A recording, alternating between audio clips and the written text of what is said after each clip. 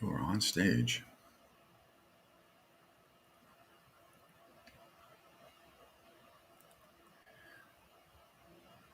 Okay, let's see. I see it, and I am pinning. Pin to profile. Pin. We are in business, my friend. 1 minute.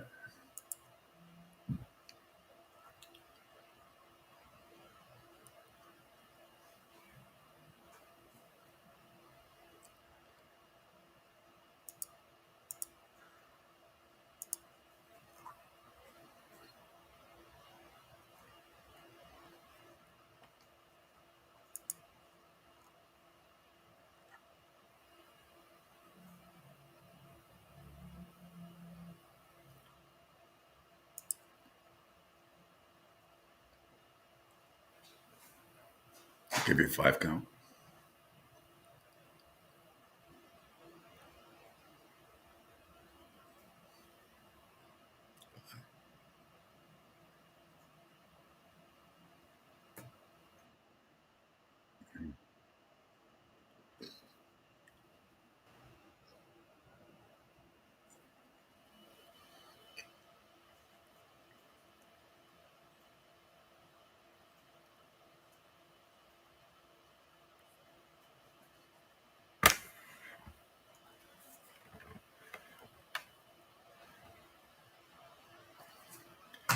And good morning, everybody. Welcome to another edition of the Pete Sheppard Show, live from the Naples Wealth Planning Studio. Not today. I am on an island. I am alone on an island here in my home in Fort Myers. As we get this show going, I'll explain it to you in a few seconds here. It is indeed the Pete Sheppard Show. It is Thursday, April 25th. It is NFL Draft Day. And as I said, normally I'd be live at the Naples Wealth Planning Studio right here on the Riptide Media Network. But today, because up in North Naples, for some reason, a whole block is out because somebody rammed into a cable, whatever it is. Comcast is, that's the toaster oven going off over there. So you're going to have to deal with some interesting sound effects today. But somebody in North Naples decided to either cut the cable wire that took out a whole block in North Naples. So I am live from my house this afternoon. This morning, I should say. It feels like the afternoon already. The good thing is I got to sleep an extra hour today. Didn't get up until 5:15, which was good.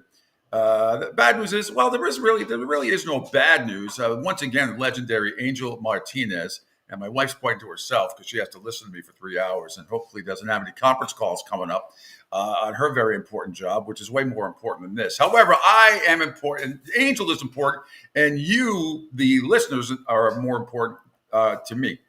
So call or text the show as always, 727-858-6650. You can watch on the Riptide Media Network video platform on X and Twitter, on my Facebook page and the Broad Street South Facebook page and YouTube pages, Rumble, Spotify, LinkedIn, and Sports Radio 102.9. She makes fun of me the way I say LinkedIn because sometimes she thinks I say Lincoln, like Abraham Lincoln. Yeah. Pipe down over there. Meanwhile, Angel Martinez, exec producers in the house, coming up today. Huge show, obviously. We're going to recap all the NBA and Stanley Cup playoff action from last night. My Celtics played like poo-poo in the second half. But I'm not sitting here ready to jump off bridges. I really thought they'd sweep this series, and obviously that's not going to happen. But you can't. Miami last night, I give them credit. They took 23. They made 23 threes, a franchise record for them. Tip your hat to them. The Celtics got to play better than that, though. They didn't seem highly motivated in the second half. On top of which, every time they cut it to 4 or 5 in the second half, Miami would come down and just make a three. One of those nights, what are you going to do? My Bruins came back nicely and won in Toronto. Chris Landry, NFL Draft Insider. He is one of the best ever. He is going to join me at 8:30 this morning. This guy is a former professional scout for the Tennessee Titans. He's got an incredible resume. If you see the link on my Twitter page and on my Facebook page, and you are a draft junkie, this guy goes at it 24/7. He is amazing. He's got a lot of free content out there. Some of the stuff you have to pay for. And I'm telling you, if you've never heard Chris Landry before, I've been fortunate enough to interview him probably last 6 or 7 years. And even back when I was in New England, when I was at the other place, we had Chris on all the time, once a year. And he has decided, and to be honest with you, I'm hoping that he's going to be part of this network when it's all said and done. Fingers crossed, if he likes to. But on the Riptide Media Network. But he is fantastic. And I'm telling you, we're going to break down the draft in ways that, because anybody can do the X's and O's. He knows, he'll tell you the 4th-string offensive lineman on Iowa State and tell you how good he is and all that stuff and analytics and everything else. But he also, more importantly, goes into, because he's done this and he does it. Like as soon as the draft ends, he starts up for the next season. He gets into the meat and potatoes or the psychosis. Is that right? Of what it is to be in that draft room and what goes into everything that goes into picking a particular player, from not just his performance on the field, but maybe some off the field issues. As you saw Diana Rossini point out, and Mia O'Brien was talking about yesterday, maybe Jaden Daniels, said this or that down at the combine, allegedly. And he takes into consideration everything. He tells you exactly what's going on in the war room. So he is just a fascinating guy. And then later on after that at 9:05, Deandra Lou will join me as well. Might be video, probably not, probably going to be over the phone. She's at Amalie Arena. They got morning skate today as the Tampa Bay Lightning and the Florida Panthers will go at it and try. The Lightning will try to get back into this series, as I thought it was going to go 7 anyway. They lost a heartbreaker the other night at Sunrise Arena, 3-2 in overtime. We'll see if they'll bounce back. We'll get Deandra's thoughts and see what happens there.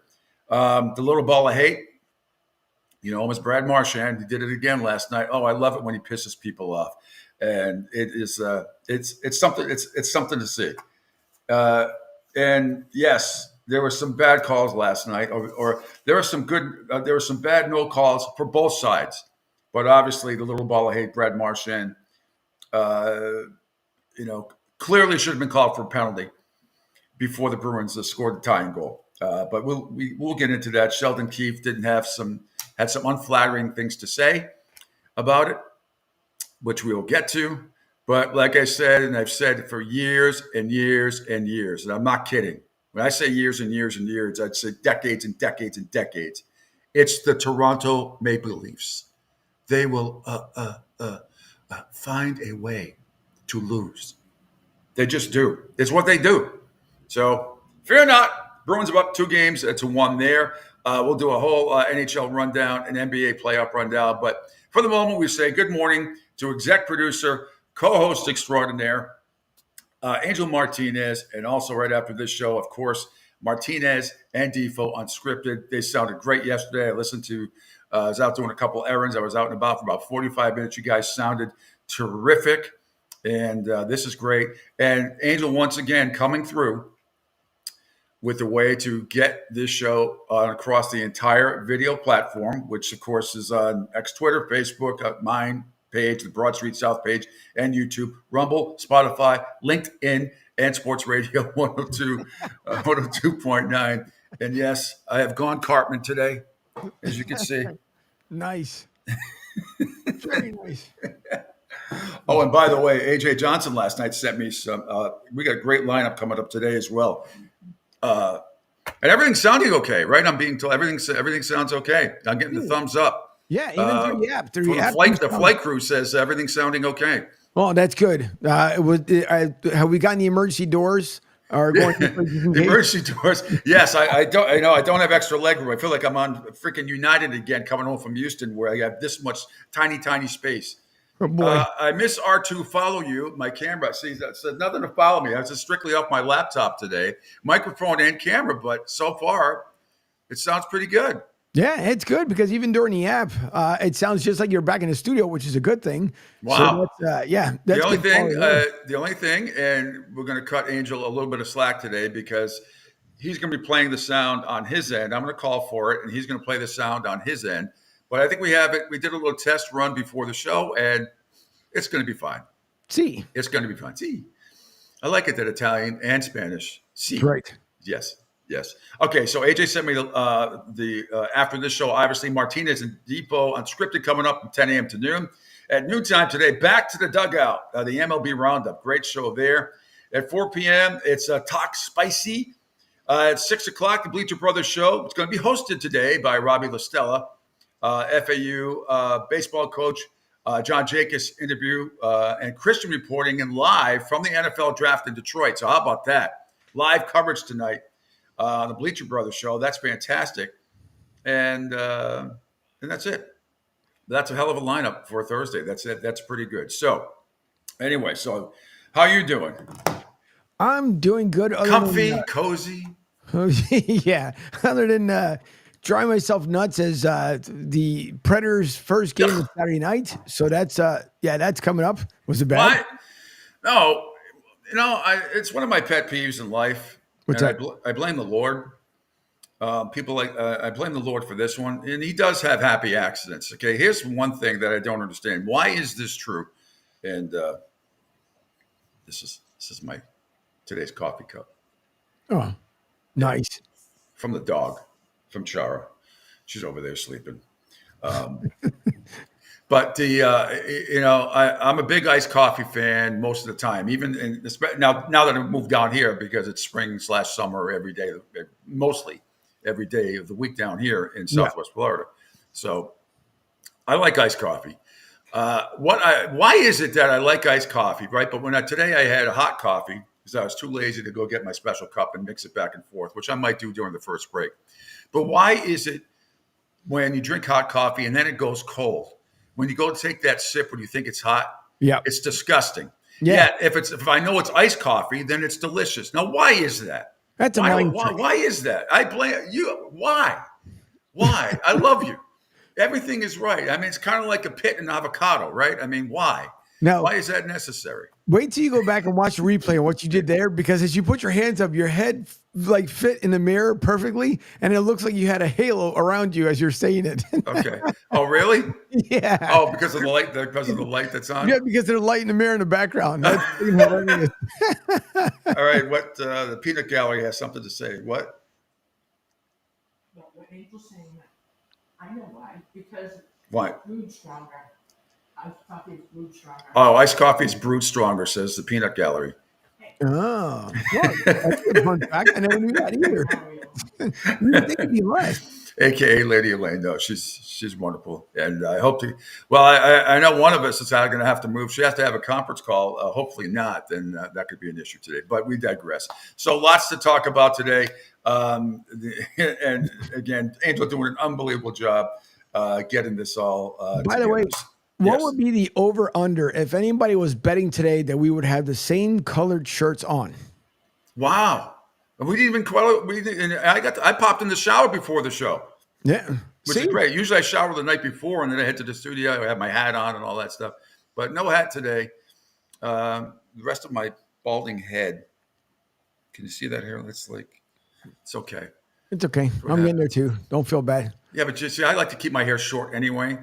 Yeah, that's probably because when I was in high school, we had to have it short and no facial hair and that kind of stuff. Although I did grow a beard twice. I did grow a beard twice. Now you're gonna have to. You can't say that and not share it out with everybody, because now everybody's gonna be curious. Or I'm just gonna have to do an Etch-a-Sketch and put one up there. No, I'll during the break I'll send you the picture and then you can put it up there.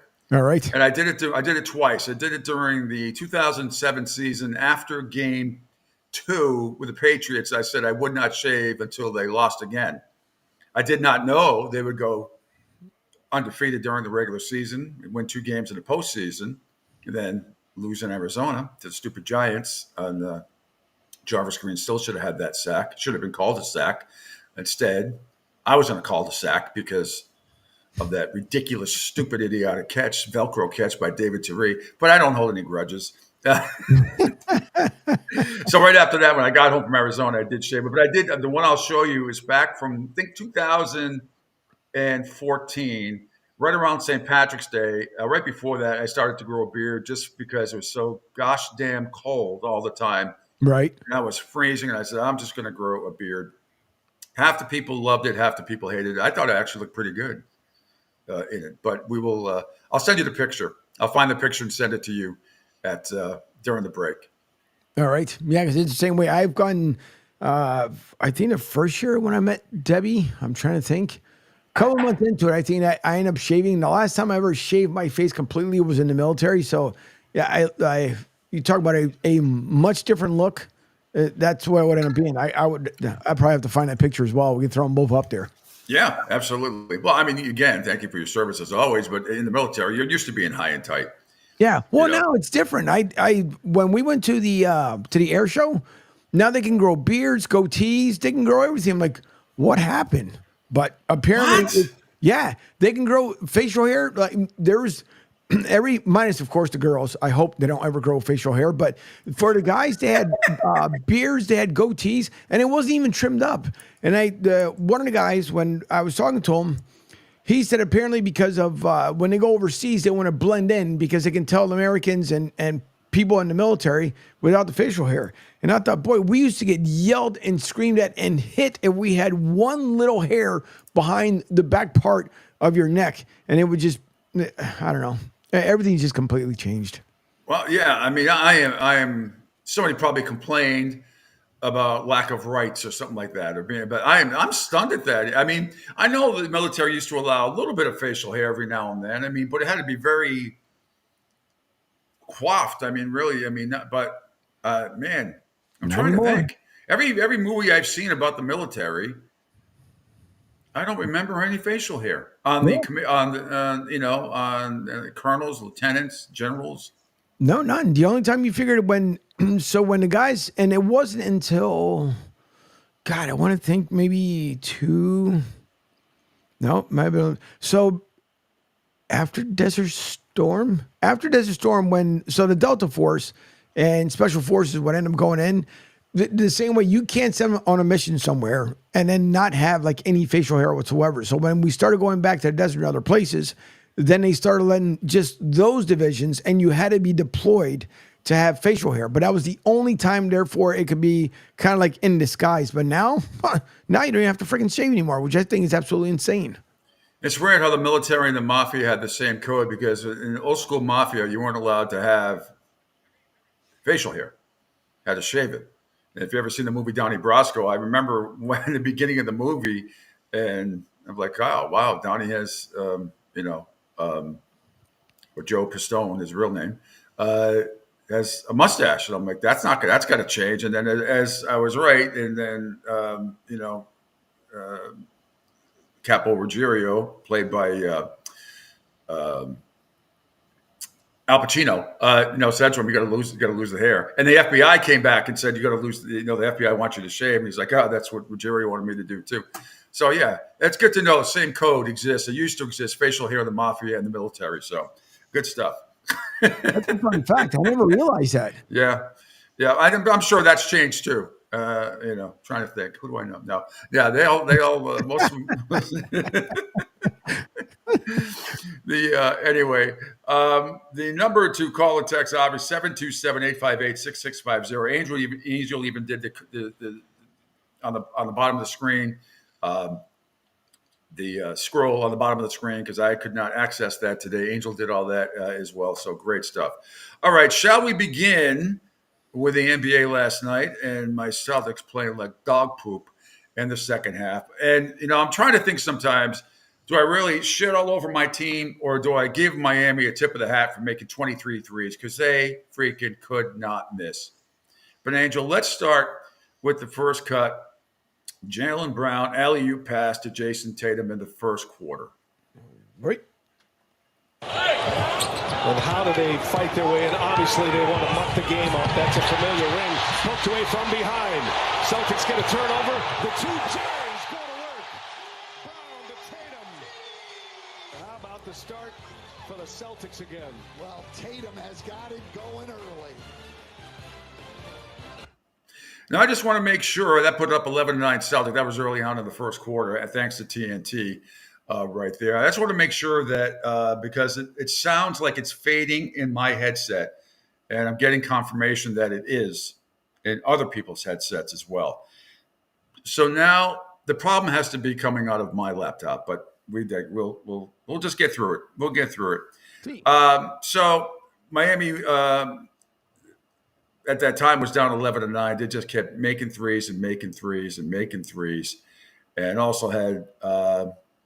In fact, let's go down to the last cut, Angel, with Hayward Highsmith. Sets a Heat record. In the last 5 years, serious rivalry here. Miami by 5.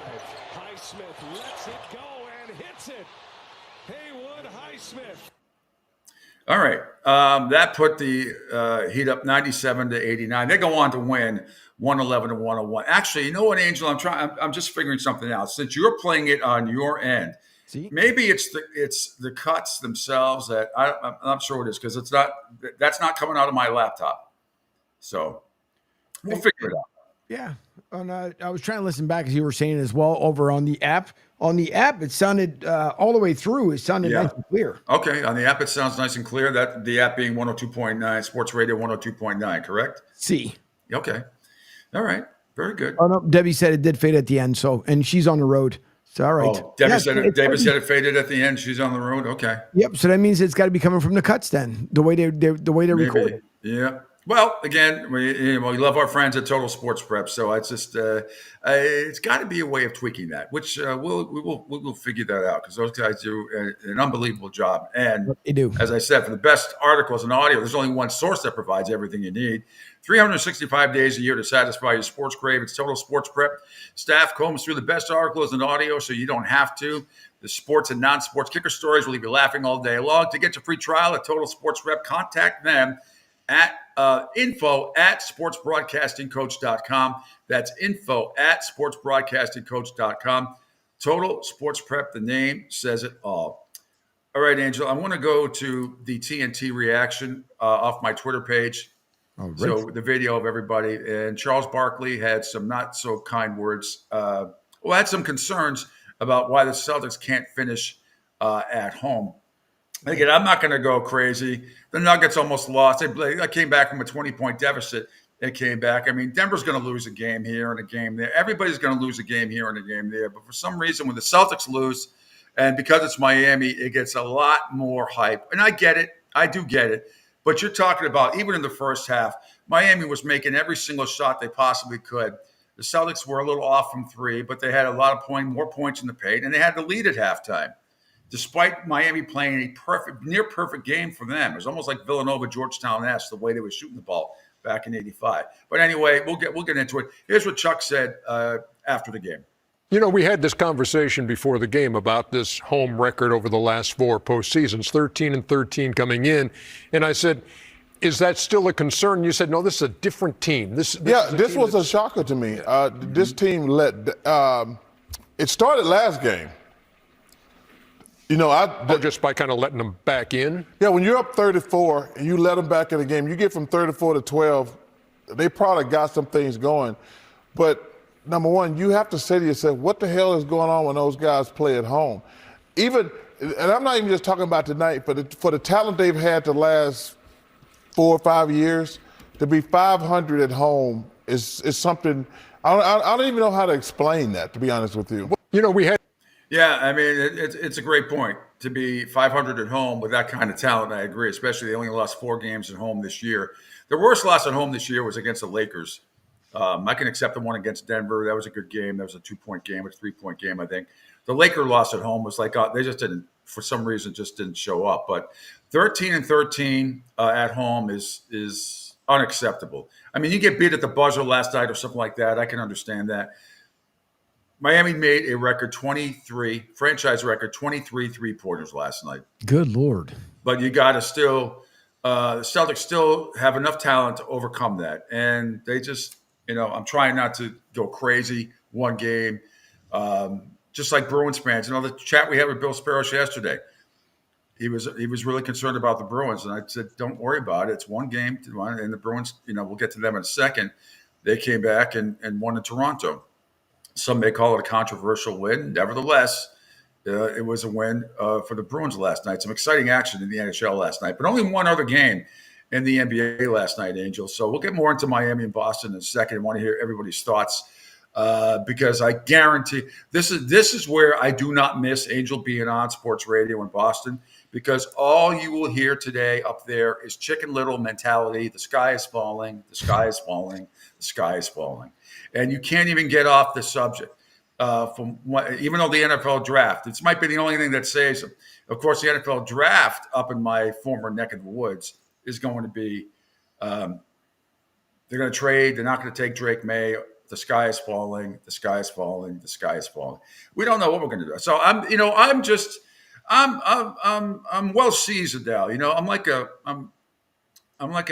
nice filet mignon, ready to be crusted. Just a little reverse sear before we go into the oven. So I am not panicking, or I would not panic anymore. I told Bill Sparrows this yesterday, one way or the other. I'm just not. Should this series with the Celtics in Miami go 7, I will be shocked. I will be shocked. And if they ever lost this series, it would be one of the worst in sports history for a team of the caliber of the Celtics. But I'm not even going down that way. They will find themselves again, and they will come up and play well in Miami.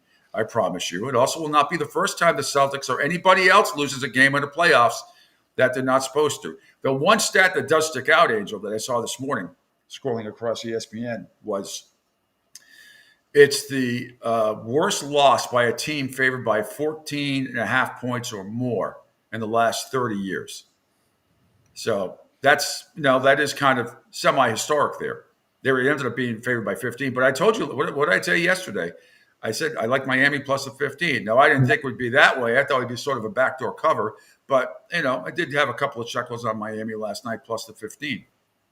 But let's move on as we go down to, and then I'm going to I'm just looking up some other stuff. Sometimes, Angel, today I'm going to have to let's see. There's some other stuff we'll play off TNT. I'll figure it out during the break later on, and then relay to Angel. But on we go to game number 2 yesterday. No Zion Williamson. There's a lot of people, and I don't know why, that took the plus 7.5 with New Orleans last night. I don't understand it. They got blasted in this one, 124-92. And if we can scroll down in this area, Angel, to cut number 3 with Holmgren rocks the rim in the third quarter. Jalen Williams up top. Cashing that defense. And down went Brandon Ingram. Looked like he took a shot to the liver right there. This is like a boxing move. This is one of these Money Mayweather shots right to the midsection. It just paralyzes you. Yeah, that made it 74-56 OKC. After the game, well, actually, as you see, go down to the last cut, Angel, where OKC Thunder rout the Pelicans and Shai Gilgeous-Alexander, outstanding 33-point effort, thanks to True TV. Is in the game and got the rebound, and Shai Gilgeous-Alexander step back triple. That looked good from the moment he left it from our advantage. Alvarado almost caught the turnover there by Gordon Hayward. Shai Gilgeous-Alexander slicing inside. This dude is so good. Gilgeous-Alexander has been getting the ball the beginning of each of these drives. Takes it, makes a fake on Ingram, and gets it to go. What a move, and a good-looking basket. Well, that's the hat trick. One wears 6, one wears 8. Gilgeous-Alexander, who takes it in, sabering his way through the defense on him in a 15-footer. Wow. What a difficult shot, oversized there. Shai Gilgeous-Alexander, the number 3 scorer in the NBA. Arches one up and in. What a stroke by him. All right, that's plenty right there. Thanks again to TNT and True TV. And then, Angel, just want to scroll back up. Lastly, in this, before we go to break, Chet Holmgren, by the way, last night interrupted SGA's interview on True TV.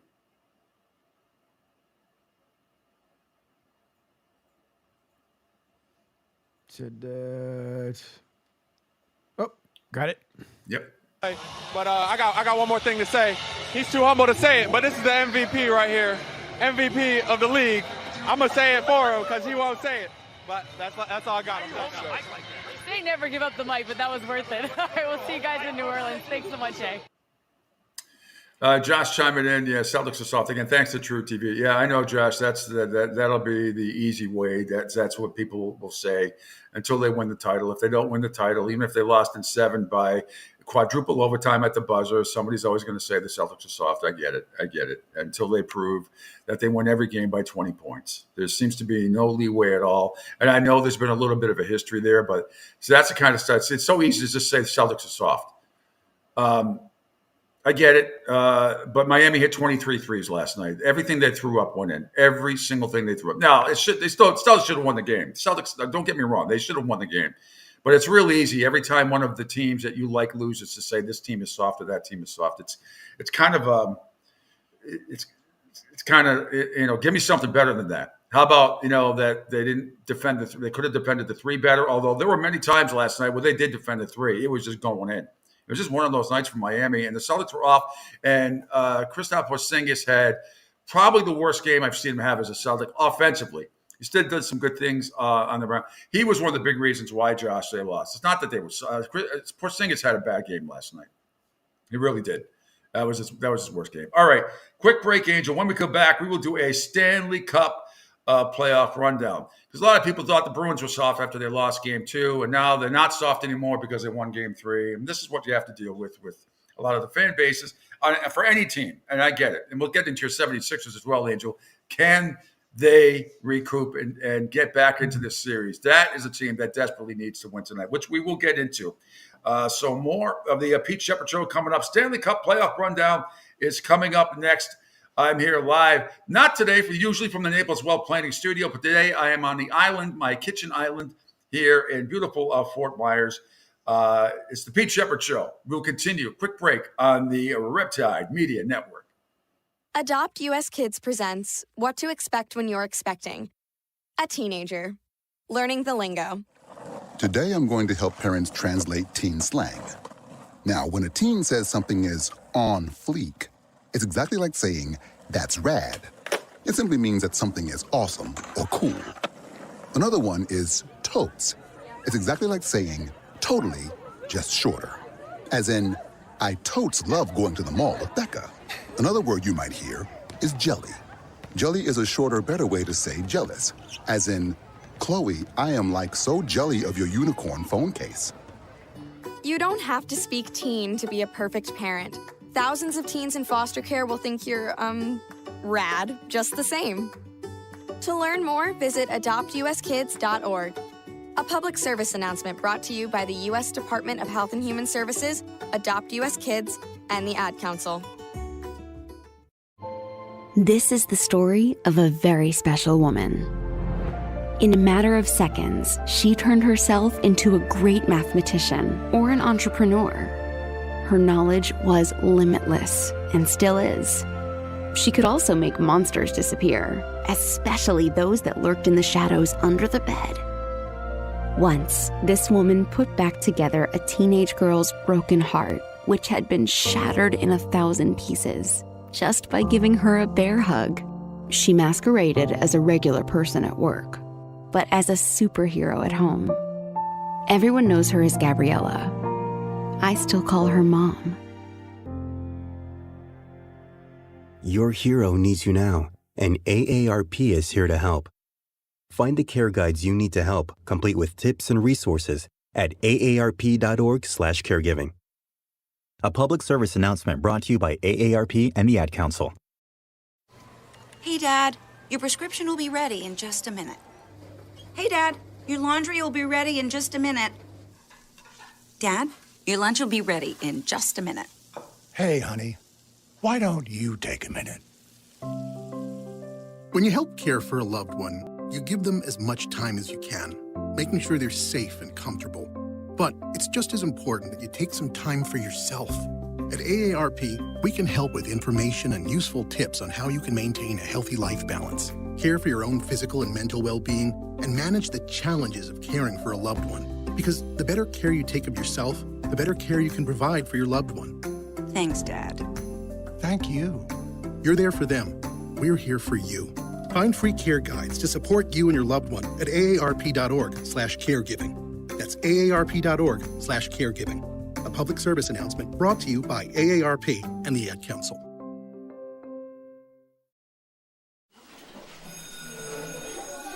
All right, class. Let's hear what everyone did this weekend. Jill? Well, I raised my older sister to a big oak tree. It was at least 100 years old. My mom said I must have set a record or something. And then we went down by a stream and perched up on this huge rock and saw all of these little minnows swimming around way below us. And then I rescued my little brother from an evil slug king who was guarding him at the bush fortress. And my sister and I brought him back to our super twig fort for safety. And then we all laid out and told stories until it got dark. And the Big Dipper led us all the way home. Wow. Awesome. Where were you, Jill? Yeah. We went to the forest. It's not that far away. Anyone want to come this weekend? Ask your parents to take you and your friends to the forest this week and find the fun, adventurous you. It's closer than you think. Check out discovertheforest.org. Brought to you by the U.S. Forest Service and the Ad Council.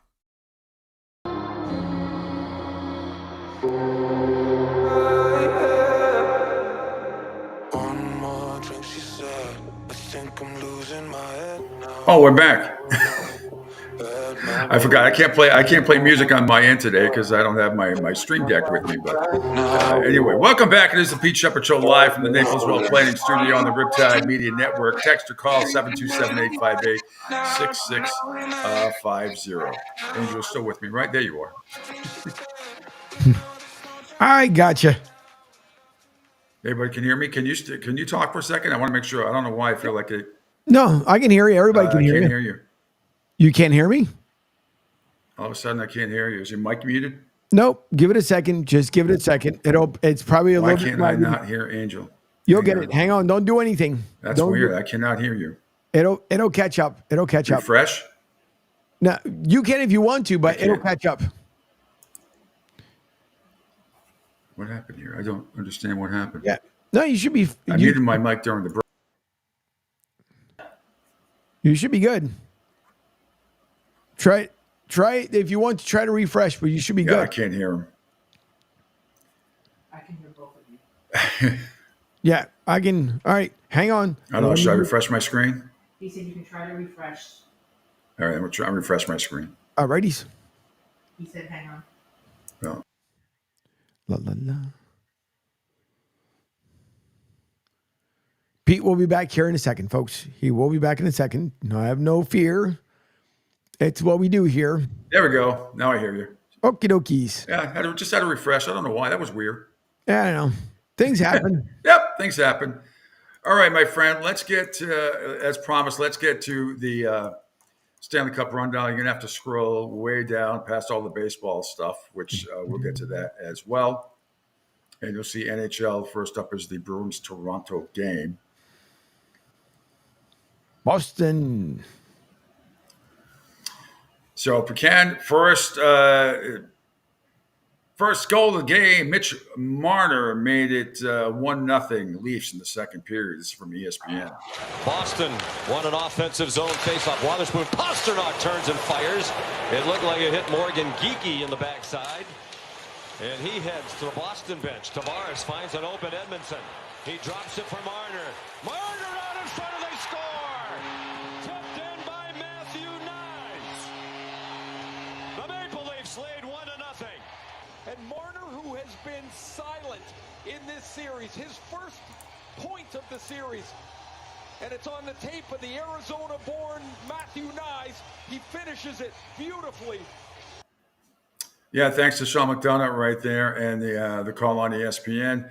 Meanwhile, though, later on in the second period, the Bruins tied it up. Trent Frederick with the goal. It's the last cut, Angel, on that package. Edmondson whiffed on it. It went to Marchand, but he couldn't handle it. He got shoved off the puck by his old pal Bertuzzi. They continue to tangle, and both go down as the play goes to the other end of the ice. And now Marchand knocked down Bertuzzi, the play continues, and Frederick scores! Trent Frederick has tied it for Boston. And after the goal, the officials have to step in and finally pull Marchand and Bertuzzi away from each other. Yeah, again, Marchand and Bertuzzi get tangled up in the second period there. Toronto's up 1-0. People were going apoplectic at the Sociobank Arena. They all hammer and holler, and the referees took no issues before Trent Frederick scored the tying goal seconds later. Yes, it should have been a penalty. Guilty, Your Honor. It should have been a penalty. But Todd Bertuzzi earlier in this game was doing some shenanigans as well with Marchand that he got away with too. And I like Todd Bertuzzi. I wish I was talking with Mick Colazzo the other day, wishing that the Bruins still had him. But you can't have everybody because they were in kind of salary cap hell. All right. Meanwhile, as we continue in this game, so that's tied at 1. And then in the third period, Jake DeBrusk for the Bruins got it going. He's used to that on the road. Coyle tried to center it. That got denied. Marchand collected it. Got a little tangled up with Pasternak. Edmondson's there. He's played a really strong game on defense for Toronto. It comes out to Marchand. He goes for the shot. Rebound goal. Jake DeBrusk. A power play goal. And a 2-1 Boston lead.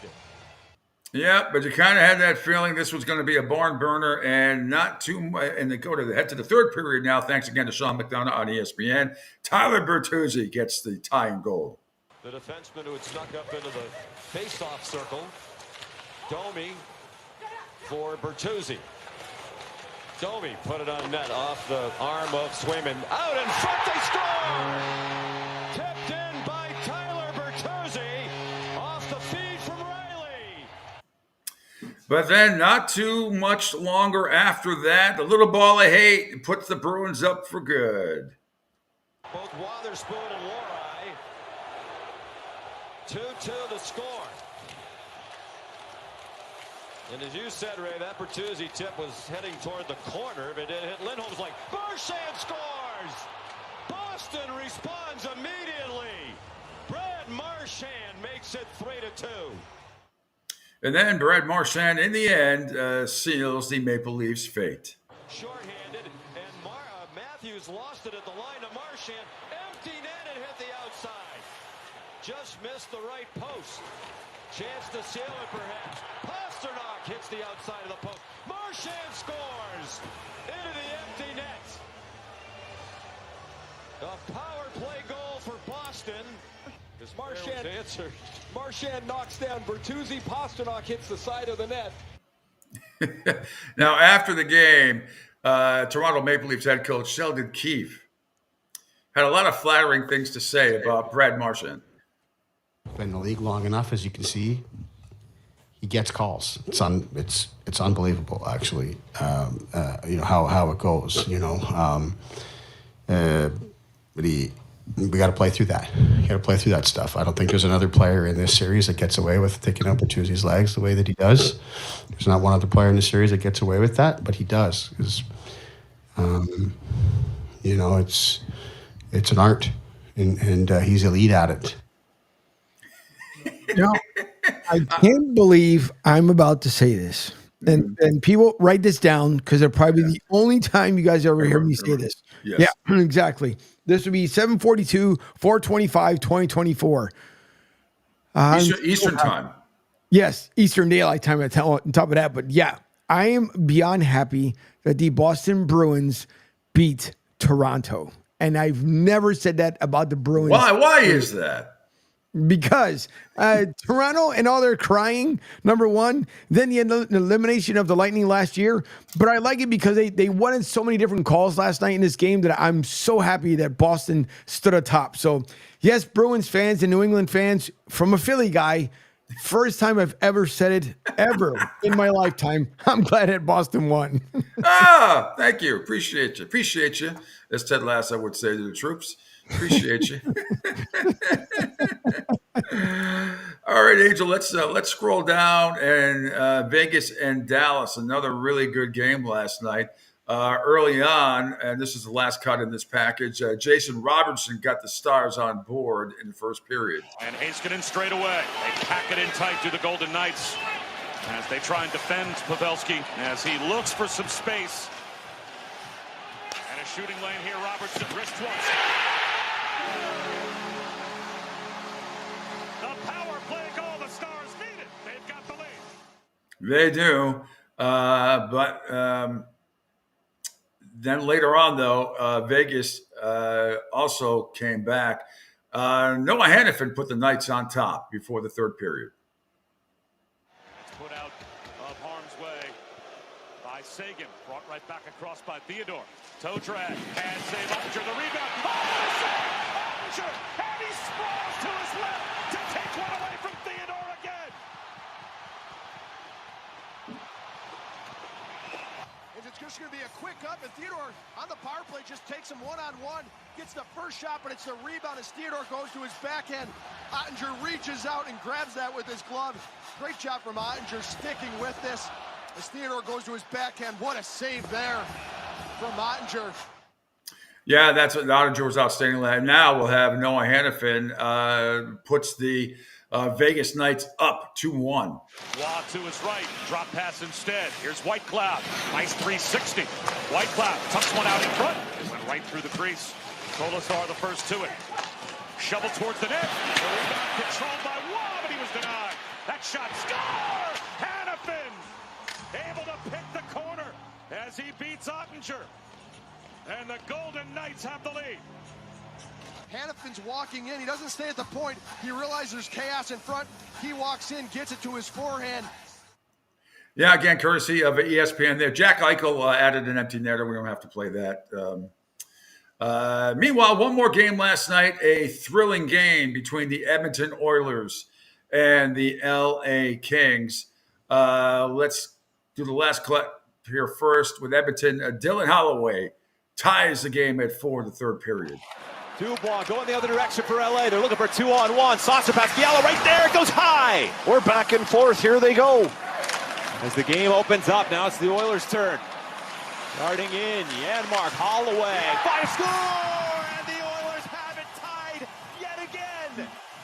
Second of the night for Dylan Holloway.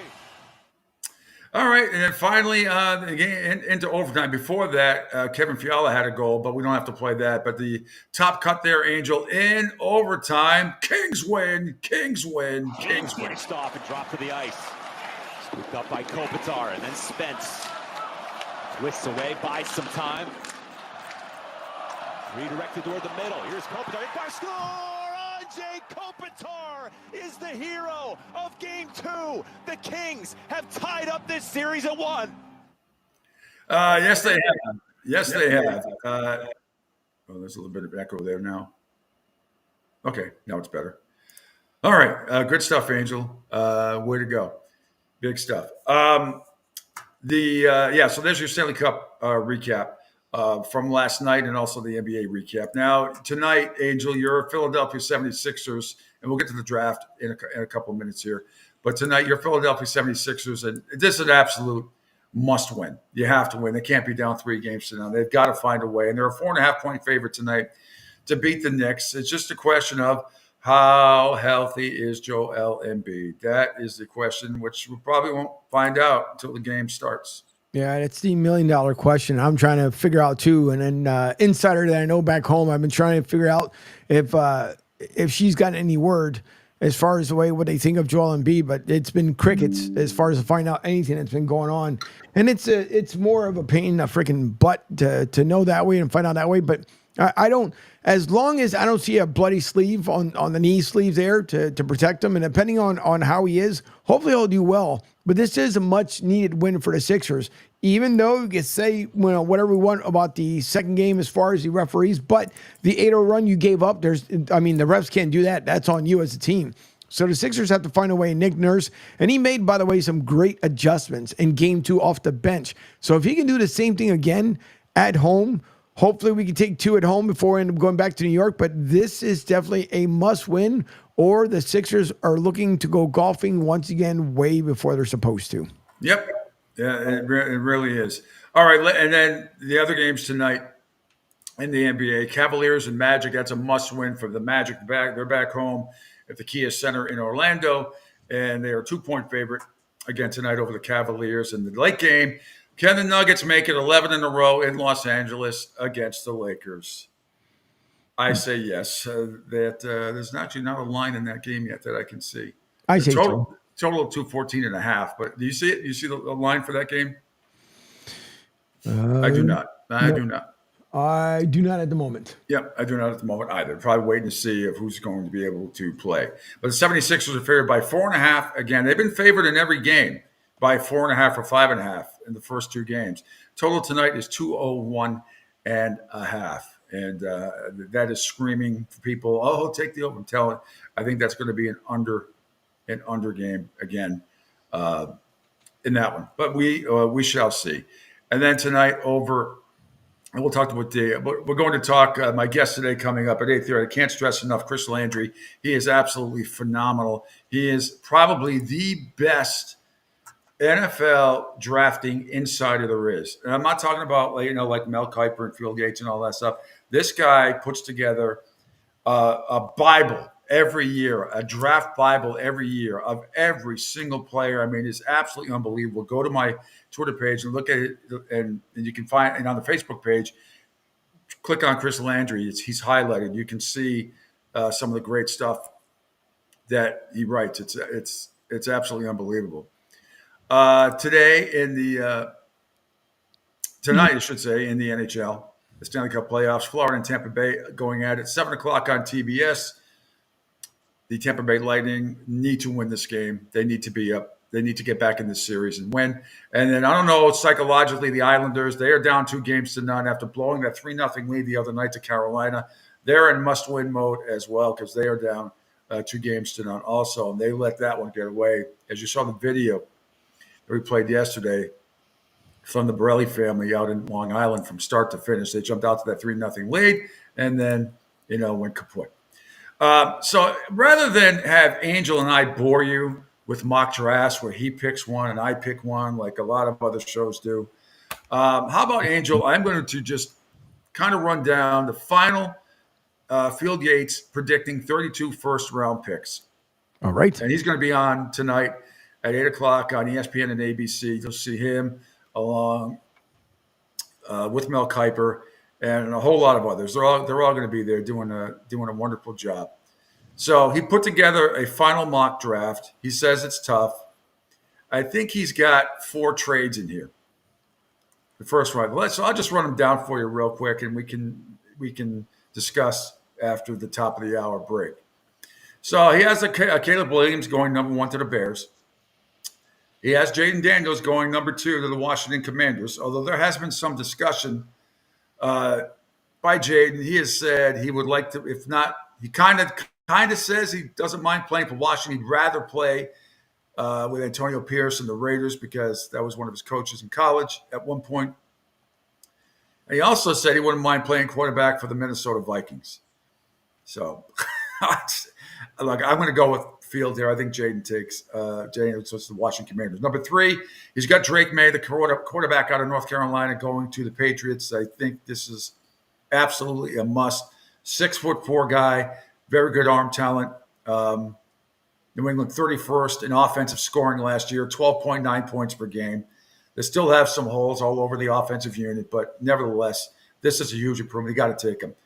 At number 4, Field has Marvin Harrison Jr., wide receiver out of Ohio State, going to the Cardinals. 30th, Arizona 30th in receiving yards from wide receivers last season, only 1,790. That's awful. So Kyler Murray would get a serious number 1 target here. Number 5, he's got the Chargers and Jim Harbaugh going with offensive tackle J.C. Latham out of Alabama, great player. At number 6, Malik Neighbors, wide receiver out of LSU, to the Giants. Number 7, the Tennessee Titans, Joe Alt, offensive tackle, going to Notre Dame. He's got the projected trade at the number 8 pick. The Vikings get the number 8 pick. The Falcons would get, according to Field, number 11, number 129, and a 2025 third rounder. The Vikings can slide up just 3 spots at a much less prohibitive cost to snag a QB based on the way the board is coming together. And with that 8th pick, after that trade, guess who Field has Minnesota Vikings taking, Angel? 8th? 8th. What quarterback? Penix? No. The hot commodity, the hot commodity, the lightning rod the last couple of weeks, even though nobody knows if he can carry a team on his arm.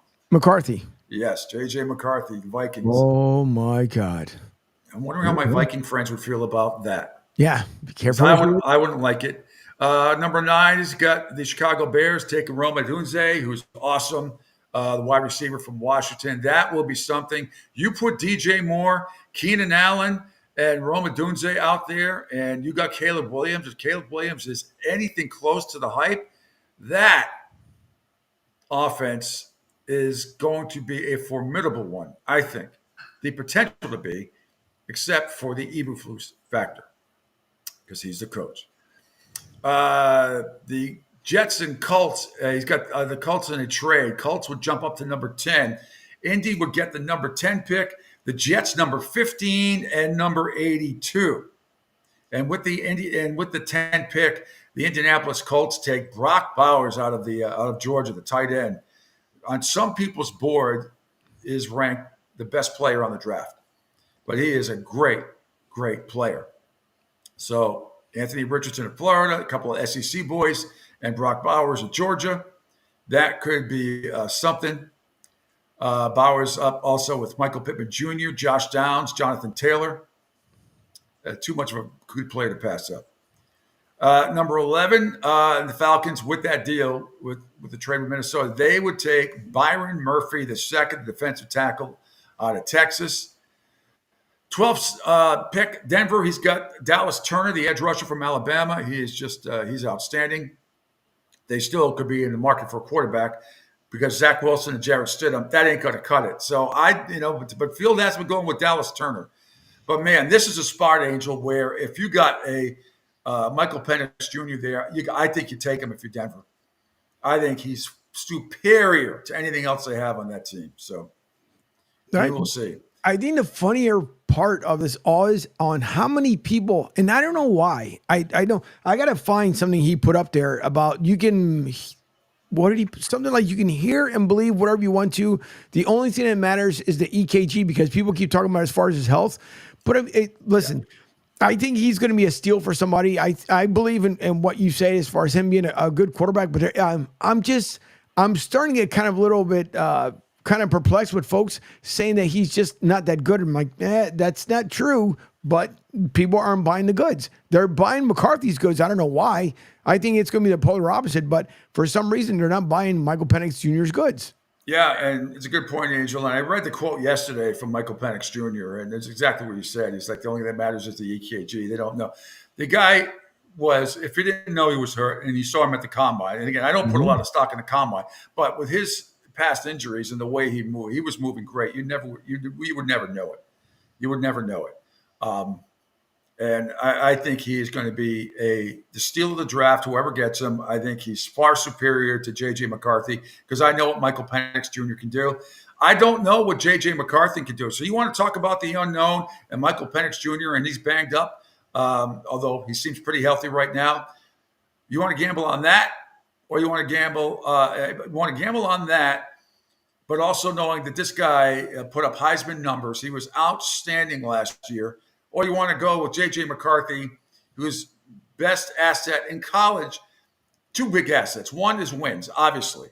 Mm-hmm. High school and college, he has done nothing but win and win championships. But carrying a team on his arm, to me, that's a pretty big unknown. I would rather take a chance with Michael Penix Jr. That's why if I'm the Minnesota Vikings, I would absolutely take Michael Penix Jr. with that other pick. And then the Raiders, maybe they get stuck with J.J. McCarthy.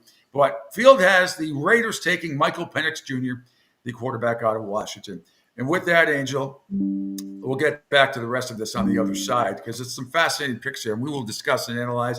And then coming up at the bottom of the hour, as I said, at 8:30, the one and only Chris Landry. He is just absolutely outstanding. At 9:05, DeAndre Lou will join me live from Amalie Arena. We'll break down the Tampa Bay Lightning and Florida Panthers Game 3 action. This is the Pete Sheppard Show, live from the Naples Well Planning Studio. Except for today, I'm alone on my island in the kitchen.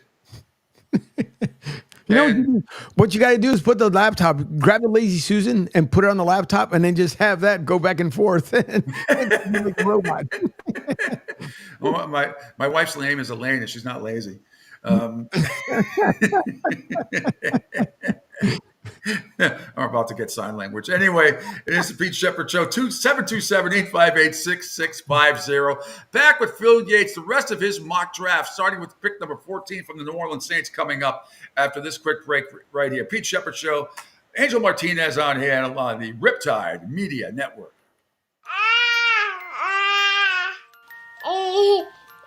To some people, the sound of a baby babbling doesn't mean much. But that's not necessarily true. By 6 months, they're combining vowels and consonants. By 9 months, they're trying out different kinds of sounds. And by 12 months, their babbling is beginning to take on some meaning. Especially if there's no babbling at all. Little to no babbling by 12 months or later is just one of the possible signs of autism in children. Early screening and intervention can make a lifetime of difference and unlock a world of possibilities. Take the first step at autismspeaks.org. A public service announcement brought to you by Autism Speaks and the Ad Council.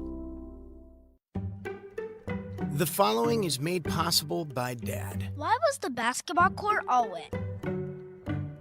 Because the players kept dribbling all over it. The dad joke.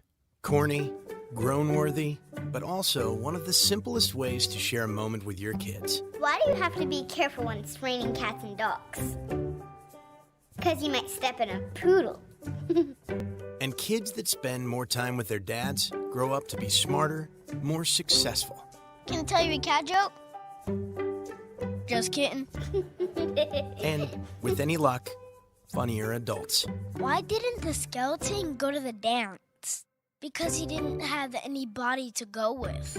Dad jokes rule. So take a moment to make a moment and give your kid a laugh. It's as easy as going to fatherhood.gov. Brought to you by the U.S. Department of Health and Human Services and the Ad Council. That's really funny. Okay, men, this is your time. Maybe you didn't choose this, but you're here now. You're gonna go out there and be an all-star caregiver. It's up to you. So what are you gonna do? You're gonna go grocery shopping, cook, clean, be there emotionally and physically. You gotta dig deeper.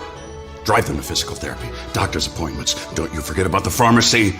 I know you won't, because that's what caregivers do. Don't give up. Don't ever give up. This is your time to show the world, your family, and yourself that you're tougher than tough. Now go out there and be the best caregiver this world has ever seen. Caregiving is tougher than tough. Find the care guides you need at aarp.org/caregiving. A public service announcement brought to you by AARP and the Ad Council. Hi, I'm Danica Patrick and proud aunt. Watching my nieces grow, play, and learn is amazing. But not every child gets to be carefree. 1 in 6 kids in the U.S. are hungry. 1 in 6. That little girl sitting alone at the playground, she can't play like the other kids. She doesn't have the energy because she's hungry. School lunch will be her only meal today. It breaks my heart that this is the reality in our country, but it's something that Feeding America is working to change. Each year, the Feeding America network of food banks rescues billions of pounds of good food that would have gone to waste. This food is then provided to families and children in need. Being a kid should be about using your imagination, learning, and having fun. These children shouldn't have to miss out on simply being a kid because they're hungry. To find out how you can help end childhood hunger in your community, visit feedingamerica.org. Brought to you by Feeding America and the Ad Council. And we are back. I didn't play any music coming back in just in case if it didn't screw you up. So hopefully, Pete, you can hear me. I hear you fine. Can you hear me? See. All right. I do not hear any music though, but that's okay. Yeah. Well, okay. Now I'll cue it. Well, because I wanted to make sure that you could hear me. Oh, I don't want to yes. screw it up. So yes. Now we'll have a little musical interlude. First Yay. finish last, cause day and night, the lonely stoner seems to free his mind at night. He's all alone through the day and night. The lonely loner seems to free. All right, we are back.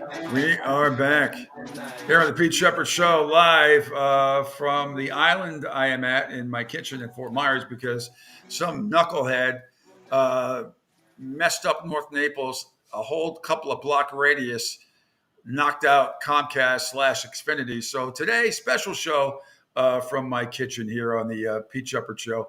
Normally we'd be at the Naples Wealth Planning Studio with Presidente Brian Bruno and CEO Rick Calhoun, where they are today. Now, but I am here because they have actually they may not be there. If they don't have Wi-Fi, they don't have internet service, probably nobody is there. But Angel Martinez is here, as always, watching over the Riptide Media Network at 727-858-6650. And check us out on all the video, the Riptide Media Network video platform on Twitter, X, Facebook, on my Facebook page, and on Broad Street. Follow me at PShep326, by the way, on Twitter. Facebook pages on mine and Broad Street South, YouTube pages, Rumble, Spotify, LinkedIn, and Sports Radio 102.9. Yes, amigo. Oh, I just clicked back over. Yes, you're good. Yeah, no. One thing I want to say here because there's some you got to get on your soapbox for just a couple seconds, but I will say this for those who are listening in everywhere, internationally, here, nationally, across the U.S., when you continue to put out cryptic messages, don't forget that there's a mirror that you have to look into. And if that mirror reflects none of what's true and value, you might want to think about certain things because, friends, cryptic messages will not get you empathy. It will not get you sympathy. And what will happen is you allow people to dig. And when they find out what truths are, it will knock you back on your ass. Presented by AutoZone and the Auto Parts Store. You're welcome. Yeah, well, truth is, we're all about truth here at the Riptide Media Network. So that's, what can I say? It's whatever it is that you saw, I'm sure it's quite comical and quite false. And again, like you said, I've seen people like this over the years, and it just that's okay, Angel. Let them do what we got to do. By the way, this Riptide Media Network is awesome. AJ sent me. We're still working on a permanent schedule here, so I'm relying on AJ a lot because a lot of this stuff, until our app is done, which I'm told by Senor Brian Bruno, it's going to be any day now. It is coming. I know I've been saying it for a couple of weeks, but it is almost nearly done. And once the webpage is done, the Riptide Media Network webpage, it's going to be phenomenal with the new app and everything else. And you can still on the app, if you're listening, if you want to listen, best to just listen on 102.9. Sports Radio 102.9, the one that's linked to my Facebook account. That's the best way to listen to the show if you can't watch it. And of course, watching it is preferable. Also, enable it on your Alexa device because it's been enabled since I've had my app. So if you're home, I know I'm going to say it and the freaking thing is going to respond to me. Anyways, just say the name and then tell it to enable skill and then tell it Sports Radio 102.9. And then the next time you want to listen to it, all you have to say is the name, play Sports Radio 102.9, and then you'll hear it over your device. And don't you feel bad for anybody named Alexa? The last person I knew there's a couple of Alexa hockey players. There was the Downeaster Alexa, the Billy Joel song that he named after his daughter when she was born. But I can't imagine the bust bowling that must go on for anybody named Alexa. It's got to be brutal. Got to be absolutely brutal. Imagine she's a waitress though at a restaurant because she's got to get it so many different times. It's like, that would be brutal. You know, my wife Elaine, she's a great sport. All the Seinfeld jokes I do are just, all day long. Oh, hello, Elaine. There's tons of them in there too. Brutal. But coming up on this show, but again, somebody will like, why can't we name our own person? Like, I would call her Trixie. There you go. Trixie. That'd be good. Trixie, how do I get to where? Trixie. Who's winning the game? Trixie. Yeah, because you got to figure, you got to put something that it's in normal, so it won't keep triggering. Just like my freaking other Apple devices, there's nothing with the word S and then the other three letters to go along with it. But there's times where Debbie and I are having a conversation and the stupid thing says, "Can I help you?" And that's when I tell it some choice words and then it shuts up. But I don't know why you just can't name something whatever you want, and because it's I think it would be better that way rather than just people just saying, no, here's what you're going to call it. So I agree with you, Pete. And we should be able to name it whatever we want. Yeah. Mine would be called Trixie. That would be mine. Martinez and Depot unscripted coming up from 10 a.m. to noon right after this program. At noontime, back to the dugout. The MLB Roundup show, which is fantastic. At 4 o'clock, Talk Spicy. That is a great show. At 6 o'clock, it's Bleacher Brothers show. It's going to be hosted tonight by Robbie LaStella. He's got the FAU baseball coach, John Jacobs, on. And Christian is reporting in live from the NFL draft in Detroit. So that's a great lineup today. Great lineup today. Let's see. I'm trying to we're going to get back to the NFL draft and then try to find some other funny cuts for you before we get to Chris Landry at the bottom of the hour. Just outstanding. Cannot stress enough. You guys go check this guy out. He's an instant. He's just a machine of football knowledge. There is nobody better on the planet than this guy as a draft insider because he has been there and done that. And if you don't believe me, real quickly. I'm going to run down. Actually, I'll do it after this. Let me finish the draft with Field, and then I'll get to Chris Landry's resume. All right, so number 13, we left off Angel, and Vegas is taking Michael Penix Jr., the quarterback out of Washington, who I think is going to be a freaking steal when that happens.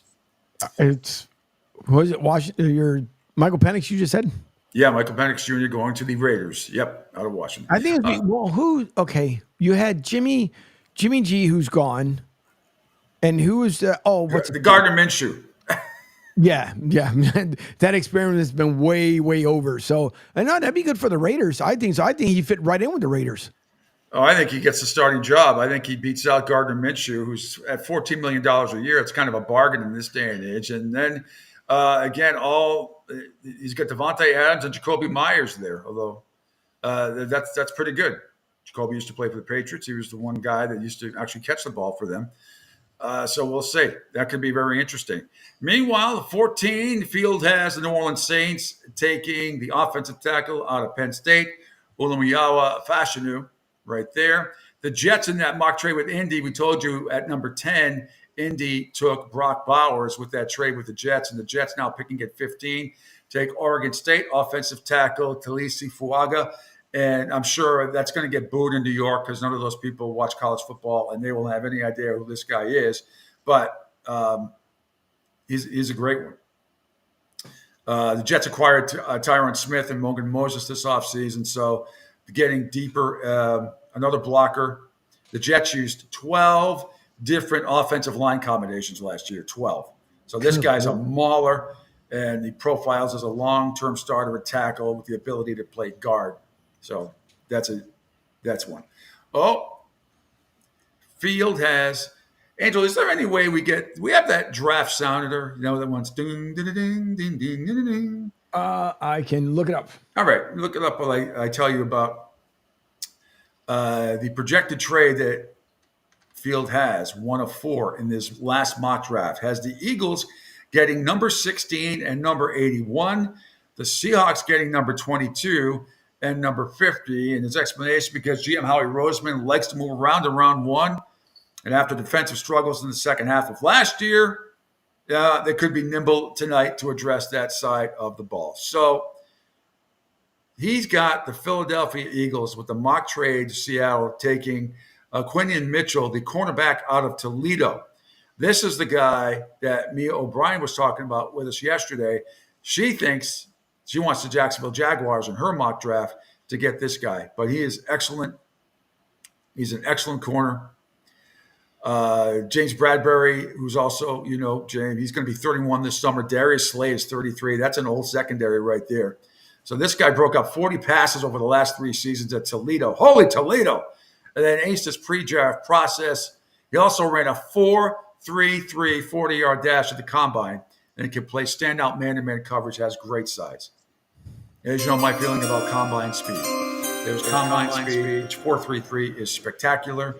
But then there's football speed, and particularly when you're playing one-on-one as a corner, though I do think it comes into play here. That's one time where speed can come into play as a cornerback who runs a 4.33. Outstanding.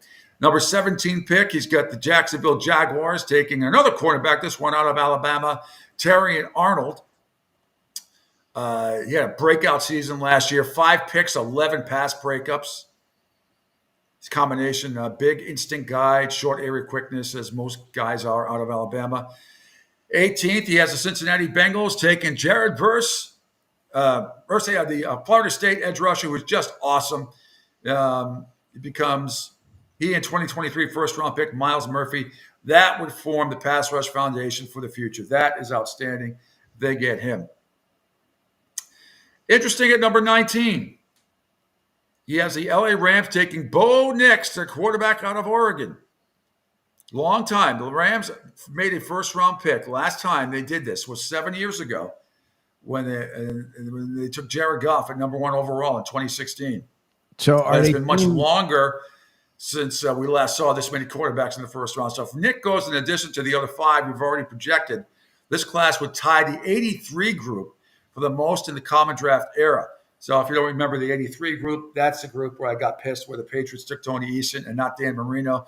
That was the draft of Kenny O'Brien, Dan Marino, Tony Eason, Todd Blackledge. Who am I missing? I'm missing one other one. Oh, and Todd Blackledge. Who am I missing? And it'll come to me. But that was that outstanding draft. At number 20, the Pittsburgh Steelers, he has taking Graham Barton, the guard center out of Duke. This guy's very, very good. The Steelers released their starting center. Remember Mason Cole very early in the offseason. So this is going to be interesting. This is where that combination, you're going to have to come in, Graham Barton with Justin Fields and Russell Wilson.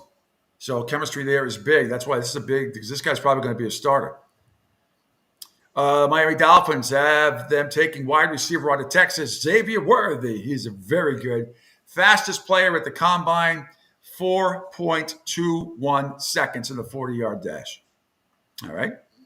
With Seattle at the number 22 pick in that mock trade with Philadelphia, he's got the Seahawks taking offensive lineman, offensive tackle, and guard Troy Fontenot from Washington. He is outstanding. Minnesota Vikings via the Cleveland-Houston deal. They're taking edge rusher out of UCLA, Leatu Latu. He would join Jonathan Greenard for Minnesota's new-look pass rush on defense. Apparently he had the best tape of any defensive player in the class and can become a double-digit sack artist in the NFL. He had 23 and a half of them in the last couple of years at UCLA. Does have a prior neck injury while he was at Washington in 2020. That's the only reason why he slides down this far. Number 24, Tyler Guyton, offensive tackle out of Oklahoma to the Dallas Cowboys. If that's the case, Tyler Smith would probably remain at left guard in that scenario. At number 25, Green Bay Packers, he has them selecting offensive tackle from Georgia, Marius Mims, who's outstanding. Number 26, the Tampa Bay Buccaneers, my man, best name in the draft, and one of them, Chop Robinson, the edge rusher out of Penn State. That will absolutely help the Buccaneers. At 27, with a trade via Houston, or from Houston, not a trade, but a pick from Houston. They take cornerback out of Iowa, Cooper DeJean, who is a good pick in Iowa. You know how stingy Iowa's defense was this year. Their offense could barely score 7 or 8 points a game, but their defense was outstanding. Number 28, my Buffalo Bills fans out there, he's got Field Yates has Brian Thomas Jr., the wide receiver out of LSU. Stephon Diggs was traded to Houston, so they need that. So that's a good pickup. Brian Thomas Jr., if he's there, fit perfectly with Josh Allen's huge arm. He had 17 receiving touchdowns last season, the most in Division I. Brian Thomas Jr. Let's see. Another projected trade. Washington isn't done on day one. The Commanders, according to Field, will get the 29th pick. The Lions get number 36 and number 100. So the Commanders got the quarterback at number 2 in Jaden Daniels, but this team allowed 65 sacks last year, tied for the NFL's second most. So, and while the Lions are moving out of the first round, might draw some jeers from the crowd. Extensions for Amon St. Brown and Penny Sewell on yesterday already made this week a successful one. And with the 29th pick, the Commanders take Jordan Morgan, offensive tackle out of Arizona. He allowed just 2 sacks on 454 blocking snaps in 2023, and he has 37 starts worth of experience. So those are the kind of numbers that I like. As we close out here, the Ravens. Field has an edge rusher, Darius Robinson out of Missouri, going to them. They lost to Jadeveon Clowney in free agency. Robinson will keep this pass rush thing going for the Ravens. At 31, another great name, Kool-Aid McKinstry, the cornerback from Alabama, goes to San Francisco. Travius Ward and Demondre Lenoir are both scheduled to be free agents after next year. So the 49ers getting the addition of another defensive back in case those guys leave.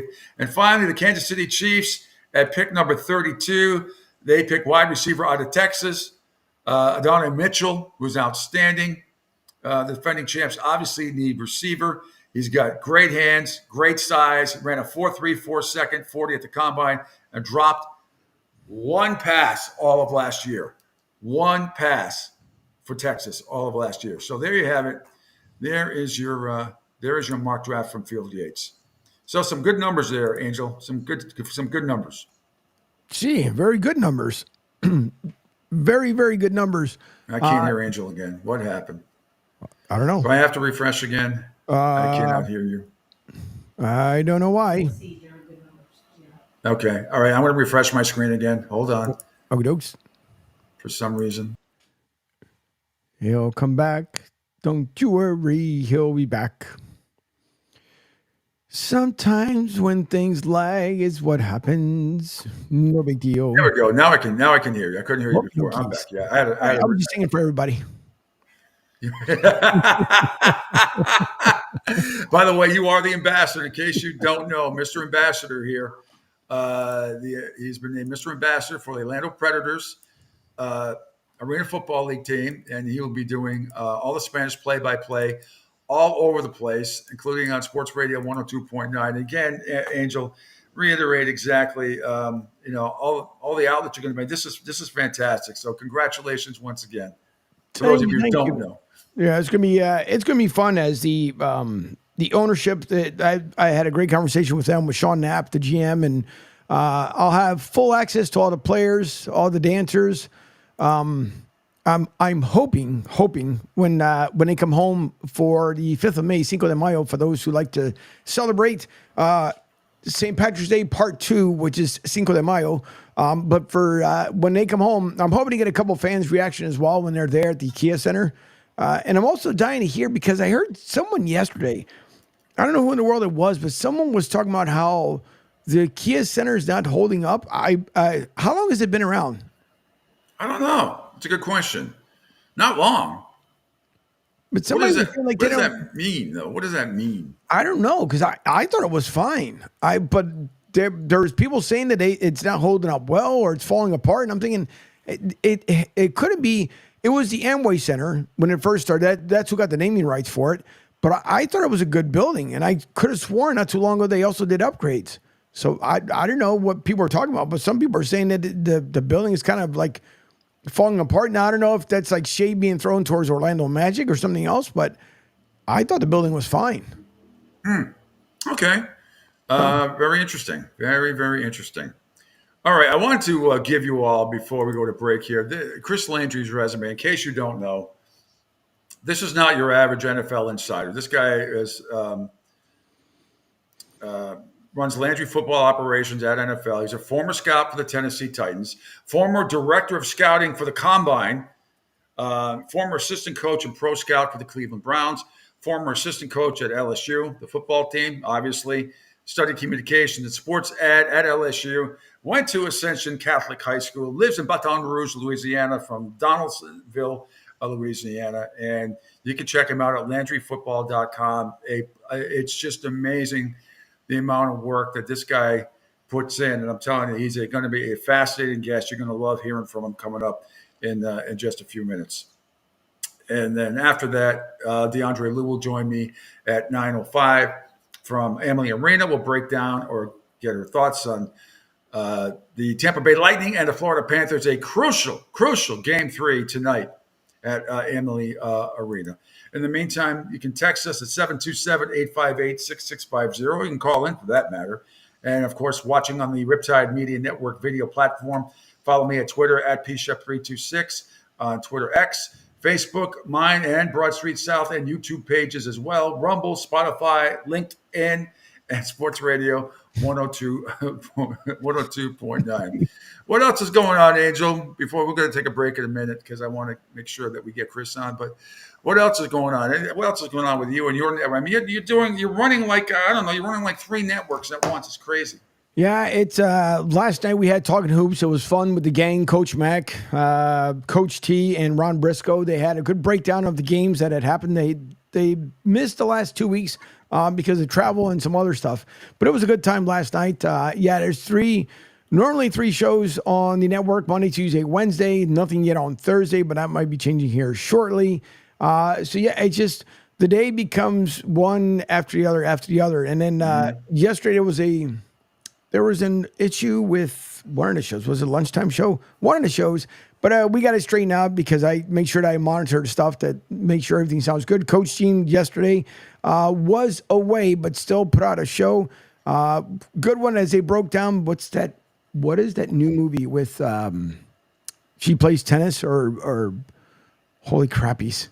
It's an actress. I think somebody plays tennis. Something. It'll come to me. But they broke down the movie. It's coming up where I know during a promo, and I forget the name of the movie, but at one point she's sitting on a bed because there's 2 guys there, and I guess whoever plays the best, something that crazy nature, either she ends up with him or something, I don't know, something that crazy nature. But anyways, they were breaking down the movie. I know it'll come to me like a brain fart during a commercial break. Coach Gene had a good show yesterday and made sure the audio went through on the sports radio app, but there's always constant new things to do and say, and I'm working with another company that I'm at this point ready to just to freaking give them a good shake because they're driving me bananas. It's simple things. When you, when it's all I need is for A to be fixed, but you're over on Z. I just need A. I don't need Z. I just need A. So that's but it's part of tech stuff, and it's enough to drive you crazy. But either way, I still love it until the day I freaking die. I'm 6 feet under. All righty, sounds good. Right now, I'm glad. Any day above ground is a great day. Angel Martinez, just outstanding. Okay, Chris Landry is going to join me at the bottom of the hour. Quick break here. It is the Pete Sheppard Show. When we come back, we'll delve in deep with one of the best NFL draft insiders you will ever hear from. Chris Landry coming up next here on the Pete Sheppard Show, right here on the Riptide Media Network. Right now, our country feels divided, but there's a place where people are coming together. I gotta tell you, I was nervous to talk to someone so different than me. Me too, but I'm glad we are. Love Has No Labels and One Small Step are helping people with different political views, beliefs, and life experiences come together through conversation, and it feels good. Wow, your story is so... Interesting? Yeah. When people actually sit down, talk, and listen to one another, they can break down boundaries and connect as human beings. At lovehasnolabels.com/onesmallstep, you can listen to amazing, life-changing conversations and find simple tools to start a conversation of your own. I know one thing. This conversation gives me hope. It gives me a lot of hope, too. Take a step toward bringing our country and your community together by having the courage to start a conversation at lovehasnolabels.com/onesmallstep. A message from StoryCorps, Love Has No Labels, and the Ad Council. People do some pretty cool things in their 40s and 50s. Why should saving for retirement be any different? I mean, they go back to college, learn new instruments, start skateboarding. Whoa! Okay, maybe that one's not for everybody, but saving for retirement is. With aceyourretirement.org, you can get on track with your retirement savings no matter your age. Just have a 3-minute chat with Avo, the friendly digital retirement coach from AARP. You'll get personalized recommendations based on your input that are easy to understand and work with your lifestyle. It's quick, easy, and free. Plus, it's sponsored by AARP, so you know they got your back. Gnarly move, Dad. Thanks, sweetie. So wherever you are in your retirement savings journey, head to aceyourretirement.org and start chatting with Avo today. That's aceyourretirement.org. A message from AARP and the Ad Council. Adopt US Kids presents What to Expect When You're Expecting. A teenager. Learning the lingo. Today I'm going to help parents translate teen slang. Now, when a teen says something is on fleek, it's exactly like saying, that's rad. It simply means that something is awesome or cool. Another one is totes. It's exactly like saying, totally, just shorter. As in, I totes love going to the mall with Becca. Another word you might hear is jelly. Jelly is a shorter, better way to say jealous. As in, Chloe, I am like so jelly of your unicorn phone case. You don't have to speak teen to be a perfect parent. Thousands of teens in foster care will think you're, rad, just the same. To learn more, visit adoptuskids.org. A public service announcement brought to you by the U.S. Department of Health and Human Services, Adopt U.S. Kids, and the Ad Council. This is the story of a very special woman. In a matter of seconds, she turned herself into a great mathematician or an entrepreneur. Her knowledge was limitless and still is. She could also make monsters disappear, especially those that lurked in the shadows under the bed. Once, this woman put back together a teenage girl's broken heart, which had been shattered in 1,000 pieces, just by giving her a bear hug. She masqueraded as a regular person at work, but as a superhero at home. Everyone knows her as Gabriella. I still call her Mom. Your hero needs you now, and AARP is here to help. Find the care guides you need to help, complete with tips and resources at aarp.org/caregiving. A public service announcement brought to you by AARP and the Ad Council.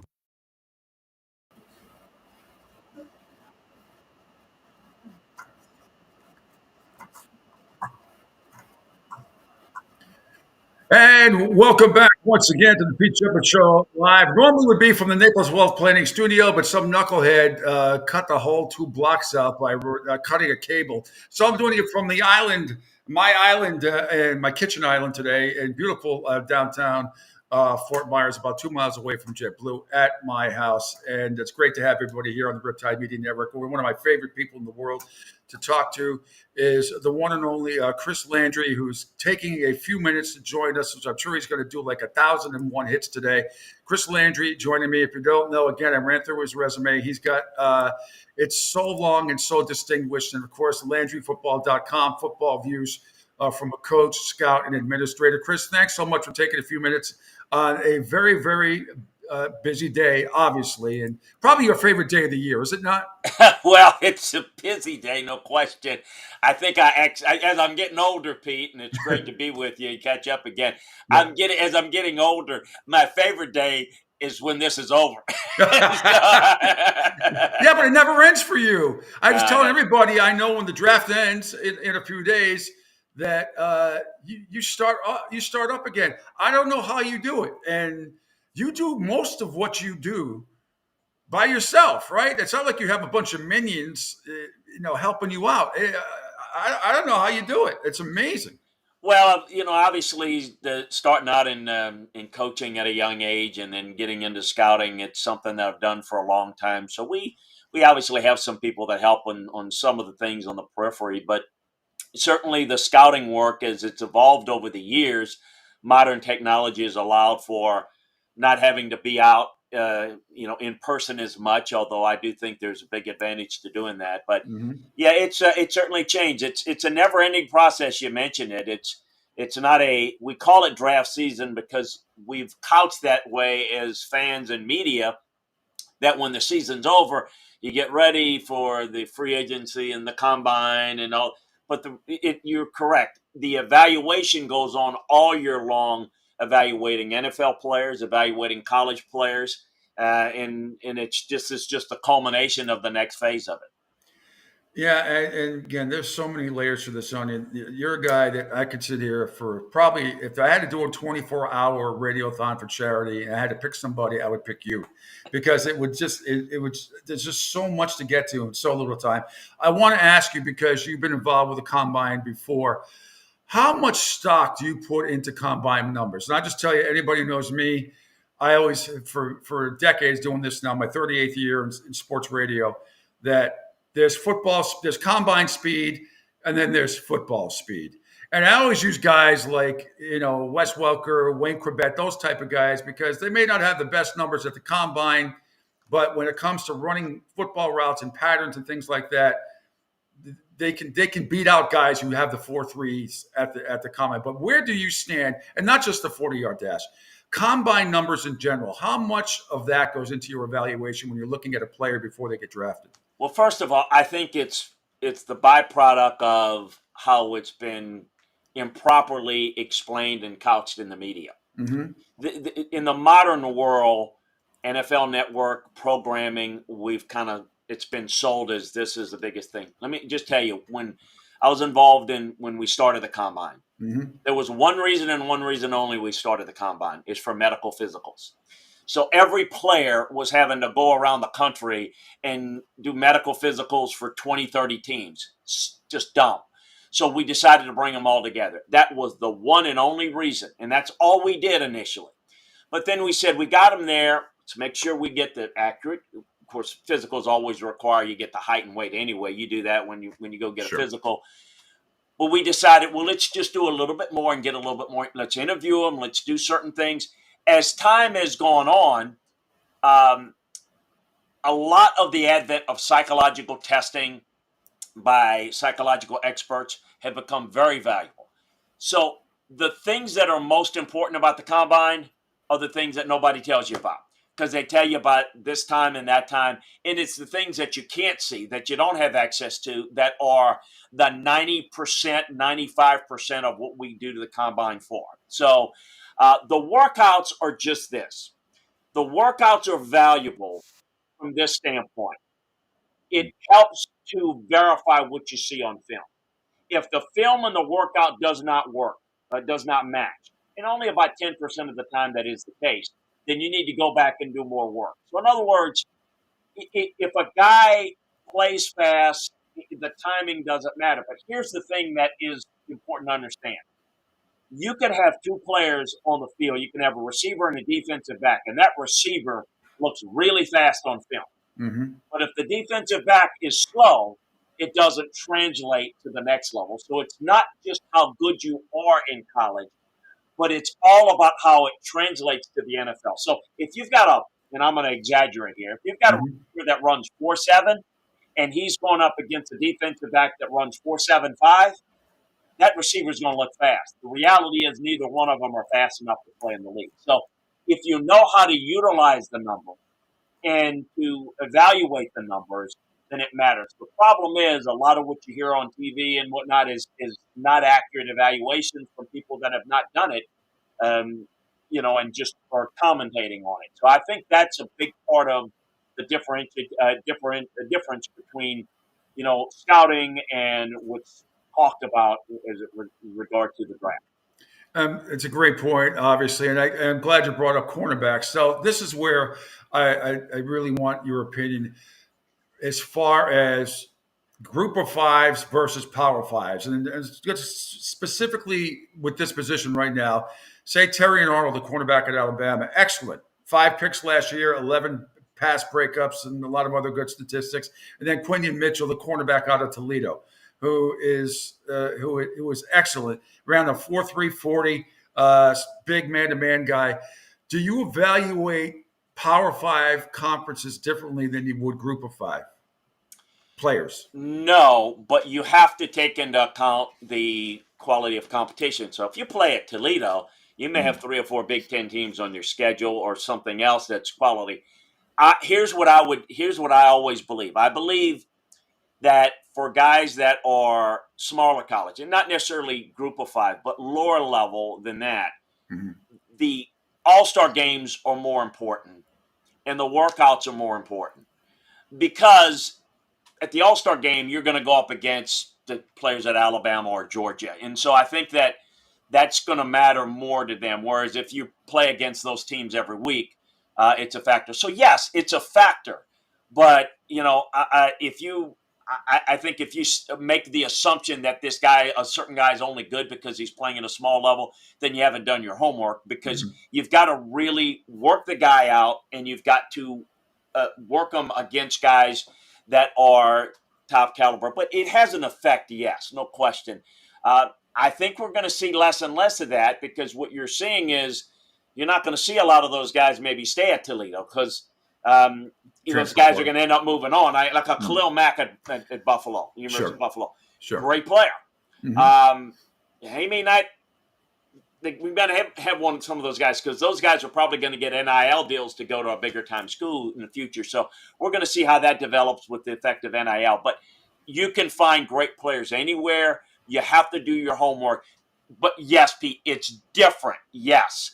But different doesn't mean that they can't be as good. You just have to do different things and put them through different tests. I will say this quickly. Yeah. The workouts are more important for defensive backs than any other position. And the reason for that is because you can throw away from a good corner. You may not see him play man all day. You may be him in zone coverage. You may go through 20 tapes and only see 8 or 10 plays where you see him being challenged. But in workouts, you can expose that. And that's why the Senior Bowl and the All-Star games, the other All-Star games, we put them in situations to expose what they can or can't do. But it's to me, workouts are more important for defensive backs than any, because offensive linemen, they're going to be doing something on every play somehow, some way. So you can evaluate that. Not the case with defensive backs. That's outstanding stuff. Because a lot of people would probably, the casual fan would probably say, well, it's quarterback. But, it's like what you saw the highlight, 3 years ago with Zach Wilson. He had that one pass he threw across his body to nobody guarding him. And, it's a 75 yards in the air and blah, blah, blah, blah, blah. And then it goes viral and everybody thinks that he's going to be the greatest thing since sliced bread. And lo and behold, I understand the organization that drafted you has a big impact on that. But, that's the kind of stuff that gets way overhyped, not the important stuff that you were just talking about. Yeah, and it gets overhyped because it's made for TV.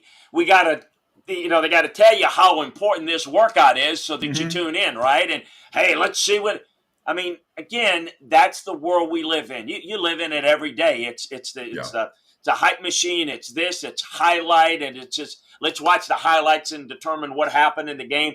That's not, watching the NBA or hockey playoffs or baseball. You got to watch the game and really know what happened to lead up to the highlights.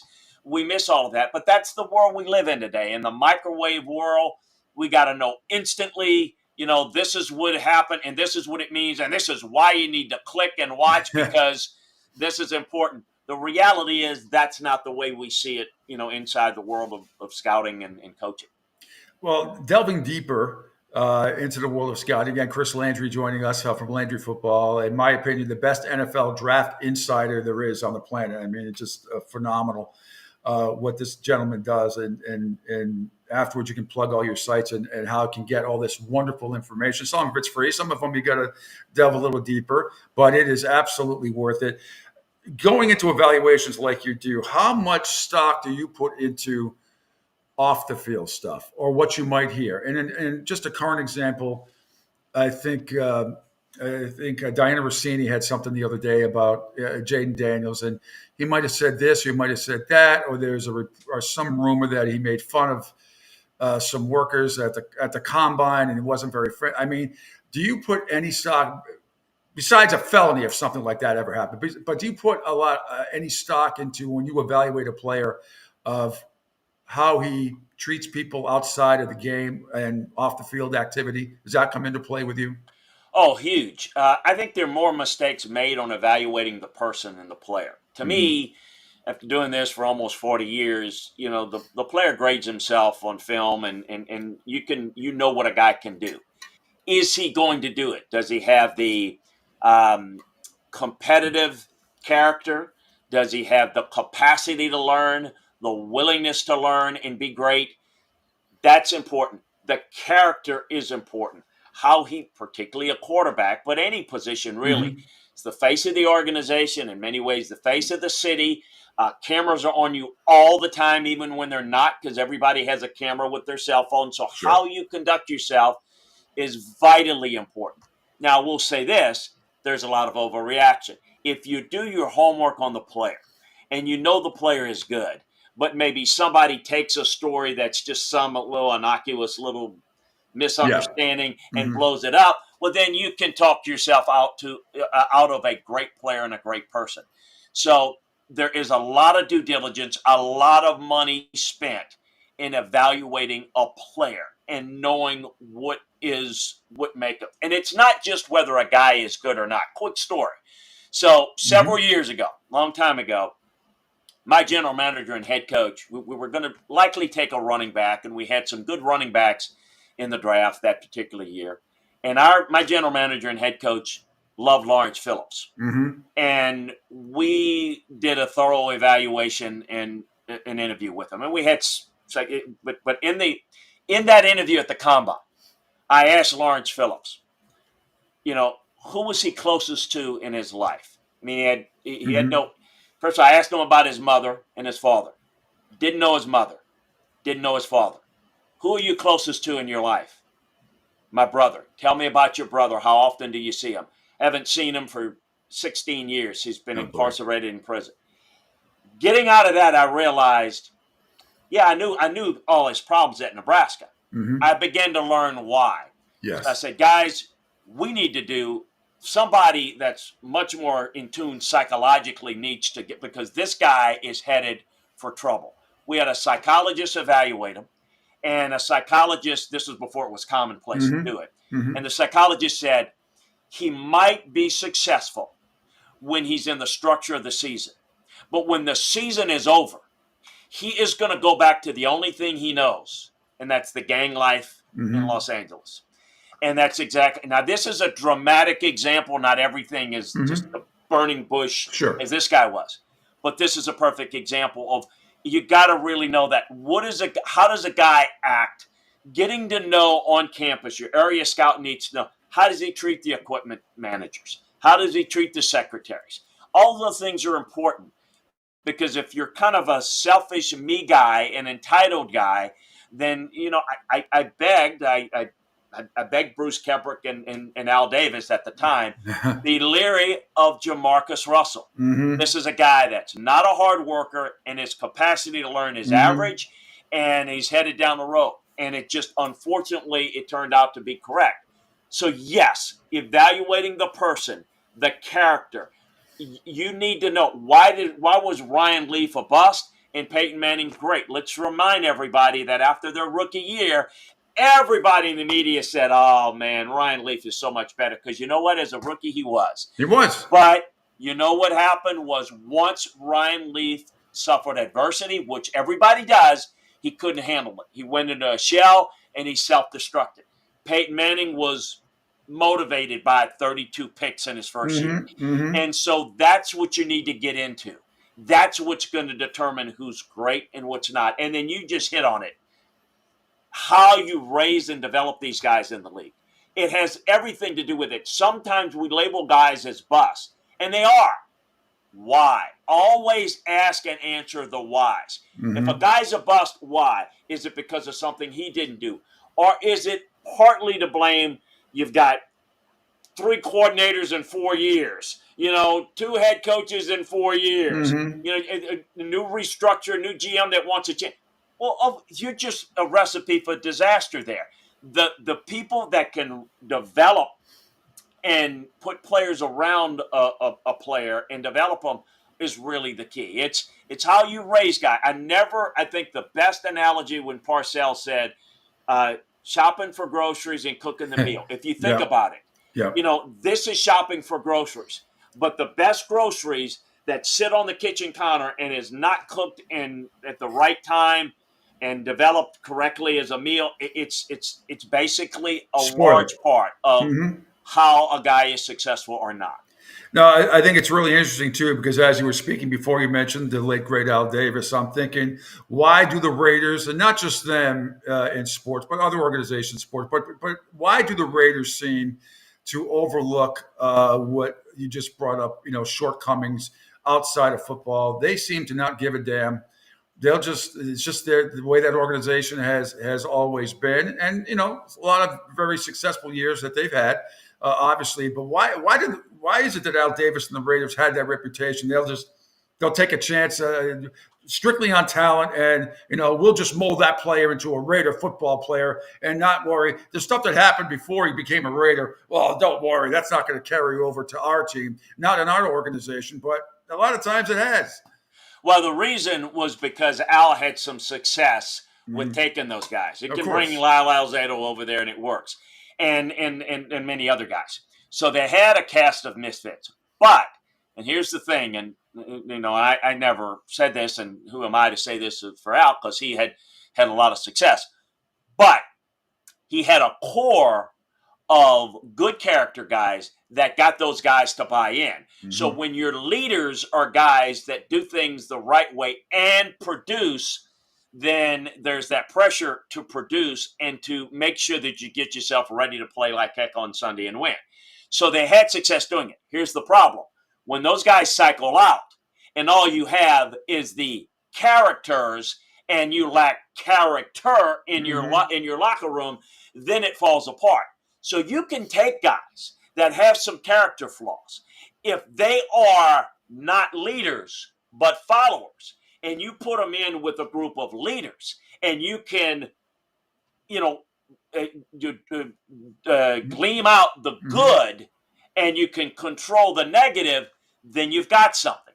But if you've got a guy that's a leader and he's a problem, then it starts to affect your younger guys who say, well, I'm going to go like this guy, and then it creates a problem. So it's always a balancing act. Look, if you want a 53-man roster of choir boys, you ain't going to win in this league. Because you need to have guys that know what to do and how to get it done, and there are different ways to get to that point. But you need to have guys that can buy in, and you need to have a core of leadership that's going to help build your, here's the word, culture that's thrown around a lot, but your culture is how you do things.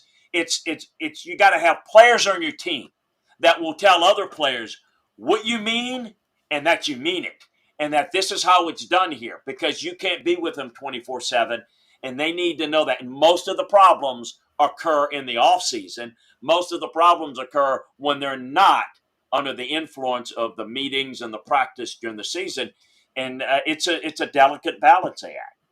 What are you doing, Chris? Thanks for taking some time here. I know you got to go, but just a couple more questions, if I may. Sure. What when you're evaluating teams like the Florida Gators, say back in the day with Urban Meyer, and because I covered the Patriots back in New England for many years, and so when Aaron Hernandez got there, I was thrilled. I mean, everybody knew kind of the background. There's 80 kids on the Gators that have some sort of criminal record or something like that. Anyway, yada, yada, yada. We don't have to go down.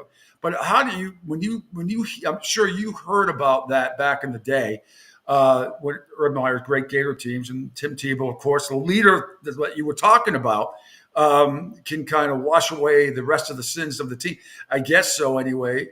But how do you look at a team like the Gators when you know there's some shenanigans going on, a lot of shenanigans going on behind the scenes with the law, and still be able to evaluate players?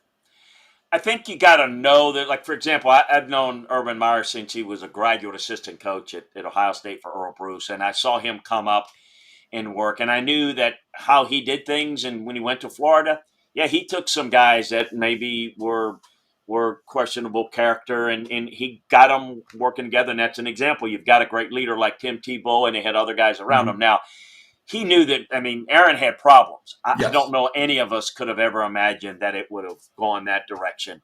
But, you know, and with my background with Belichick, and in fact, I was one of the, I think I was one of the first to introduce the two, and that developed into a good friendship. And he convinced Belichick that, yeah, he was a bit of a wild hair guy, but he wasn't going to be a real problem. And of course, that blew up in New England's face, as you well know. You were right there for it. So here's what you've got to do. You got to understand in college, places like Florida or Baton Rouge, where I'm from, or Tuscaloosa, big time programs are going to have players that do things. And in small town college towns, that stuff gets covered up a lot. Yeah. Now, hopefully it's not, rape or other violent crimes, murder, of course, but a lot of stuff that it's never uncovered. Even the media is sometimes controlled in those towns. So you have to have people that can know that there's a problem and you can figure it out. I mean, Lawrence Phillips, he had problems at Nebraska, but a lot of that was covered up in Lincoln, Nebraska. You've got to really know what you're getting. And you got to really know, look, this guy is immature, but he's not a bad guy. This guy has got some bad qualities to him, and that's just the way it is. And you've got to really know that. So if you do your homework, then you don't get a big surprise. If you don't, then you could end up having egg on your face and having a major mistake. So you have to understand that in college, even in today's world, it's completely different media-wise, as you well know. In the NFL, in a media market, they'll come after you. They're looking for stories about somebody that does something wrong. In college, they're kind of, if you do that and you got a talk show or you got a website or whatever, you report something, your credentials are going to be revoked or whatever. So you've got to know that as a personnel guy. Okay, what is this guy really good or not? And that's about having sources and connections in the university that will guide you in the right direction, only for the purposes of you making your decision and not something that you're going to share with other people. Finally, Chris, last question. This is the most important question. Will your LSU Tigers be in this year's 12-team college football playoff? I think there's a chance. I think, quite frankly, it comes down to depth in the secondary and on the defensive line. Those are two areas that are a little thin at this point. I think they're kind of on the cusp there of that 12 team. I think that it's a hit or miss there. I think it's pretty close, but I think there's a shot. Chris, you are the best. What I want to plug away anything you would like to plug away. The Angel's been putting up. Angel Martinez has been putting up your webpage. It's just so much here. So how can all our great listeners get to you? Well, it's nice of you and Angel to do that. LandryFootball.com is where you can find out all the information about what we do, what we have. So it's the one-stop shopping. LandryFootball.com. Check us out there, and we think if you like football, you're going to love LandryFootball.com. It's football from a coaching, scouting, and front office perspective. So we think you'll love it. Chris, always a pleasure. I hope we get to do this again sooner rather than later. I don't like doing it just once a year. I hope this can be somewhat, maybe even a monthly something. And I'll be in touch because this is just, 25 minutes isn't enough. I told you I could do, if I had a 24-hour radio show to raise money for charity, I would pick you if you were up for it. Well, yeah, 24 hours. Let me get my steroid shot before I do that. But that would be a lot. That would be a lot of fun. Hey, appreciate you having me. You're one of my favorites. So look forward to talking with you as well. Thanks to you guys, and have a great day, and enjoy the draft for you and all your audience. So thanks for having me. Thanks, Chris, so much. There he is, the one and only Chris Landry joining us here on the Pete Sheppard Show. That is a lot to take in. And like I said, I wasn't going to talk X's and O's with him because he dives deep into so much more than that. And that was some. Chris is he's an amazing, amazing guy. My buddy Bobby says Harrison Jr. is a no-brainer. No-brainer. Best athlete in the draft. The Patriots haven't had a receiver of this talent this month. No, I understand that. And I wouldn't mind if they if they took him, as long as somehow along the way they could pick up a Michael Penix Jr. down the stretch, but that's not going to happen. It's probably going to be he's probably going to end up in Arizona, Bobby, as you know. By the way, Bobby, who he is like, how can I describe Bobby? He is in the north end of Boston, the Italian section. He is a god, just like Angel is. He is an ambassador. An ambassador. That's a great way to describe Robbie. He is an ambassador in the North End. If you go there and you don't take his tour and walk around that part of the city, you are missing out because he is freaking unbelievable. There's no better guy around any neighborhood in the country than this guy, what he does for tourists that come in all over the world to the North End. So Bobby does a great job. And his brother Steve is also a friend who I haven't talked to in a long time, but just another great guy. Angel, man, that was something, huh?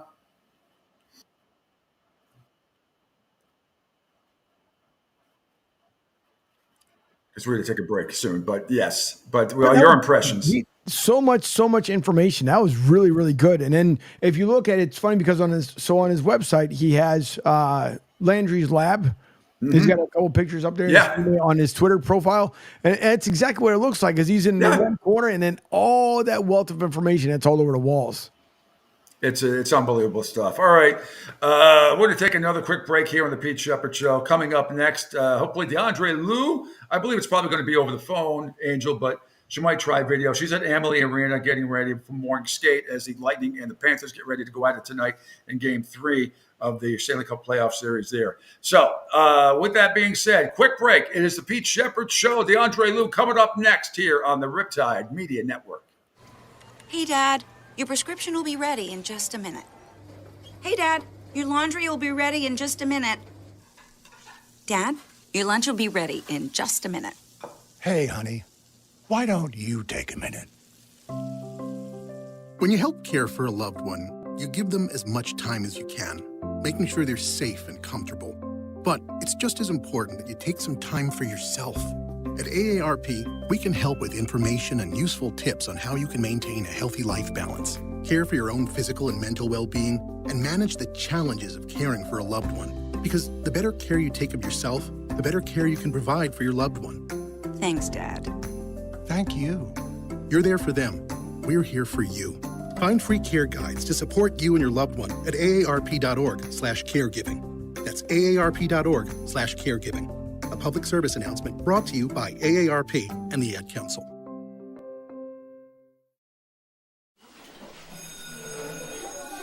All right, class. Let's hear what everyone did this weekend. Jill? Well, I raised my older sister to a big oak tree. It was at least 100 years old. My mom said I must have set a record or something. And then we went down by a stream and perched up on this huge rock and saw all of these little minnows swimming around way below us. And then I rescued my little brother from an evil slug king who was guarding him at the bush fortress. And my sister and I brought him back to our super twig fort for safety. And then we all laid out and told stories until it got dark. And the Big Dipper led us all the way home. Wow. Awesome. Where were you, Jill? Yeah. We went to the forest. It's not that far away. Anyone want to come this weekend? Ask your parents to take you and your friends to the forest this week and find the fun, adventurous you. It's closer than you think. Check out discovertheforest.org. Brought to you by the U.S. Forest Service and the Ad Council. Okay, men. This is your time. Maybe you didn't choose this, but you're here now. You're gonna go out there and be an all-star caregiver. It's up to you. So what are you gonna do? You're gonna go grocery shopping. Cook, clean, be there emotionally and physically. You gotta dig deeper. Drive them to physical therapy, doctor's appointments. Don't you forget about the pharmacy. I know you won't. Because that's what caregivers do. Don't give up. Don't ever give up. This is your time to show the world, your family, and yourself that you're tougher than tough. Now go out there and be the best caregiver this world has ever seen. Caregiving is tougher than tough. Find the care guides you need at aarp.org/caregiving. A public service announcement brought to you by AARP and the Ad Council. Hi, I'm Danica Patrick and proud aunt. Watching my nieces grow, play, and learn is amazing. But not every child gets to be carefree. 1 in 6 kids in the US are hungry. 1 in 6. That little girl sitting alone at the playground, she can't play like the other kids. She doesn't have the energy because she's hungry. School lunch will be her only meal today. It breaks my heart that this is the reality in our country, but it's something that Feeding America is working to change. Each year, the Feeding America network of food banks rescues billions of pounds of good food that would have gone to waste. This food is then provided to families and children in need. Being a kid should be about using your imagination, learning, and having fun. These children shouldn't have to miss out on simply being a kid because they're hungry. To find out how you can help end childhood hunger in your community, visit feedingamerica.org. Brought to you by Feeding America and the Ad Council.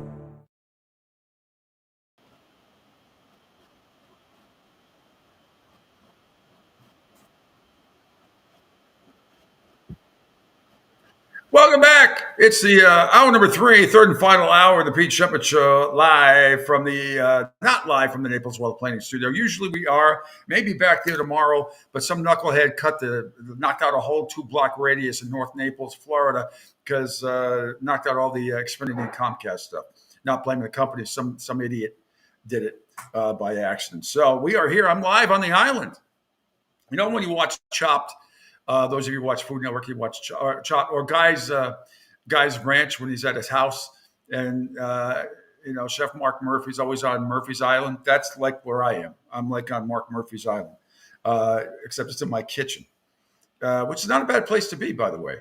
And I've lowered the lights so I don't get the halo Jesus thing or the angelic look that I have. Of course, the other angel is Angel Martinez, who's on the show. And we were just talking about how great Chris Landry was. And you can call or text as well at 727-858-6650. We can always see the responses on all the video media platforms as well, on my Facebook pages and Broad Street South Facebook and YouTube pages, my Twitter account at pshep326, Rumble, LinkedIn, Spotify, Sports Radio 102.9. That's...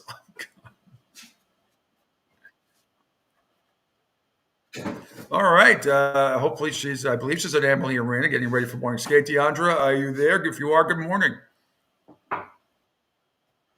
Yes, I hear you fine. You at the arena already? Nothing like morning skate at playoffs at 9:00.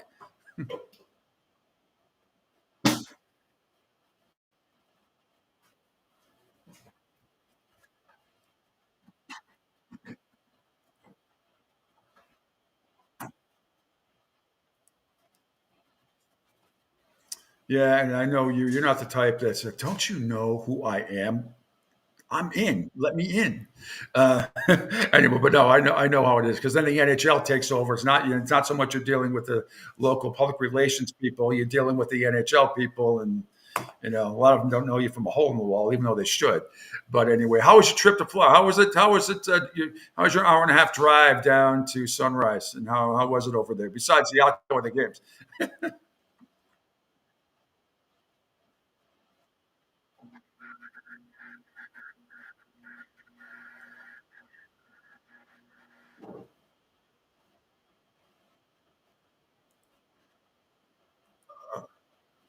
Okay, I'm refreshing.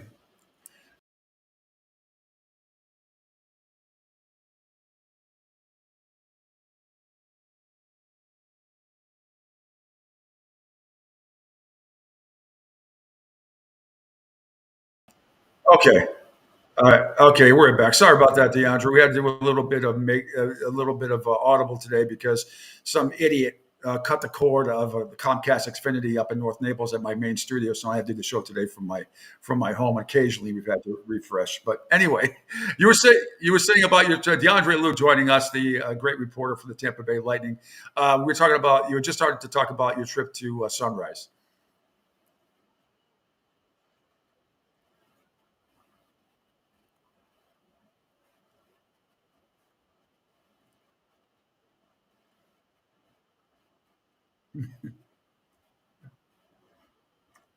Yeah.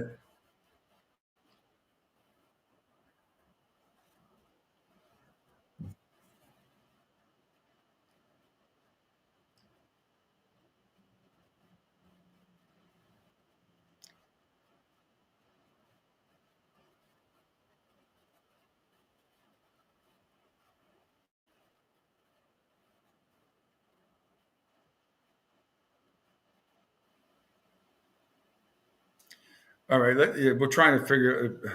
I'm sorry about that. I can hear Deandra fine, but apparently on the video they can't. So Angel is working on it right now, Deandra, to try to correct this. There you are. Again, Deandra Lou joining us. So yeah, we're just having. I want to make sure, Deandra, just the last part of your story again at Sunrise, if you could, just to make sure, because we had some issue on the video part of it. Uh,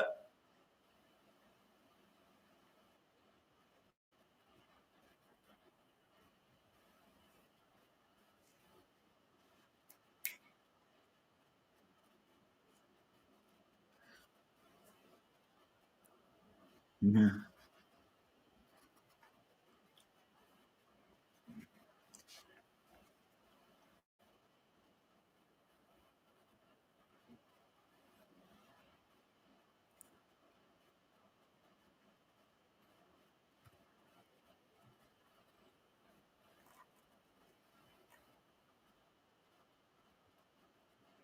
No, there's no question. I want to make sure that everybody's hearing Deandra. Angel, I need to know. I need to know if she's being heard or not.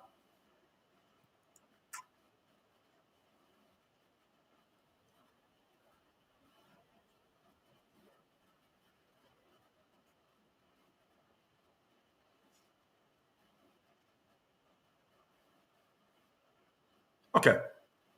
All right, we'll continue. So let's start Deandra too. You mentioned game one. Let's go into game two. And I think with the game was tied at 2, and then double minor committed. Tampa Bay goes on a power play and can't do anything. Only 2 shots on Sergei Bobrovsky, who then made that unbelievable, ridiculous save.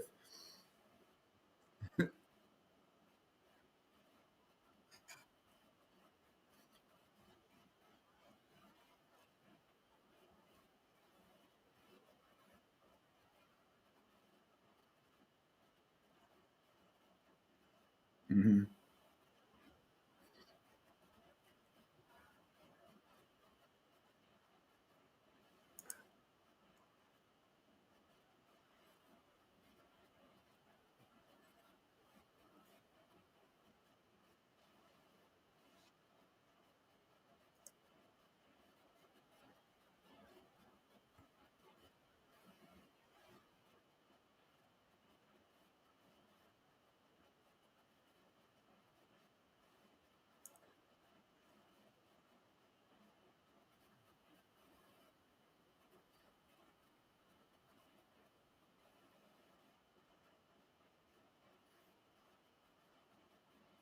And the Lightning may or may not have caught a break because Sam Bennett's out. It looks like he's not going to play tonight, right? They lost him in the second period with the other night with the upper body injury. So Anton Lundell shifting between Carter and Verege and Kachuk.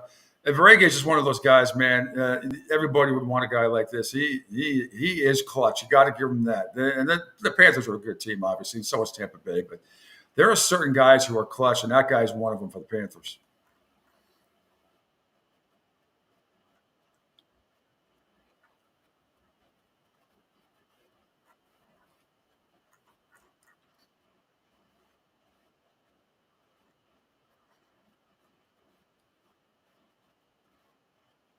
Mm-hmm.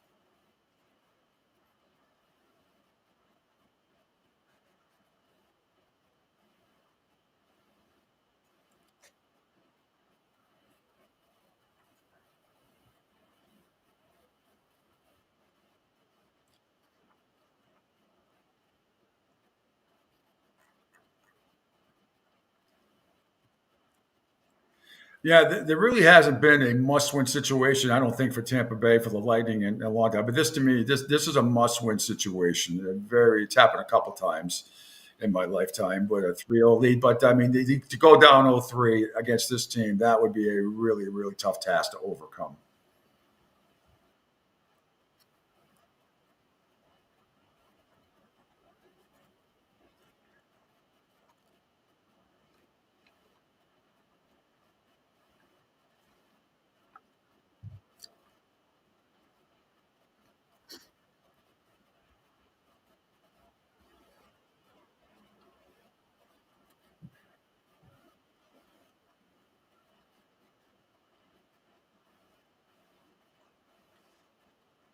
Mm-hmm.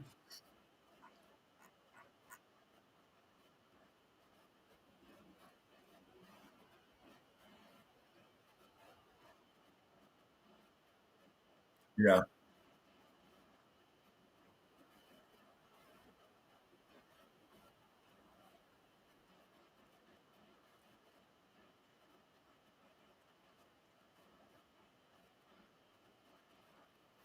yeah, absolutely. And DeAndre, a couple more questions, and then yeah, it's a very great point you just brought up about home ice. The biggest thing about home ice in the Stanley Cup playoffs is you get to make the last change on your line. So that's huge. And I'm wondering, and you want your best face-off guys out there, obviously, as often as possible. But is Coop going to do any mixing and matching tonight? You think, at least to start the game, to try to shake things up? And it's not like Tampa Bay's been out of any of these games. It's not like they may have been outplayed at certain points. So I don't know if there has to be any major changes or anything like that. But do you think he's going to change anything up heading at least early on in the first period?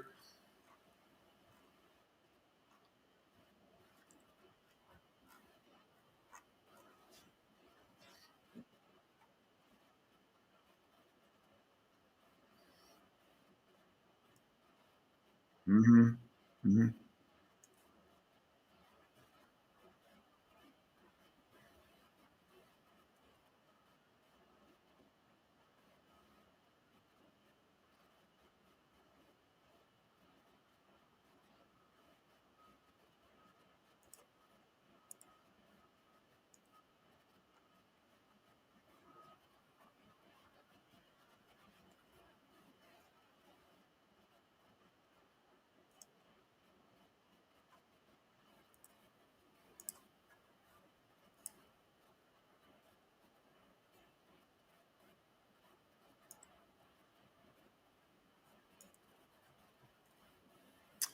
I don't know how much hockey you got to watch last night. I'm sure knowing you probably did. How about my little ball of hate last night doing his thing again and the Bruins win in Toronto? Did you hear Coach Keefe after the game?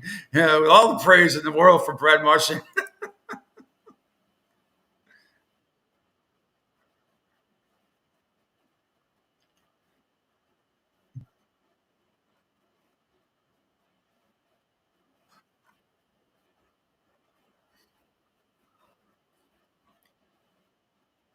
Oh yeah.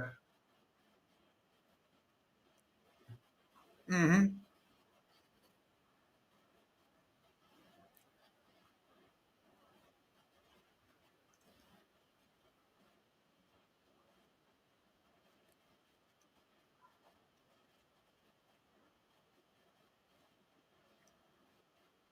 Yeah.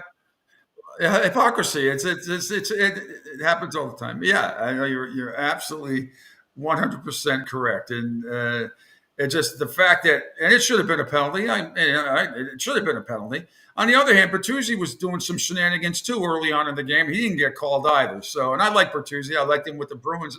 I hated to see him go, but that's pot kettle. You know what I'm saying?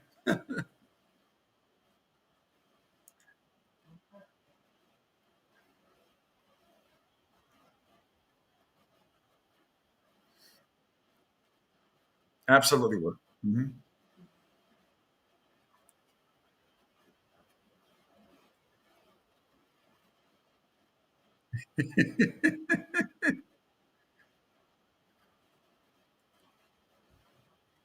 Mhm.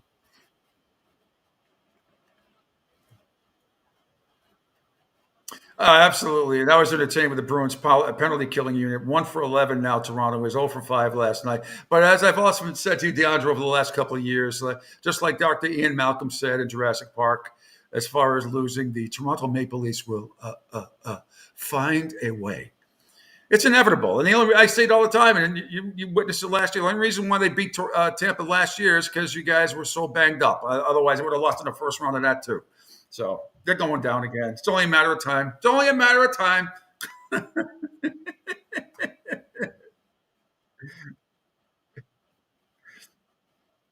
Yeah.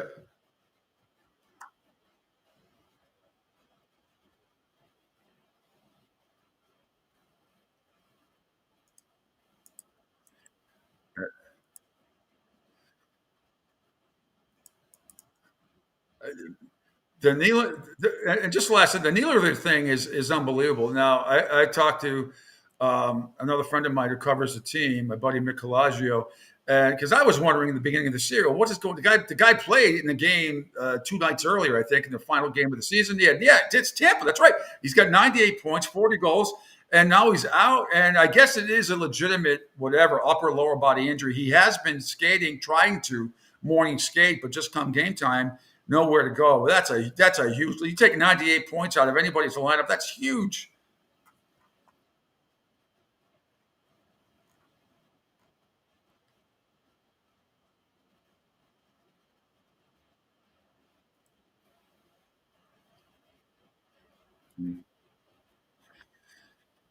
All righty. Well, good luck to the Lightning tonight. I think they're going to. I think they're going to find a way to get it done and get back in the series. And then, as I say, hopefully in the next round we'll get to finally meet face to face when if the Bruins and Lightning should be fortunate enough to play each other. Yes.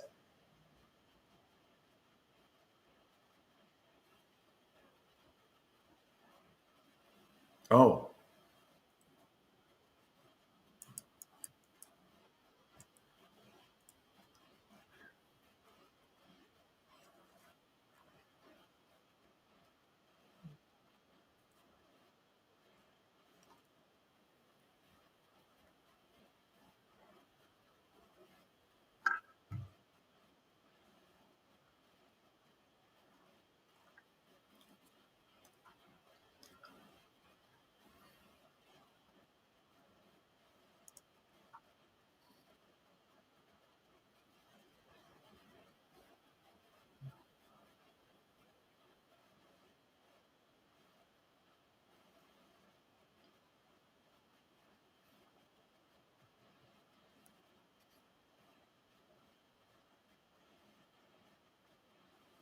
Thanks so much, Deandra. Always a pleasure.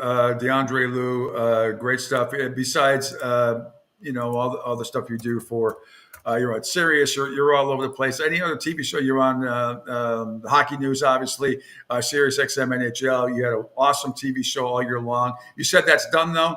Your weekly.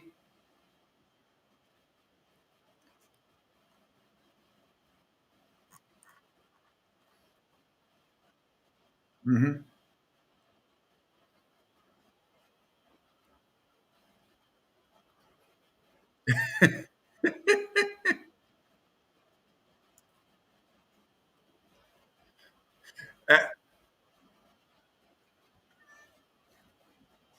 Smart girl. Hmm. Absolutely, absolutely. Deandra, thanks so much, and we'll talk. We'll talk next week. Thank you for everything, and good luck to the Lightning tonight. All right, thanks a lot. That is DeAndre Lou joining us. I think she was at Amalie Arena. Anyway, that should be a Thursday night. How many people, Angel? You're up in that area, obviously. How many people are going to not go to work tomorrow after this game, especially if they win?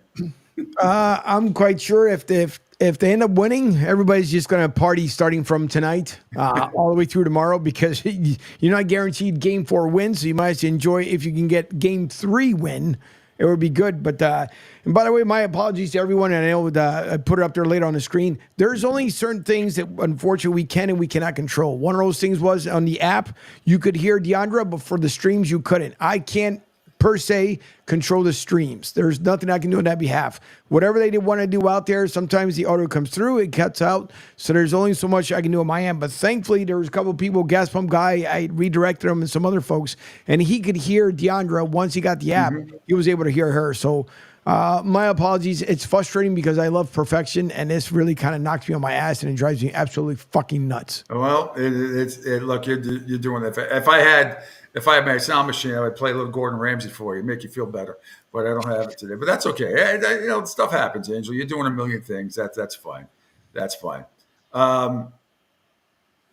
And if you could, Angel, before we go to break, and we just said DeAndre Lou was on, Chris Landry can't say enough about it. But if you can, Angel, and we can put the video up. Dan Graziano this morning, and actually, obviously, I have ESPN on to my left over here, but I can't really. It's all draft. They're showing other sport, but it's mostly all draft preview stuff. If you scroll down, Angel, on my Twitter page, and bring up Dan Graziano from a little while ago, he has a very interesting take on what fans seem to not understand. Stuff I talk about all the time. If we can play that, that would be great. All right, you pull that up. And away we go. So You're talking about RC listed those guys from just 3 years ago, right? Zach Wilson, Mac Jones, Justin Fields, add in Trey Lance, all drafted in the top 15 picks. All have been traded already to different teams. So, you're going to come out of tonight with a list of guys that have been in the first round, and some of them aren't going to make it. That's the harsh truth. The most important thing that fans never seem to understand about the draft, literally no one knows how any of these players is going to play in the NFL. Literally no one knows how any of these players is going to play in the NFL, period. Most consequential. So that's dead on. As Mona Lisa Vito said in My Cousin Vinny, dead on balls accurate. That's just it.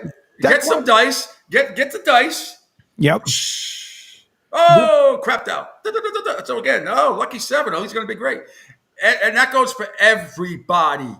There are very, very few can't misses. The last one that I would probably say I thought would be a can't miss was Andrew Luck when he came out of Stanford. I really thought he was the real deal. And he was right out of the gate. He was. Well, that's the same reason why. And I got 2 texts too. I got to bring up on the screen from the previous interview, but that's why I don't get into. People ask me, and even Defo said something yesterday. I'm pretty sure he'll bring it up today as well. But I don't do draft coverage for that simple reason, because no matter I can pull stuff from out of the air and say, here's the Messiah that's going to make everything work. It's just, you don't know. It's a freaking crapshoot. And so people always talk about, this person went this round and did this person that one. There's guys we've seen that have been complete gems and have never even come up on the draft board. So it's just the way it works. No, Chris Landry was bringing it up, again with power. With Gas Pump Guy, thank you. Great interview, Pete. You got a different backdrop today. Yeah, I'm at my house. I'm in the back of the kitchen. That decorative artifact is nothing more than a mirror. Jerry says, I love the analogy of all the right ingredients on the counter, and if you don't use them, they spoil. Yes, that was Chris Landry's analogy. Yeah, exactly. But you're right, Angel. That's why I don't. I think the biggest story for me in the first round is going to be, where does J.J. McCarthy go? Because I think that's a legitimate discussion point, because you haven't seen him play and you have to carry the team on it, with his arm. I think that's one of the major stories. Look, and to your other point, and it's mine too, and he could end up being the greatest thing since sliced bread, or he may suck. Yeah. Big time. And that goes for Caleb Williams. That goes for Jaden Daniels. That goes for Michael Penix Jr., although that's impossible because I've touted him and he will succeed. He's a doer. He's like you, he's a doer. He's got a chip on his shoulder too. That's another thing. I look for chips, not Pringles, not Cheetos or Doritos. I look for chips, guys who have chips on their shoulder because they feel disrespected. And sometimes that's overplayed and overhyped in the draft as guys are waiting away, like Aaron Rodgers back in the day. Okay, can someone send that message to Jalen Hurts and understand that the fans of Philadelphia have a chip on their shoulder because we have not forgotten what last season just fell apart, and that's it. I'm going to bleep myself. Oh, wow. Well, but again, I mean, the players had something to do with that, but also the coaching had something to do with that too. I mean, but that collapse by the Eagles last year, that was unbelievable to see. As someone, an outsider looking in and watching every one of those games, you go, "Oh my God, what team is that?" Yeah. Where was that? Where was that? And there were people speculating. I remember people speculating against Angel after they played the Patriots in the opening game because the Patriots hung in there and had a chance to win it at the very end. And people were like, Philadelphia can't win on the road against the Patriots. Then what's good? And I think that gets way, way overplayed, especially early on in the season, because you really don't find out a really true identity of a team until around Thanksgiving. I've always had that philosophy. But what the Eagles did or failed to do last year, down the stretch, and in that playoff game with Tampa, which I thought back then they had no chance to win that game, and I was right. But God, what an ugly finish! That's about as ugly a finish as you can get. It reminded me of the '82 Jets. They were 10-1, and then lost their last 5 games of their season, then lost in the playoffs. Yeah. Anywho. All right, quick break, my man. Doing a great job as always. Rick says today in history. A's in 1980, A's manager Billy Martin restrained by umpires from attacking a fan. Yes, I do remember that Billy ball back then. And Billy was one of a kind, the late, great Billy Martin. It is the Pete Sheppard Show from the Naples Well Planning Studio, except it's not. I'm from my kitchen here in beautiful downtown, or in beautiful Fort Myers, not quite downtown, but close, down the street from JetBlue as well. And to call or text 727-858-6650, and tons of ways to watch along the Riptide Media video platform. Quick break, final segment coming up right here. Pete Sheppard, Angel Martinez as well. He's got his own show coming up after this one with Defo Martinez and Defo Unscripted. It's all part of a huge day coming up here on the Riptide Media Network. To some people, the sound of a baby babbling doesn't mean much. But that's not necessarily true. By 6 months, they're combining vowels and consonants. By 9 months, they're trying out different kinds of sounds. And by 12 months, their babbling is beginning to take on some meaning. Especially if there's no babbling at all. Little to no babbling by 12 months or later is just one of the possible signs of autism in children. Early screening and intervention can make a lifetime of difference and unlock a world of possibilities. Take the first step at autismspeaks.org. A public service announcement brought to you by Autism Speaks and the Ad Council.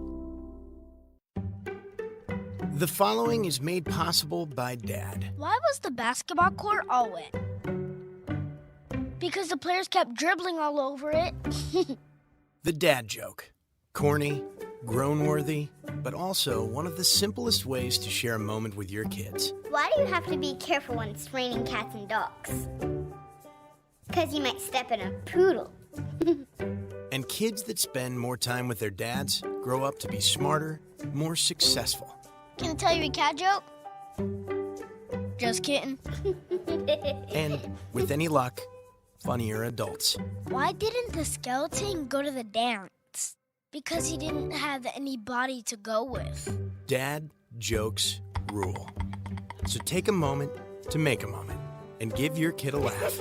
It's as easy as going to fatherhood.gov. Brought to you by the U.S. Department of Health and Human Services and the Ad Council. That's really funny. Right now, our country feels divided, but there's a place where people are coming together. I gotta tell you, I was nervous to talk to someone so different than me. Me too, but I'm glad we are. Love Has No Labels and One Small Step are helping people with different political views, beliefs, and life experiences come together through conversation, and it feels good. Wow, your story is so... Interesting? Yeah.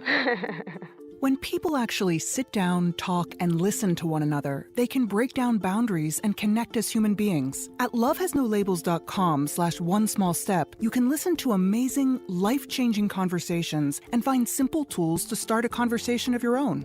I know one thing. This conversation gives me hope. It gives me a lot of hope, too. Take a step toward bringing our country and your community together by having the courage to start a conversation at lovehasnolabels.com/onesmallstep. A message from StoryCorps, Love Has No Labels, and the Ad Council. People do some pretty cool things in their 40s and 50s. Why should saving for retirement be any different? I mean, they go back to college, learn new instruments, start skateboarding. Whoa! Okay, maybe that one's not for everybody, but saving for retirement is. With aceyourretirement.org, you can get on track with your retirement savings no matter your age. Just have a 3-minute chat with Avo, the friendly digital retirement coach from AARP. You'll get personalized recommendations based on your input that are easy to understand and work with your lifestyle. It's quick, easy, and free. Plus, it's sponsored by AARP, so you know they got your back. Woohoo! Gnarly move, Dad. Thanks, sweetie. So wherever you are in your retirement savings journey, head to aceyourretirement.org and start chatting with Avo today. That's aceyourretirement.org. A message from AARP and the Ad Council.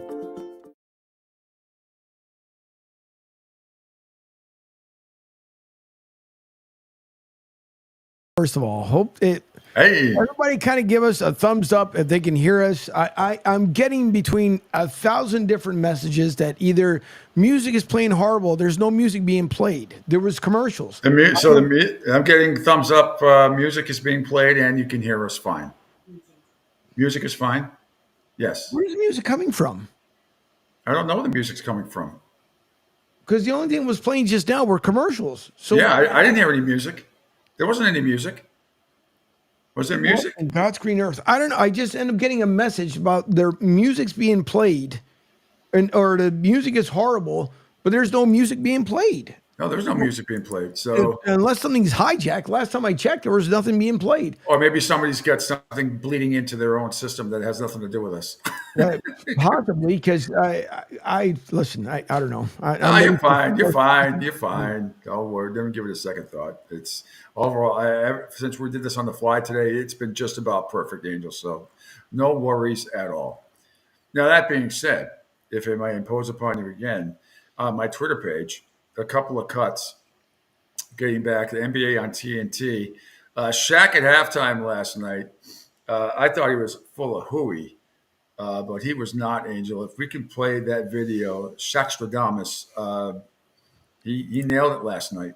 And the score of the Celtics in Miami at halftime. He nailed this one. Miami by 10 tonight. Bet me. Miami by 10? Bet me. Okay. Well, Jimmy's not there, so they definitely got to spread the love. And look, they're shooting the ball great. I disagree with Chuck. I know they're going to maintain this, Chuck. I will double whatever the bet is, and they're going to continue shooting. They're going to steal this game. Because, again, with Boston, they live by the three and they die by the three. Yeah, Shaq had the script, Nick says. That was impressive. That was a game break presented by Casamigos Tequila. I hand it to you. Shaq, answer your phone. Calling it on the number. Answer your phone, man. Okay, hold Answer on. your phone, man. Hey, Pat Riley, how you doing, sir? Pat Riley, Mickey, that was a great game. We got even more than fake dollars around here. Heat Nation, what's up, baby? Heat Nation, thank you, Chuck. It's great being in the TV studio. They got fake You're a man of your dollars word, Chuck. That was flat out impressive right there by Miami. It was. And then Jimmy Butler going back and forth with Jaylen Brown. Says when Jaylen Brown last year when they were down 3-0, and Jaylen said, don't let us get one. And of course, it went to game 7, but Miami finally won it in overtime. Also, Angel, if we can, the cut above that after the game, Tyler Harrow on TNT after the win. We haven't played this one yet. If that's okay, we can put it up on the video as well. What is going on?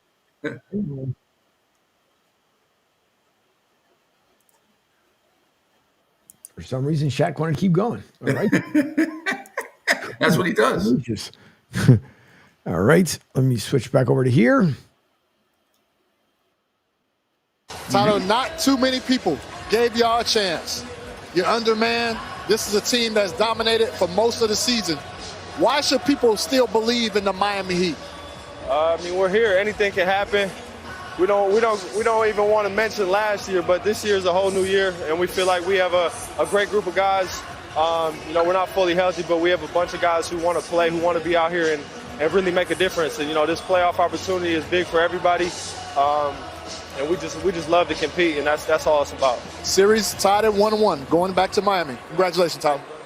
Back to you, B.A. Well, Tyler, not too many people. Right. Yeah, I mean, rightly so. They deserved it. Everything they threw up last night, all the threes they threw up, and there were some highly contested threes. Let me tell you something; those weren't just like wide open stuff. The Celtics were in their face. As they're one of the second best defensive team in the league. The Celtics are. Tip your hat to Miami. They outplayed them. Celtics still shouldn't have. It still shouldn't have lost to this team. But some nights I guess you're just going to tip your hat. Porzingis was awful last night. He was awful offensively. Defensively, he still did what he was supposed to do. He still played a good game, but he was not himself last night. And I think that's probably going to be a big motivational factor. So I look for him to have a huge game in Miami coming up. And when's that series resume? Tomorrow night, I believe. Let me just double check. It might be it's the way the NFL and the NHL schedule. See, Friday. Nope. It would be Saturday night at 6 o'clock. Saturday night at 6 o'clock. Well, that's not too bad. Celtics Heat, Game 3 on TNT. And then my Bruins play at 8 o'clock on TBS. So, and Game 4 against the Maple Leafs on Saturday. So, again, another double dip for me. But let's talk about your 76ers tonight and Joel Embiid. And if we get if he's reasonably healthy, they have a shot. But this is another must-win situation for the Philadelphia 76ers tonight, Angel. Can your boys do it? Can they do it? Anything else? Could anything else possibly go fucking wrong? Anything. Like a fucking jackass right outside a fucking window with the loudest fucking machine possible. Jesus fucking Christ. I can't hear the machine. If that's any consolation, I can't hear the machine. I've got this studio door open just so I can at least get some like air in between. And I got this fucking moron just buzzing away. Fuck almighty, seriously, man. Fuck Billy Martin. I'm about to fucking lose my studio in a second. Oh my God. It's all right, buddy. I've been there, done that. I feel your pain. Angel's about to turn green. He's got those old school Bill Bixby eyes. They're going to turn whitish green. And you're going to end up with purple shorts ripped. And you're going to have to get a whole new wardrobe. That's the thing. You turn into the Hulk. And then you go. Notice how Bill Bixby in the old school series, Angel, he always had that crappy looking duffel bag. And there was always like one shirt and one pair of pants in it. I always wondered where he went shopping after he went green. He went to the guy with the outside machine noise. That's what he freaking went to. Oh, almighty, man.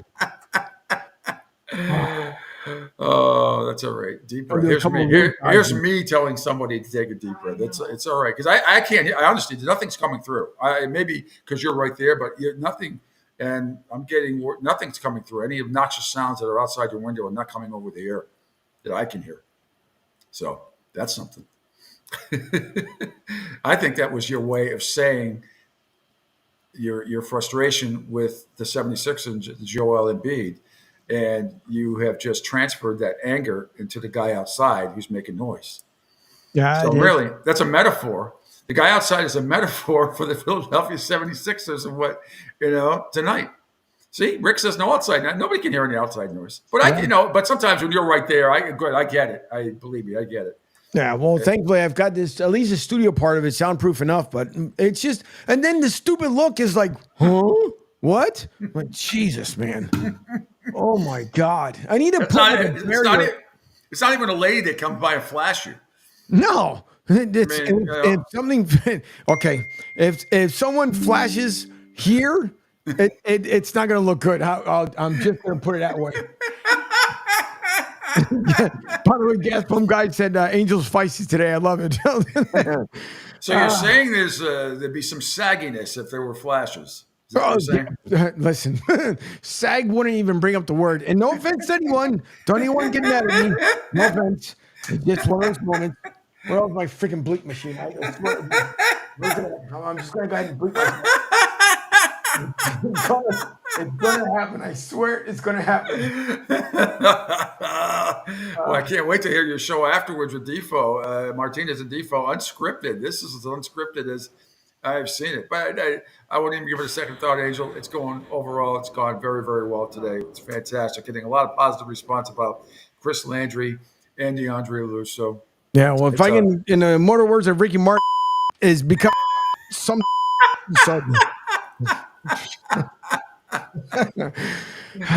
Another great rant too is and it's actually one of the few rants that when you bleep it out, I usually not a fan of bleep outs for rants, but the Christian Bale one, you ever hear that one? Yeah.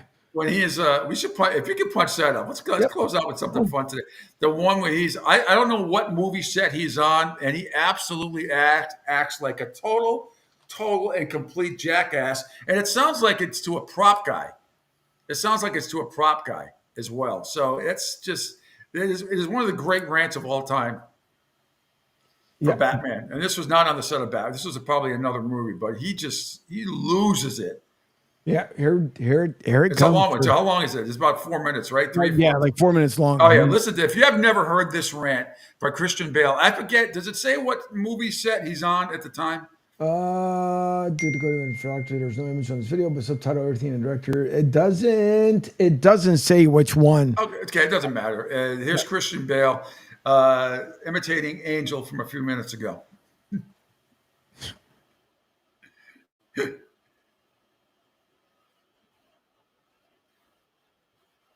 No. Kick your fucking ass! I want you off the fucking set, you prick! No, don't just be sorry. Think for 1 fucking second. The fuck are you doing? Are you professional or not? Yes, I am. Do I fucking walk around and rip that? No, shut the fuck up, Bruce. Do I want? No! Don't shut me up. Am I gonna walk around and rip your fucking lights down in the middle of a scene? Then why the fuck are you walking right through? Like this in the background. What the fuck is it with you? What don't you fucking understand? You got any fucking idea about, hey, it's fucking distracting having somebody walking up behind Bryce in the middle of the fucking scene? I think the part when he comes up, give me a fucking answer. What don't you get about it? All right, that's enough, Angel. That's good stuff. Oh, that's good stuff. You get the point.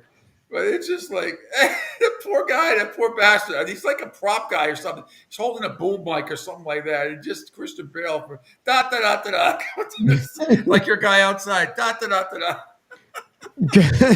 Gas Pump Guy says, I think it was a set of Batman. He was doing Batman, but I don't think that was bad. I don't think that was bad. Although he's in that, he is in that movie, so it could have possibly been. It was great. I mean, but it was Batman ever. Yeah, it was great though because he goes, "Oh, good for you," and then a lot of people end up taking that clip and use it in different shows. But yeah, I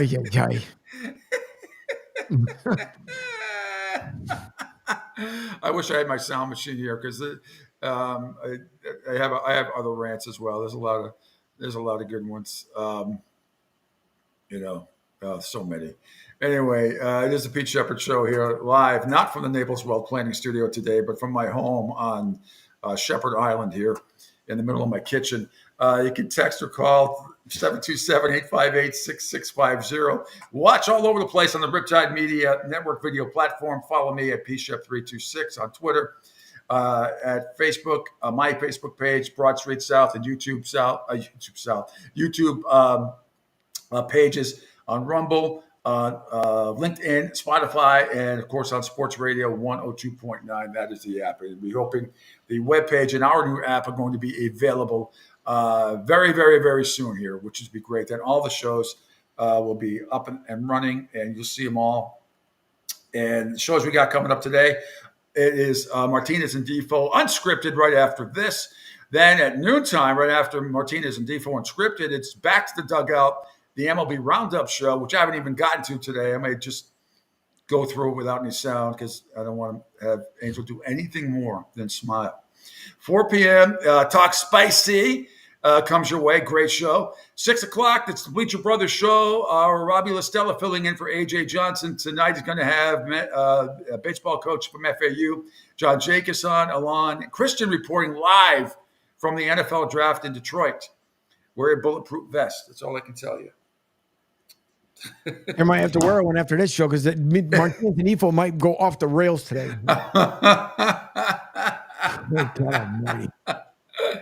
So, yes, for the record, I am saying the Celtics had no business losing that game last night on one hand. On the other hand, you tip your hat to Miami. We always don't want to give credit to the other team. Sometimes you just have to do that. When you make 23 threes, a franchise record, you made history for your franchise last night, which they did.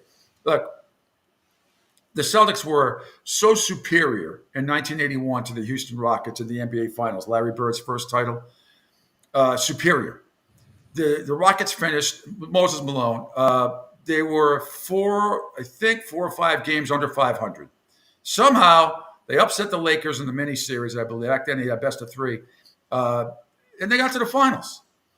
A team under 500 got to the finals in the NBA Finals. Not only did they get to the finals, Angel, they took 2 games from the Celtics.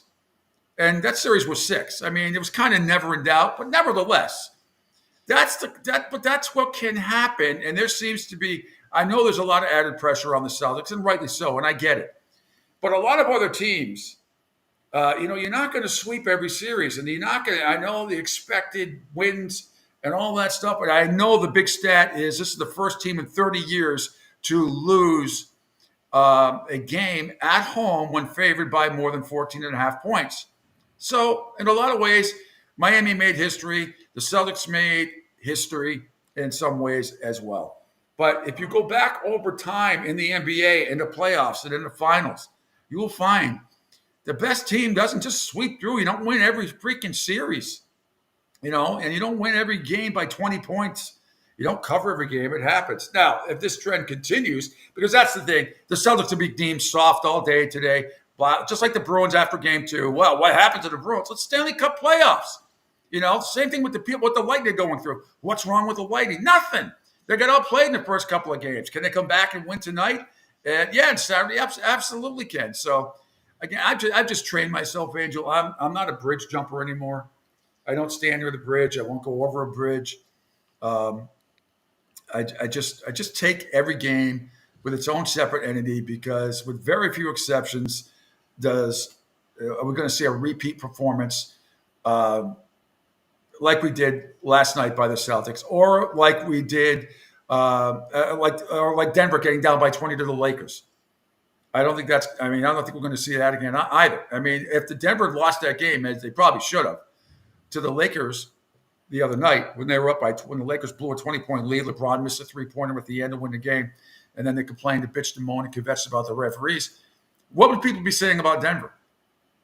Would they get the same? I just think because the Celtics are the Celtics that there's a lot of pressure on them, and there should be, because if they don't get to the finals, it's a failure of a season. That's absolutely true. I don't say that often with teams because I think that's another overused phrase. If your team doesn't win it all, then you suck. Well, no, they didn't suck, but it's failed. It's absolutely failed. But if I told you last night that out of the Red Sox, Bruins, and Celtics, that one of those 3 would lose, you probably would have picked anybody but the Celtics. Right, Angel? Yep. Yeah, for sure. If you're honest. Yeah. No, for sure. And by the way, Rick says, all due respect to your rant is awesome. It's rare when it happens. It's rare. But it's enough to drive me freaking ballistic when it's like, because you're a perfectionist. I get it. But I think what happened outside your window did not come over the air. So I wouldn't, because you have those soundproof windows. You got to hire a Century Post for the show. Somebody guarding you. I'm going to have to put them in a yellow jacket with the black lettering in the back. Just tell them, no, nothing to see here, nothing to do. Keep moving. Have Lovely Deb have a lemonade stand out there or something. Yeah. That's what, $10 a cup. $10 to watch Angel on the Riptide Media Network. Yeah, something. I don't know. Put a movie projector up there, do something. Exercise equipment, anything to deter going around. But no, it is Celtics. Listen, Miami got away with one. By the way, did anyone happen to catch the outfits during the post-game conference? Which I was trying to figure out the outfits because one, is it Da Vinci, whatever it was? I know the one athlete was in a complete black outfit with some sort of hat, and then I think it was Tyler Hero with like a bucket hat and some pink shirts. It almost looked like winter and spring with the outfits that were on last night. I don't. How about Stephen A's outfit? I missed it. He had like a lime green. Oh, by the way, Angel, last thing I'm going to ask you for today. I just retweeted it on my Twitter account. Yep. And that is the sounder. The sounder for the draft, which you'll be hearing in your sleep tonight. I had it up earlier, and then yep, give me a second. Yeah. You don't have to do it video-wise. You could just play the sound because it's just. No, hopefully if everybody can hear it. They might be able to hear it, they may not. But because it's just the way things are working today. That's all right. Let's see. Now, why is it? Oops. Hold on. Oops. Because I got to do this. That's why. And then you get this. This. Yay! Let's hear it one more time. Sure.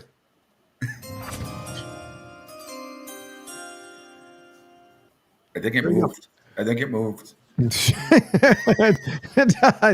have to download that to the master control panel. Yes.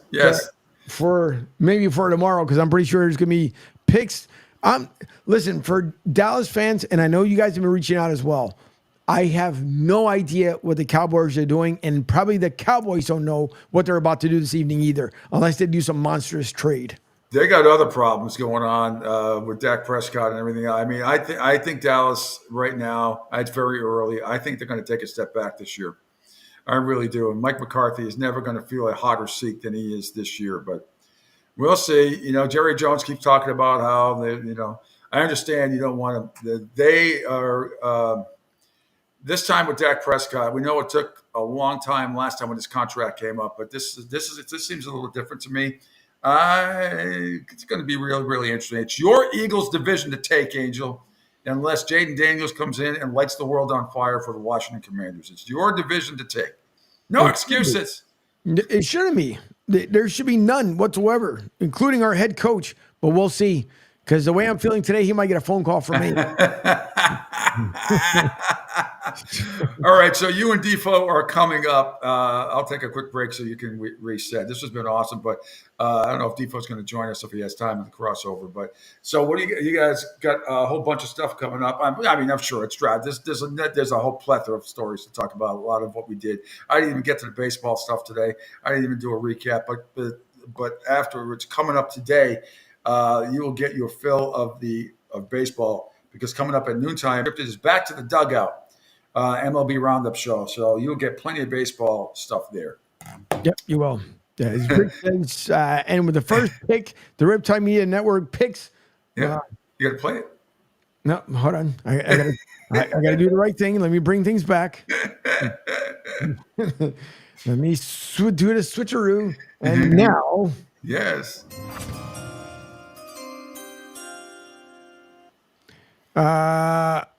Anybody but the Cowboys. That's my pick.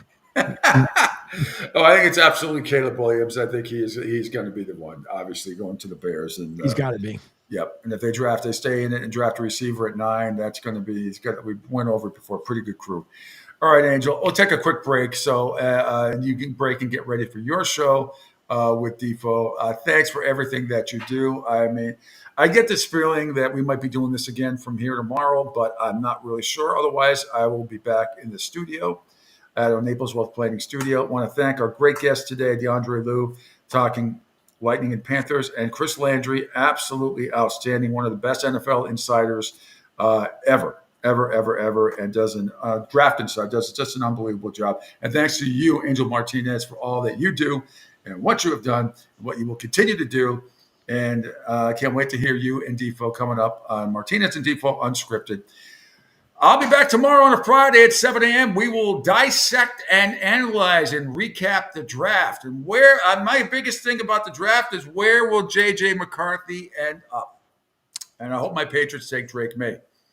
I hope that they do. All right, that's going to do it for me. Angel and Defo coming up next. Martinez and Defo Unscripted.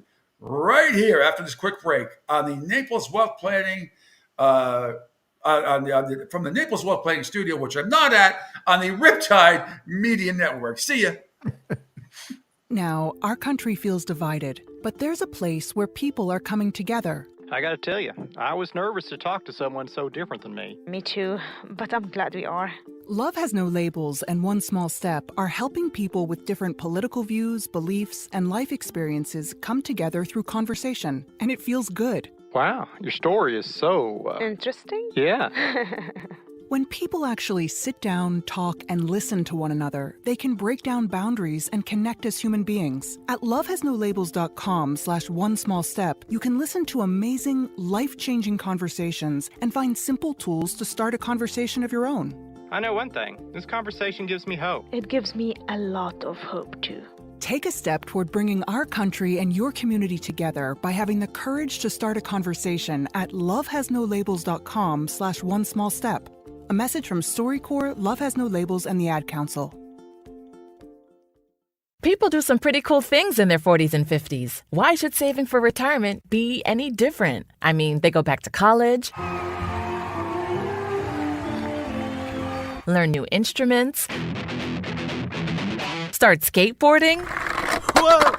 Okay, maybe that one's not for everybody, but saving for retirement is. With aceyourretirement.org, you can get on track with your retirement savings no matter your age. Just have a 3-minute chat with Avo, the friendly digital retirement coach from AARP. You'll get personalized recommendations based on your input that are easy to understand and work with your lifestyle. It's quick, easy, and free. Plus, it's sponsored by AARP, so you know they got your back. Gnarly move, Dad. Thanks, sweetie. So wherever you are in your retirement savings journey, head to aceyourretirement.org and start chatting with Avo today. That's aceyourretirement.org. A message from AARP and the Ad Council. Adopt US Kids presents What to Expect When You're Expecting. A teenager. Learning the lingo. Today I'm going to help parents translate teen slang. Now, when a teen says something is on fleek, it's exactly like saying, that's rad. It simply means that something is awesome or cool. Another one is totes. It's exactly like saying, totally, just shorter. As in, I totes love going to the mall with Becca. Another word you might hear is jelly. Jelly is a shorter, better way to say jealous. As in, Chloe, I am like so jelly of your unicorn phone case. You don't have to speak teen to be a perfect parent. Thousands of teens in foster care will think you're, rad, just the same. To learn more, visit adoptuskids.org. A public service announcement brought to you by the U.S. Department of Health and Human Services, Adopt U.S. Kids, and the Ad Council. This is the story of a very special woman. In a matter of seconds, she turned herself into a great mathematician or an entrepreneur. Her knowledge was limitless and still is. She could also make monsters disappear, especially those that lurked in the shadows under the bed. Once, this woman put back together a teenage girl's broken heart, which had been shattered in 1,000 pieces, just by giving her a bear hug. She masqueraded as a regular person at work, but as a superhero at home. Everyone knows her as Gabriella. I still call her Mom. Your hero needs you now, and AARP is here to help. Find the care guides you need to help, complete with tips and resources at aarp.org/caregiving. A public service announcement brought to you by AARP and the Ad Council. Hey guys, so about 2 years ago I uploaded a video which asked a very simple question to you, the audience, which was, how was your day? Ooh, yeah, Don't make unnecessary journeys. Don't take risks on treacherous roads, both today and yesterday. Oh, hi, how was your day? And I think, I'm tired of being told what to do by people. Excuse me, I believe you have my stapler. Stop arguing. Arguing is just not worth it. Ooh, yeah. I'm gonna have to go ahead and sort of disagree with you there.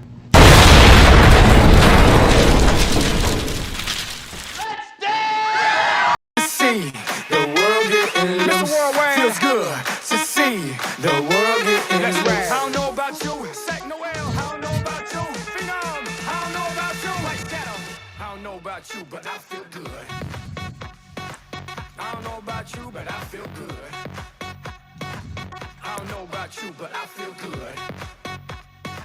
I don't know about you, but I That feel is good. my woosah moment there, Defoe. I needed the extra woosah moment, the little extra boost of energy, the little bit extra period today, as it's been quite the morning, but Defoe is here. It is Martinez and Defoe Unscripted, and this morning it was unscripted, off the rails unscripted, and I'm pretty sure it's going to continue on with the show, not because anything is going to go wrong, only because there's so much stuff to talk about that you don't know if you want to be on the rails or off the rails. But Defoe, good morning. How are you, sir? Oh, it's a pleasure to be with you once again, Angel. Or shall we do the proper Jimmy Lennon Jr. type of introduction? Angelito, the relentless warrior, Martinez. That'll How are work. you, kid, man? I mean, you're on every show. I would imagine Pete Sheppard, did he have to be zipped up in a body bag today? Isn't he a big Celtics backer? He is. And he wasn't too happy with what it could have been worse though. He wasn't too frustrated about the Celtics loss because they figured that Miami ended up taking one, but it'll get better.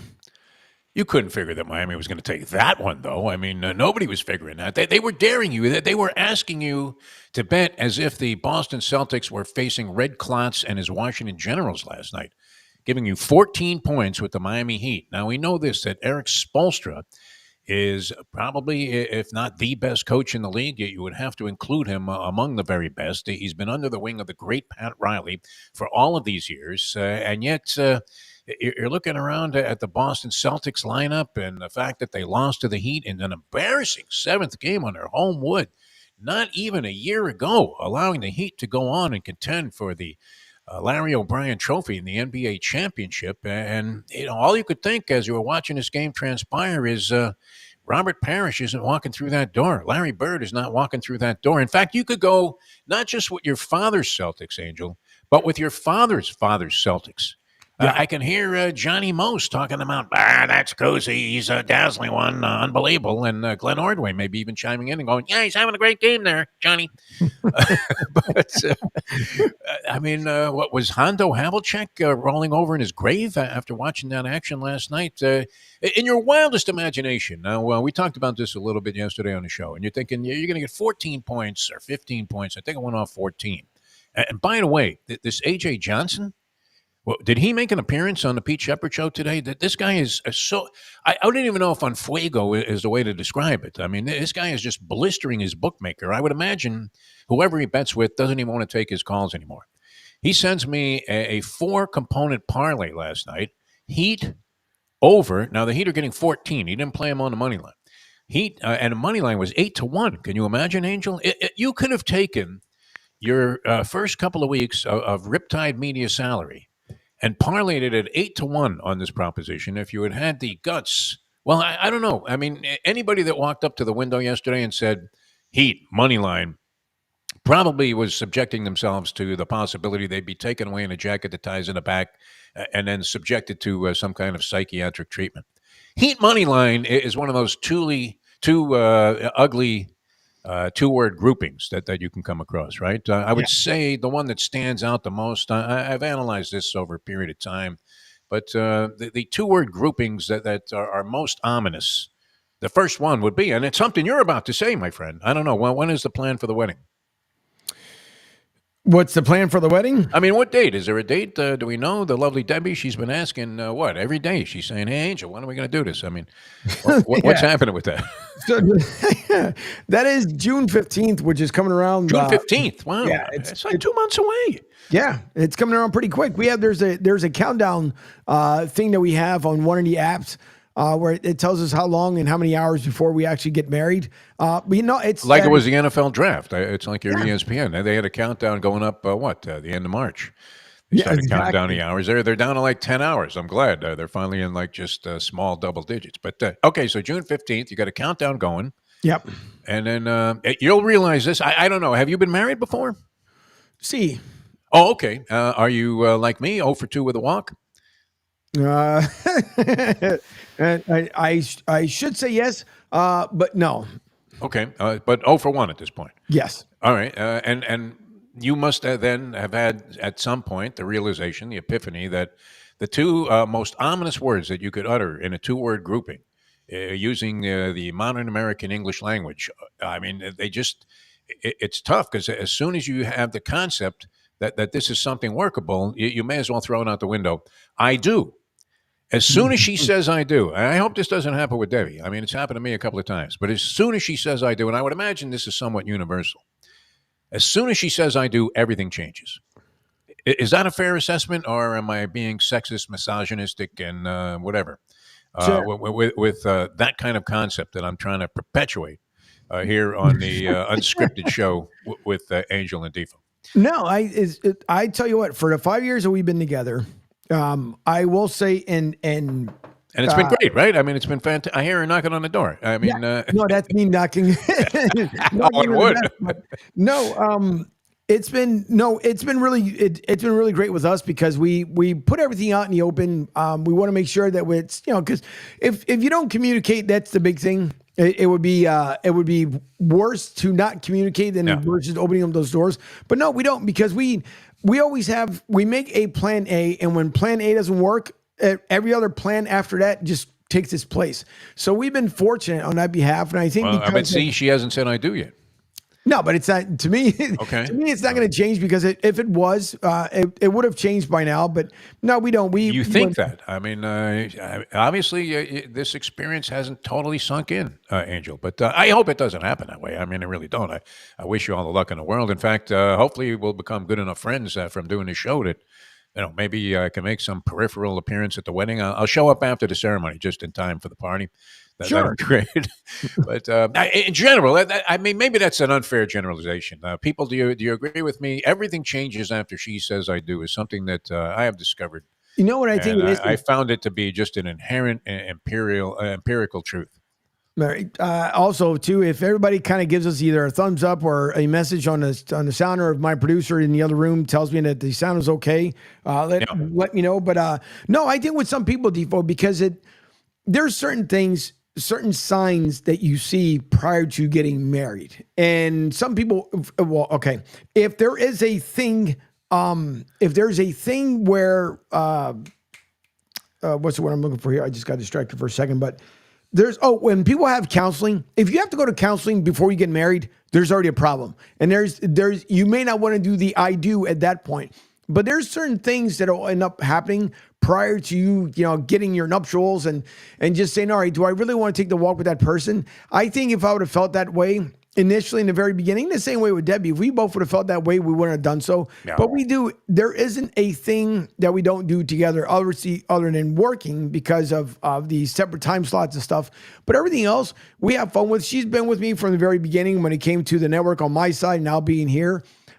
So I think it all depends. And then today, of course, we know there's hot girls, there's hot guys, and the looks only last but for so long. So if you're marrying a person because of their looks, but the inside is worse than the outside, then you may not want to do that. So yeah, it all depends. I think, and unlike us in our youthful age, with the way things are happening today with some of these younger folks, the littlest thing would want them to cause a divorce instead of like talking it through. Unless they do this, hold on for a second, let me see this, send. And because it seems like with a lot of the people today, That's the only way. The form of communication is through text. And we even hear about people breaking up through a text. I couldn't do that. I think it's ridiculous.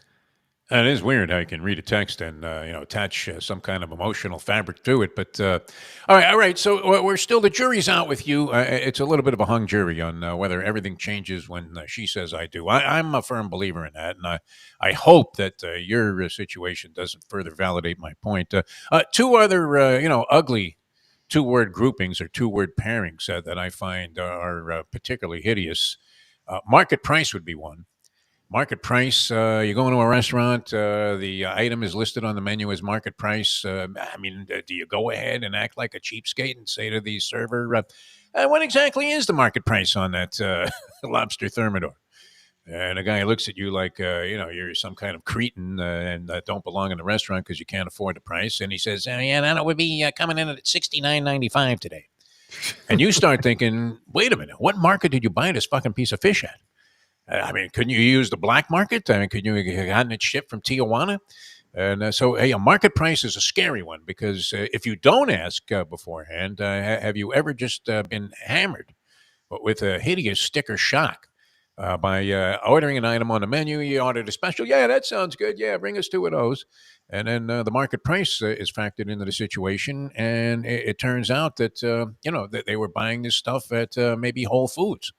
Where where the market price is mind-blowingly large. But that's ugly. And I would imagine that this one fits in also. Stewart's Inquiry would be another one if you're a racetrack guy.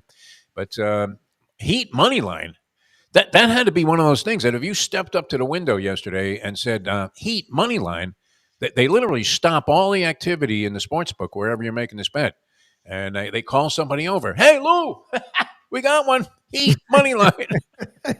That went off at 8-1, Angel. So I think even Sam Adams himself is thinking about just standing by the shore. You were talking about somebody asked us about Cape Cod or whatever on the last show. Sam Adams himself is probably standing by the shores of the Atlantic, hoping that some riptide will sweep him right out to the horizon there, because that had to be a tough blow for the Boston Celtic fans. Not so much that they were challenged in the game, or even that they lost the game by 10 points. Right. But they have they still notion that they have to shake off that they're a bunch of choking freaking dogs after what happened in Game 7 against the Miami Heat last year. And here are the Heat again with nobody. They don't have Terry Rozier. Jimmy Butler, we know, is gone. Playoff Jimmy never even had a chance to surface yet. And they're out there with a bunch, essentially, of NBA bag ladies. These guys are one step away from a plane ticket to Sioux Falls. Mm-hmm. And they go out there and they hammer the Celtics by 10 points. Interesting strategy by Spoelstra. I thought in a game, you couldn't have anticipated that they were going to jack up shots from the Coke machine the entire night, and that everybody was going to participate in that. And sure enough, it worked. They canned 23 threes and beat the Celtics. And I would have to think, I don't know that they win the series, but you'd have to think that they really, they derailed any kind of enthusiasm that the Celtic fans had, that this was going to be some kind of cakewalk to the NBA championship round, because they certainly showed themselves to be vulnerable last night. But great ball game. Pete was okay, you say? Because I know A.J. Johnson, he loved it. Absolutely loved it. This guy is so on fire, Angel, that it's impossible to conceive that anybody is not listening to his show. Well, he starts at 6 o'clock, right, AJ, with the Bleacher Brothers? He starts at 6 minus tonight. Tonight, Robbie is going to be doing a show for him this evening from 6 to 9 p.m. They're having a draft night. And one of his guys, AJ, I tell you this much, that's for that guy to do, okay, let me put the thought together here. As for what AJ does to help as many people as he possibly can, takes his crew and send them out there to the March Madness. And Robbie Listello did a phenomenal job while he was out there. And then he spreads his guys everywhere. He sprinkles them everywhere. I think he's got Nick the Flick in Vegas. He will send his crew everywhere. First class, the whole 9 yards. He'll end up sending them out there. He's got a guy that he just sent out there to Detroit, and I believe he arrived this morning. Now, I don't know. It might have been the A.J. Johnson, Metro liner. I think he's got a jet now. I'm pretty sure in the size of a wagon, a red flyer wagon. So is that right? Got his own private jet, this guy? It's not surprising. Just off his wagering alone. I remember, you're too young probably to remember one of the original cable shows. It was one of the original cable sports shows, although these guys were buying their time. They were a bunch of touts. And on the USA Network, which actually was brought along largely by the comeback of George Foreman, when my friend Brad Jacobs was the executive producer of the Tuesday Night Fights. And of course, you had the champ there, and they were calling the fights every Tuesday. They brought up Foreman as a possibility to come back, and everybody thought that it was insane. And he started knocking out all of these stiffs, and sure enough, went on to knock out Michael Moore and win the heavyweight championship of the world. The champ was Sean O'Grady. Remember Sean O'Grady and Al Albert? Yep. Those were the two announcers. But the only other sports show that was on, essentially on cable at the time, what was a show called Proline, which was a tout show that was on, I want to say, Sunday mornings. May have been only during the football season. And they had a bunch of guys that were so-called scam decappers. The movie Two for the Money was based on this also. And they would be giving out picks. And the host of the show was like an old-time Las Vegas news and sportscaster named Lee Pete. Very distinguished-looking guy. And he would routinely, as the show was progressing, he would turn to some guy that looked like he slept in the trunk of his car the night before, dressed like a public defender. And he would say, well, I can't believe it. This man is on fire. And he would turn to some guy that you knew, it was pulling lint out of his pocket from the time he was in the third grade. And the guy would go on and give his picks. And even though he was burying you at 0-5 every week, they would somehow claim that he was a winner. But Right. I could see Lee Pete turning to A.J. Johnson right now and just saying, the man is on fire. And he'd be right about this one. 4 components in the parlay. He had heat. He had the over, 110, 100. They easily clips the over there. I think over-under might have been 205 or 207. Right. Then he goes ahead and lays the 7 points with Oklahoma City. They crush New Orleans like a grape. Game was never really in doubt, and probably, I don't know that it ever became suspect. I kind of got bored of it because Oklahoma City was dominating. My real only interest in it was to see if AJ could continue this phenomenal streak. But they go on and they win the game. What was the final there? It was 124-92. So never in jeopardy of coughing it up to the 7 points that you were laying with Oklahoma City. And this is where it really gets crazy because he lets all of that ride onto the fourth leg of the parlay, which was the over-under in a fucking hockey game. And he did it again with Edmonton and Los Angeles. I mean, they're over the total by the middle of the first period. It was incredible. So I don't know. I mean, you said AJ was a very successful businessman. But as a handicapper, I don't know that I've seen a guy, and we really just kind of became acquainted over the last few weeks, but I haven't seen it. I don't think he's given out a losing pick in the last month. It's amazing.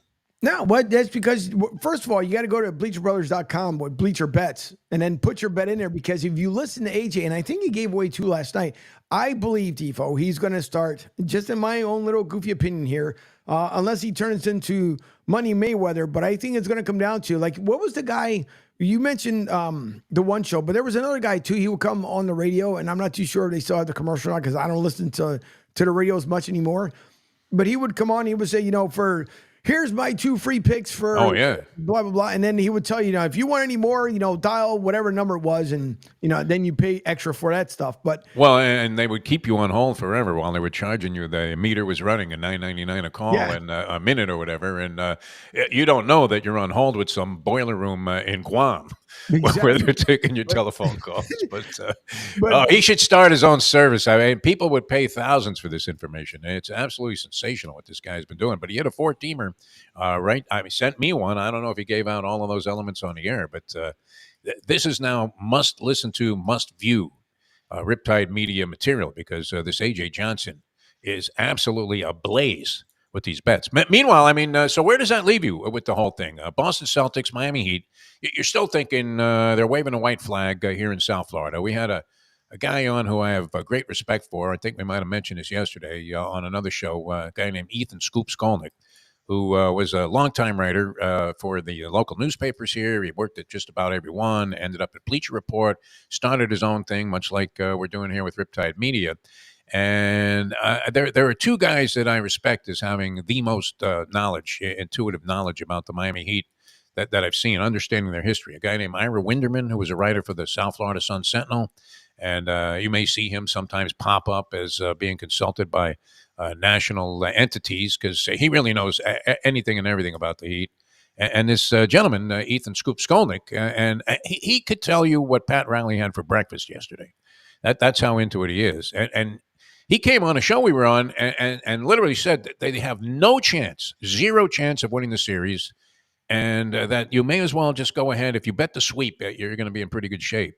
So did this change your mind at all about what the possible outcome might be? Or did it, I would imagine it had to do some damage to the psyche of the people in Boston. They had to be regurgitating up every ounce of chowder that they consumed last night, because that was an eye-opening result. It really was. I don't know that the Heat can duplicate. Obviously, 23 threes, almost impossible, a total to duplicate. It had to be some kind of record.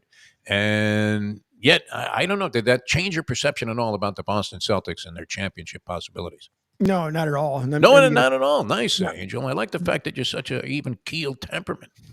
Yeah, not at all. But I want to get a couple comments here before I give the rest of my dissertation. But Pete said he had taken Miami plus 15, so he thought the Heat with a backdoor cover, but not win by 10, LOL. And then Rick said which I appreciate, Rick, as far as W's has good people and good taste, so I do appreciate that. But Tim Barrington says, got to take a chance to make some money. Heat to win the series 2. Ooh, boy. That Pete might, if he's listening, Tim believes he can end up that he can win the series, but I don't think so. I thought yesterday, honestly, that there was no way in the world that the Heat could steal one without Jimmy buckets, but obviously they proved people wrong. And who knows? I don't think anyone, unless I don't even think Vegas and their wagering bets could have said that he was going to steal one, but they did. But now you figured they would have to steal 2. I still believe that Boston wound up winning the series, so it didn't change my mind and by any means. I think they're still going to do it. I think they'll pull away with the series. Yeah, you would have to think so. I mean, I don't know that it convinced me that the Heat were going to prevail and somehow win 3 of the next 5 games. But they do come to their home wood. We've seen it before. They had a 3-0 lead last year. They did have Jimmy Butler. They had a better configuration of players. Duncan Robinson has been banged up a little bit. People were ready to run Tyler Hero out of town after his last couple of performances, saying, yeah, he'll never be the guy. In fact, we were thinking that this Joe Cronin of the Portland Trailblazers, he had to be nauseated by last night's game. He had a chance to not only get Tyler Hero, but Jaime Jaquez Jr. and who knows what else the Heat were offering for Damian Lillard before he said, I'm not trading this guy to Miami. And settle for a bunch of old geezers, NBA bag ladies, guys with expiring contracts, guys that were deceased. I think even John Koncak was part of the deal they got from the Milwaukee Bucks when they sent Damian Lillard packing there. And the people of South Florida would have been delighted, Angel. I can't tell you how much sentiment there was that everybody was of the opinion that unless Miami got Damian Lillard, they were going to go nowhere this year, which they didn't have exactly a stellar season. I mean, they were on the ropes. They had to play Chicago in a second game in the play-in aspect of the postseason just to get to the number 8 seed for the right to get annihilated by the Boston Celtics. And yet here they are, once again, 1-1, and with a lot of people that were very lucky to cash at 8-1 on the money line last night. Yeah, and listen, you're not going to be able to win every series, although all of us will love to see us constantly winning series and taking it all. But it could very much have been an off night. Not surprising by any means. Could have been very much an off night for both teams of Miami, because just got hot when they needed to win it last night. So I'm not worried about as far as what's going to happen with Boston. Again, it would be a far stretch, and my own little goofy opinion, if there's going to be anything any different. But Miami, now I wouldn't expect. I thought that Boston would actually end up doing a sweep. I think we mentioned as well yesterday. Sure looked that way. Yeah, but it's you got to, like everything else, Eric Spoelstra is not like he's not a stranger to winning a championship. He knows he wants to win another one. And I believe Miami believes in him that much that he can still do it. And I know it wasn't too long ago too. He just got a contract extension with the Heat. But I want to say he's the highest paid coach in the NBA at like $12 million a year. I think so. And after he signed that deal, the Heat went into the throes of an horrendous slump. And were playing god-awful basketball to the point where they got themselves in that compromising position, having to they couldn't dodge the play-in element. They went on the road, lost to Philadelphia, and then, of course, had to stave off the Chicago Bulls, who had just won in dynamic fashion over the Hawks, but really spit the bit when they came to Miami I mean, the one advantage that Miami has, can they possibly steal one of these next two games because of the biggest factor in all of sports? And that is the South Beach factor. South Beach being the big sixth man for the Miami Heat. And we know this. We know this to be true, Angel. In fact, you kind of alluded to it when you were talking about how promising the prospects for marriage are. And I hope you're right on this, but women weaken legs. No, I think so. Picture Allen Iverson coming to the shoot around at noon after just getting in from his night out on the town at 11 o'clock in the morning. No wonder he didn't like to practice all that much. So maybe they take another body shot here from Ryan Garcia, and they end up dropping one of these two games, and that would really make it interesting, wouldn't it? It would. It definitely would. Joe Q, by the way, says, speaking of, as far as AJ, he hasn't given out a losing pick when I haven't tailed it to him or talked. One or two. I'll go back to that one. And then he follows up with the win that Miami would get in the gentleman's sweep came a game earlier than expected. But no, we see it, Default. Look at the Panthers. Same thing down in Sunrise, right? I don't know as the landscape and the shift of fans here in the Florida region, it seems like for the Panthers, the same way for the Lightning for the most part. And now with Miami Heat, especially Miami, I think Miami Heat, that fan base definitely makes a difference. But even if they're down by 15 to 20, they still end up hanging around, unlike some teams where the fans will just fold.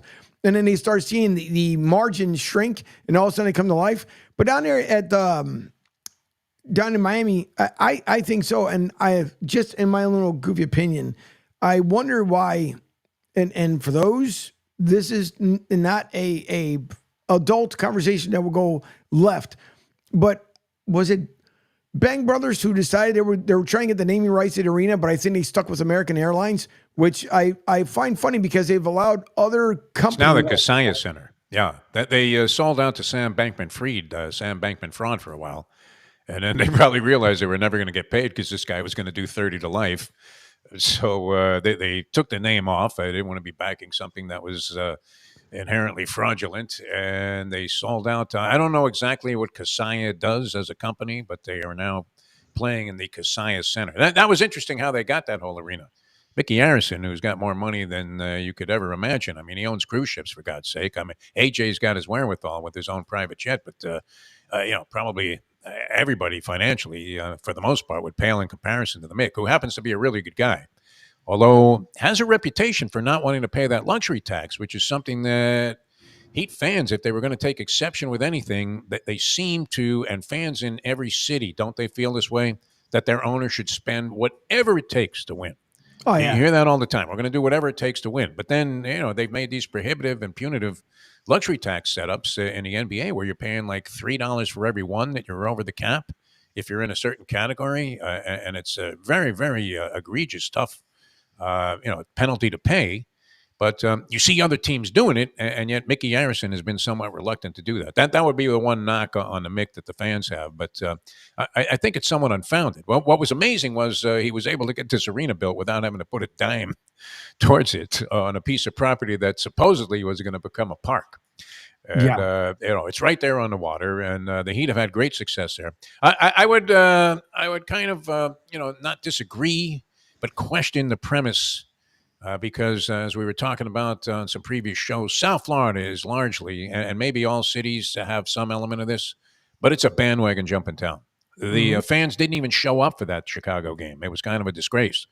There were a lot of, there were a lot of fans that were disguised as empty seats at that thing, and it wasn't like it was unnoticeable. And, they really had thrown in the towel on this one, including my friend, Ethan Scoop Skolnick, who I said knows more about the Heat than anybody. And he said, look for their box score in the obituary pages because this team is dead. There's no chance for them to do anything in the series. So that was kind of cool. You ever been to New Orleans? Have you gone to New Orleans much?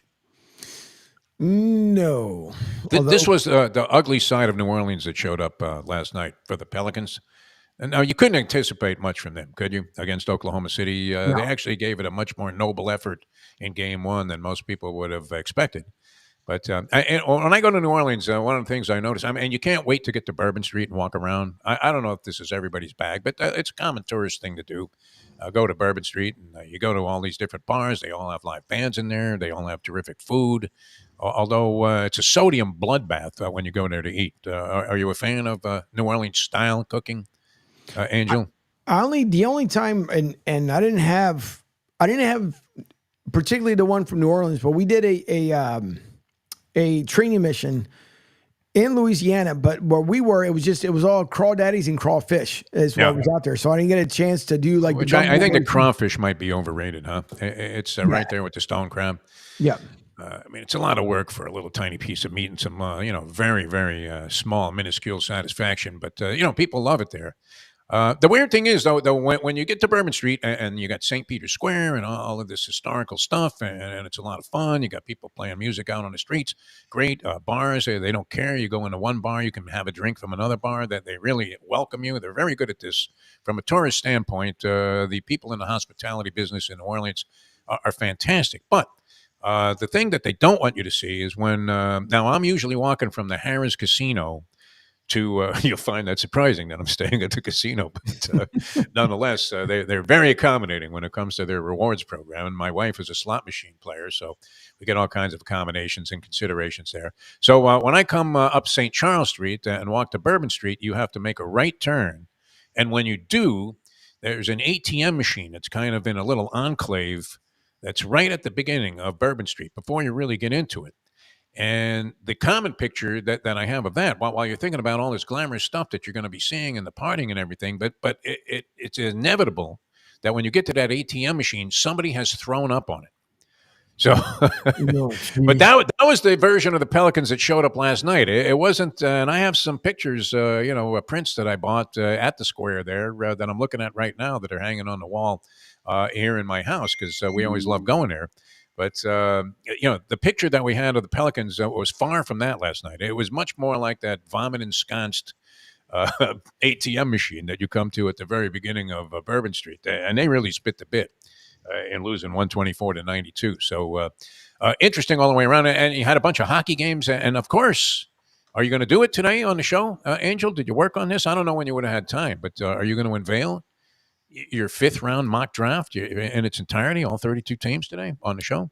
That would be an absolute no. Negative? Okay. Yeah, there's no way. Because, again, even if I did, and like those who are, again, kind of know me and stuff, is that even if I remotely attempted to do anything like that, and if you're a betting man, the odds are that you would win because I would absolutely bomb and it comes to the draft sheet. But no, there's no way because you can't. Even if I tried, I would have to have so much time to just decipher what goes on in the different divisions of the college rankings and put it together what happens every part of the world to even remotely think what these guys have their fingertips at. But no, there's no freaking way. Even if I tried to think of. They figure what everybody thinks that Caleb is going to go number one. That's if he doesn't, it'll be wild because we were talking about that, right? He's 200-1 to be the number one pick of the Bears. I believe it would take something catastrophic for that not to take place.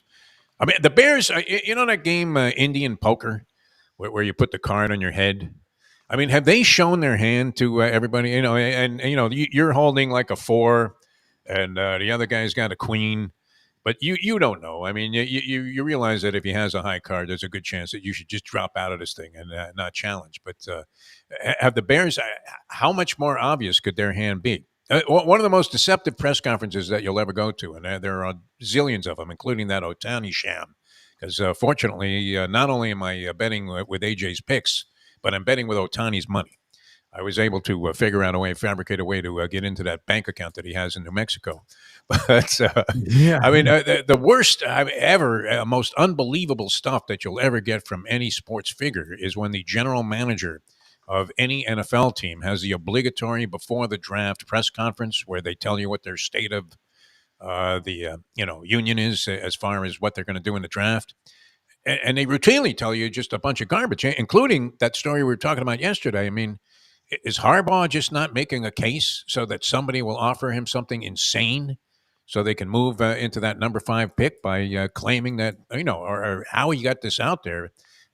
He must have that connection to that Pecker guy from the National Enquirer that's testifying in the Trump case.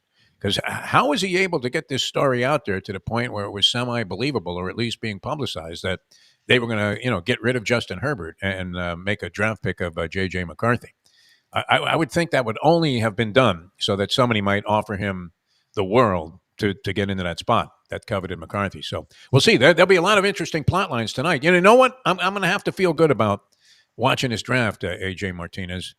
And the best way to do that is to drink a lot of water, isn't it? And there would be nothing better than to have that water be so good for you, so pure, almost, in raw essence, as good and as pristine as the A.J. Johnson selections have been in his handicapping. How can I accomplish that? Well, good thing you brought it up, because I'll tell you right now. You were just about to bring it up. I'm glad. No, that's good enough.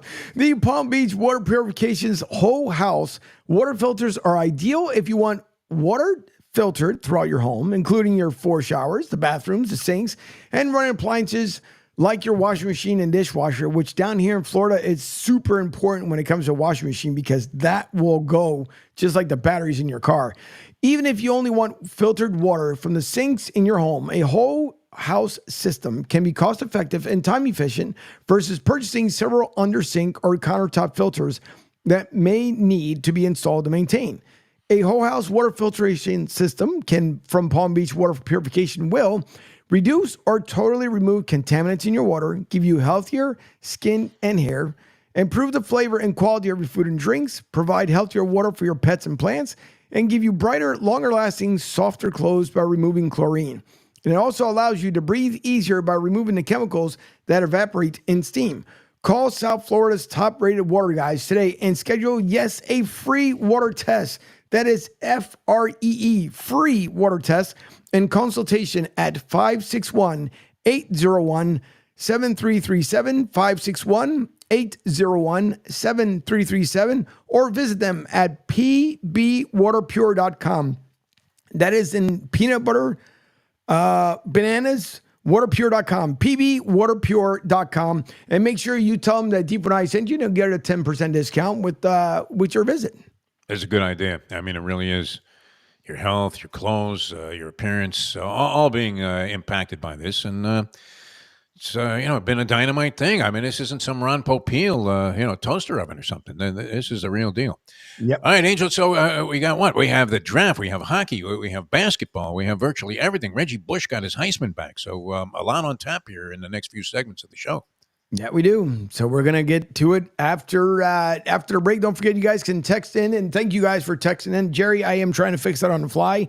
I haven't got a chance to respond back to you, so I'm trying to fix some things here on the fly as we go along. But don't forget, you guys can text in or call into the show at 727-858-6650, 727-858-6650, as Devo and I are live from our cordial Miami and Tampa studios here on the Riptide Media Network. Adopt US Kids presents What to Expect When You're Expecting. A teenager. Learning the lingo. Today I'm going to help parents translate teen slang. Now, when a teen says something is on fleek, it's exactly like saying, that's rad. It simply means that something is awesome or cool. Another one is totes. It's exactly like saying totally, just shorter. As in, I totes love going to the mall with Becca. Another word you might hear is jelly. Jelly is a shorter, better way to say jealous. As in, Chloe, I am like so jelly of your unicorn phone case. You don't have to speak teen to be a perfect parent. Thousands of teens in foster care will think you're, rad just the same. To learn more, visit adoptuskids.org. A public service announcement brought to you by the U.S. Department of Health and Human Services, Adopt U.S. Kids, and the Ad Council. This is the story of a very special woman. In a matter of seconds, she turned herself into a great mathematician or an entrepreneur. Her knowledge was limitless and still is. She could also make monsters disappear, especially those that lurked in the shadows under the bed. Once, this woman put back together a teenage girl's broken heart, which had been shattered in 1,000 pieces, just by giving her a bear hug. She masqueraded as a regular person at work, but as a superhero at home. Everyone knows her as Gabriella. I still call her Mom. Your hero needs you now, and AARP is here to help. Find the care guides you need to help, complete with tips and resources at aarp.org/caregiving. A public service announcement brought to you by AARP and the Ad Council. Hey, Dad, your prescription will be ready in just a minute. Hey, Dad, your laundry will be ready in just a minute. Dad, your lunch will be ready in just a minute. Hey, honey, why don't you take a minute? When you help care for a loved one, you give them as much time as you can, making sure they're safe and comfortable. But it's just as important that you take some time for yourself. At AARP, we can help with information and useful tips on how you can maintain a healthy life balance, care for your own physical and mental well-being, and manage the challenges of caring for a loved one. Because the better care you take of yourself, the better care you can provide for your loved one. Thanks, Dad. Thank you. You're there for them. We're here for you. Find free care guides to support you and your loved one at aarp.org/caregiving. That's aarp.org/caregiving. A public service announcement brought to you by AARP and the Ad Council.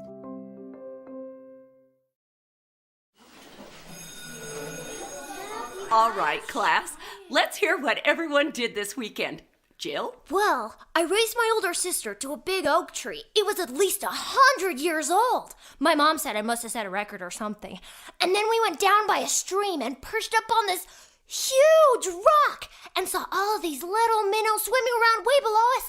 And then I rescued my little brother from an evil slug king who was guarding him at the bush fortress. And my sister and I brought him back to our super twig fort for safety. And then we all laid out and told stories until it got dark. And the Big Dipper led us all the way home. Wow. Awesome. Where were you, Jill? Yeah. We went to the forest. It's not that far away. Anyone want to come this weekend? Ask your parents to take you and your friends to the forest this week and find the fun, adventurous you. It's closer than you think. Check out discovertheforest.org. Brought to you by the U.S. Forest Service and the Ad Council. Such a cool thing to have 2 top 10 picks because you can get 2 franchise cornerstones. Maybe the best ever spot for a #1 overall pick. That's what I'm saying. The Bears' talent is different than any other #1 overall pick's talent. You better get on the Bears right now. The Bears are coming. Get ready. I want to know if you want to be a Chicago Bear. Well, as the Bears fans are just eagerly waiting, but they still have Eberflus. So you can wait all you want to, get the pick that you want, but you still have Eberflus. Oh, I can't hear you. Unmute your mic, Devo.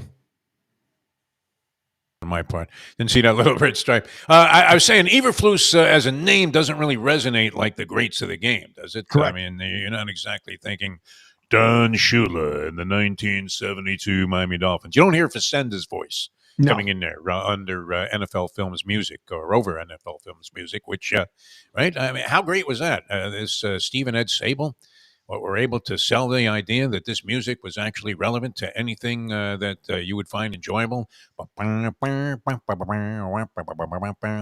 was almost like they were writing the theme for Gilligan's Island. It actually was like Bavarian oompa music that they had dug up from somewhere in Tijuana, Mexico, which at one time was occupied, I guess, by a bunch of German composers.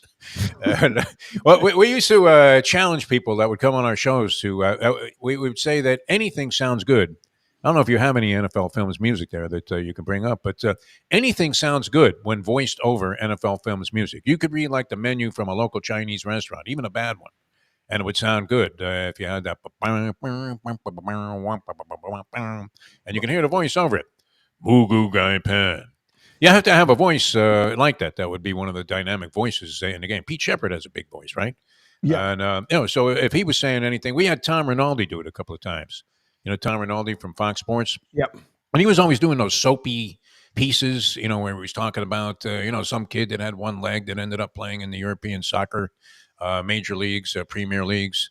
And, he was great at that, at setting that kind of a stage. And we had him reading almost anything over NFL Films music, and it sounded dynamic. But you'll get a lot of that tonight. Well, what's your favorite aspect of the draft? Mine is all the bullshit. And then, of course, and so much of it is being slung about, although in this one, I don't know that the speculation is as wild and rampant other than that Harbaugh story with J.J. McCarthy, which do you find even the slightest semblance of truth or validity in that story? I saw Adam Schefter last night, and he said there is zero chance, 0.0.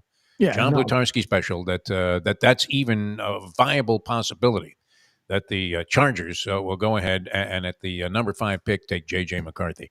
Maybe angling for somebody that covets the services of J.J. McCarthy to go ahead and ante up a more meaningful bounty. I think about it. How did the Bears get in this spot? You had Carolina give them virtually everything that they had. This was like the Ricky Williams trade.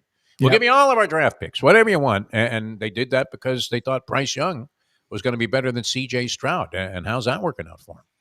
Yeah, not too well. But I'm not buying. I don't know.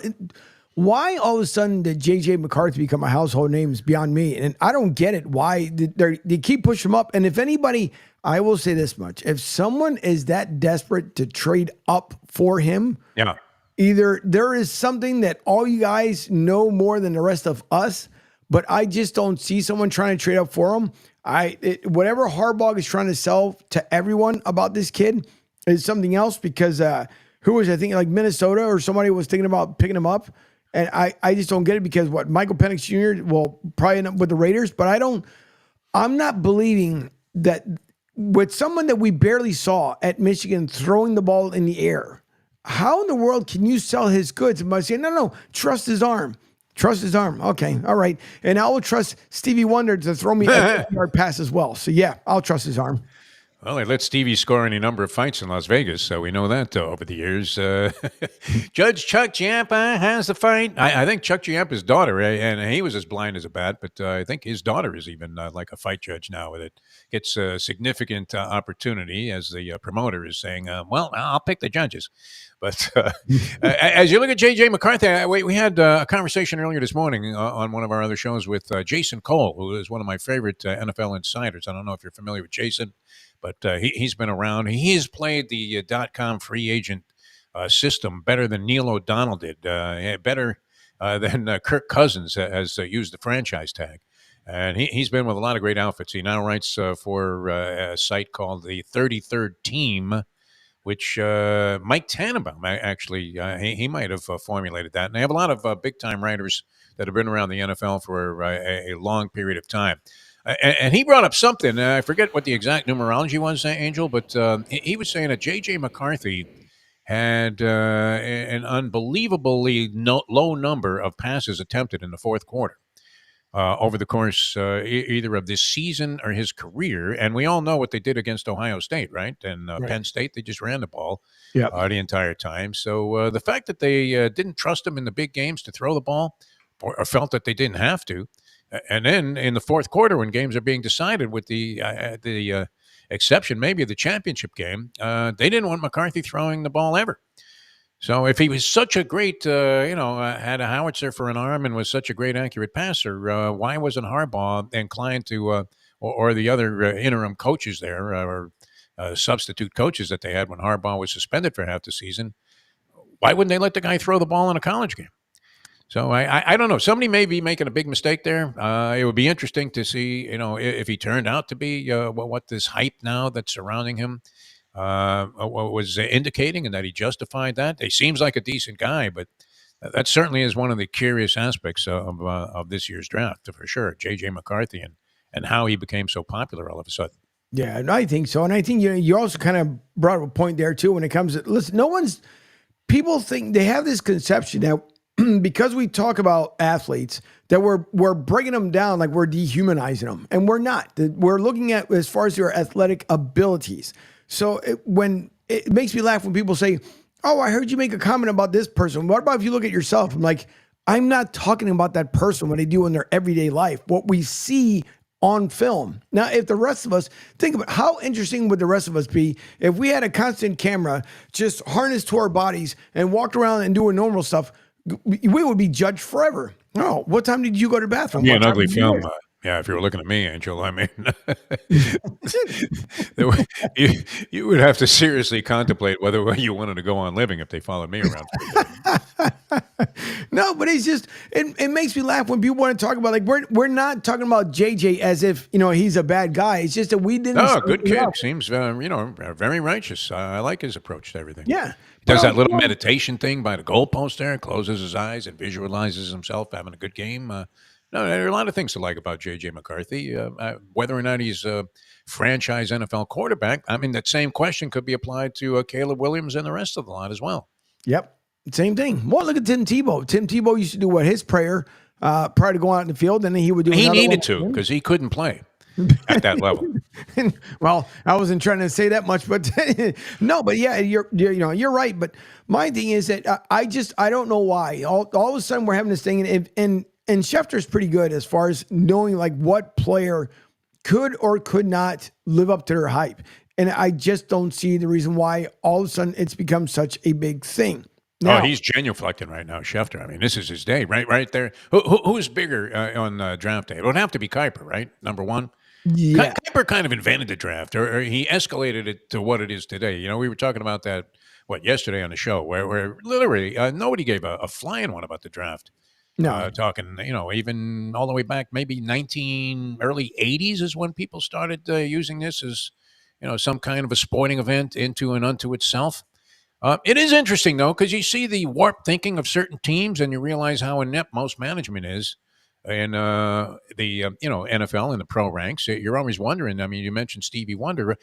Who are these scouts that whiff on virtually everybody? And, further, how on earth do they keep their job? They must have pictures of the owners of the team. Maybe, they were saying, listen, I got some Bud Adams on tape, right? And next thing you know, the scouts are recommending that he draft all kinds of stiffs with the Tennessee Titans over the years. But I love the draft blunders. It's my favorite. And I'm trying to figure out, and maybe A.J. Johnson or Pete, our resident degenerates, would know if there's a prop bet on at what point the panel that is covering, and this would be what, ESPN, does NFL Network probably has its own crew out there. At what point do they deem that some team has just made a catastrophic and tragic mistake? At what number pick? Well, will it be as soon as number 2? I can't see that because a lot of people like Jaden Daniels. I know people that don't think that he has the body type to hold up, that he's going to be another RG3, but at what point do they, just decide that, wow, I mean, that is the most ridiculous, inexplicable, fucked up pick we've ever seen in the history of the draft. And I don't know that happens in the top 5 picks, but it may happen when somebody takes J.J. McCarthy if they do it that high. It could be, but no, you're right. Even with Jaden Daniels, everybody is going to wonder to see how good he can hold up. I mean, the defensive lines are getting bigger. That what we see are not faster. So that fast hit is just as deadly as someone that's 300 plus pounds because they're coming at you full force. But no, I just when it comes to these ownerships and even the people who have to put all this stuff together, because you would imagine there's you have all these interns and all these people out there at on the different networks that are over there, all this stuff that you have to grab and pull. Okay, write this down. No, write that one. And then you have like today. Today would be an extended coverage by every show in America talking about, well, this is going to happen here. I know for Philly, there's got to be at least 150 Eagles podcasts. They're all going to talk about the same thing. And, if this happens, if that happens, that's why I say you put all this information together, all of it, and you scramble it on. And then the person that you got the broadcaster and he's in front and the person comes up and the teleprompter says, no, read this, scratch the other thing. And we said, turn the page. Because there's just too much information to figure out what's going to happen. And to me, literally my mind would be blown, even though that might be exaggerated as well. But there's just too many factors that can go wrong when things happen. The same way you'll never hear an owner. I don't believe in our modern time. Have we ever heard, I was completely wrong about Jalen Hurts. Maybe I should have really thought about when I did. You will never hear because they never want to admit that they did something wrong. So for It's just It does cost jobs, though, down the road, it because, I mean, does. Josh McDaniels' belief in Tim Tebow Yeah. ultimately had him on the shelf as head coaching material for a long period of time. And then when he came back, he vindicated the people's opinion when he came back with the Raiders last year that maybe he's a good coordinator, but and that's a horrible tag to have attached to you if you are a coach. Well, he's a good coordinator, but he's a lousy head coach. But I think you could formulate that conclusion. Tebow would not have had a career. I don't know that anybody would even remember his name if it wasn't for Tony Sperano, who at the time was the head coach of the Miami Dolphins. And they made the hideous mistake. I mean, this was a PR blunder of the kind of proportions that, say, the marketing guy made when he decided to take regular Coca-Cola and take that off the shelf and bring out new Coke. I don't know if you remember that. Or this person with the Bud Light that decided to go with the unpopular choice of spokespeople where people started boycotting Bud Light or thinking, I will never drink that swill again. But Sperano, they had a game at what is now Hard Rock Stadium, and the owner of the team wanted to honor the Tim Tebow legacy at the University of Florida. So he declared the day as the Denver Broncos came in with Tim Tebow to be Tim Tebow Day. Right. They had a big ceremony at halftime, and he had a bunch of former Gators. I think this might have been inspired by a guy who's in the front office now that used to be a very prominent figure here in South Florida as a player, Nat Moore, who has been with the Dolphins organization in an executive capacity now for some time. Maybe it was his idea. I don't know whose idea it was, but it was a stupid idea because the fans really resented it, that they were going to honor a guy that was coming in from the opposing team that didn't play for the Miami Dolphins, didn't play for the Hurricanes, had no local ties whatsoever, and what was, not necessarily, a non-polarizing figure among the sports fans. So they honored Tim Tebow, and I guess to validate the whole idea that he was an NFL player, I think Stephen Ross might have dictated the strategy in the second half of that game as Tebow was about to be yanked, never to sniff the field again, having a horrible first half. And they went with what I call the Red Sea defense in the second half, where they just allowed Tebow to have the entire middle of the field to himself. And he came back and he had a very strong second half and ended up continuing to be a starter for the Denver Broncos after that. And, of course, he had that one pass in overtime against the Pittsburgh Steelers that distinguished his career. But other than that, I mean, everybody that watched him play as a collegian said the same thing they do about a lot of quarterbacks that excel in college, but really don't look like that their form can transpose itself and be viable in the pros. And so there'll be plenty of those coming out in the draft tonight. Now, it's not always easy to identify with some people like Tebow. That should have been readily apparent. It should have been. It should have been, but it wasn't. And then he, Lord knows, he tried his career in baseball. That didn't work out too well. Swore he was going to be able to do so, but it didn't. But it's just you don't get that many gems. And well, you do and you don't, because Brock Purdy again. I think no one saw that one coming when he came through. But again, it's a big gamble when it comes to the draft. It's a big gamble when when these guys, the way they play in college, it's completely different in the pros. I think a big one would end up being Patrick Mahomes from KC. Again, a rare gem. Had a pretty good career in college, but had a better career obviously in the NFL. And they're just rare gems that you end up finding. And sometimes you don't even have to look in the first round. Lord knows the Eagles have somehow or another been able to work their magic with Georgia, although Georgia is becoming the new draft capital for the Eagles.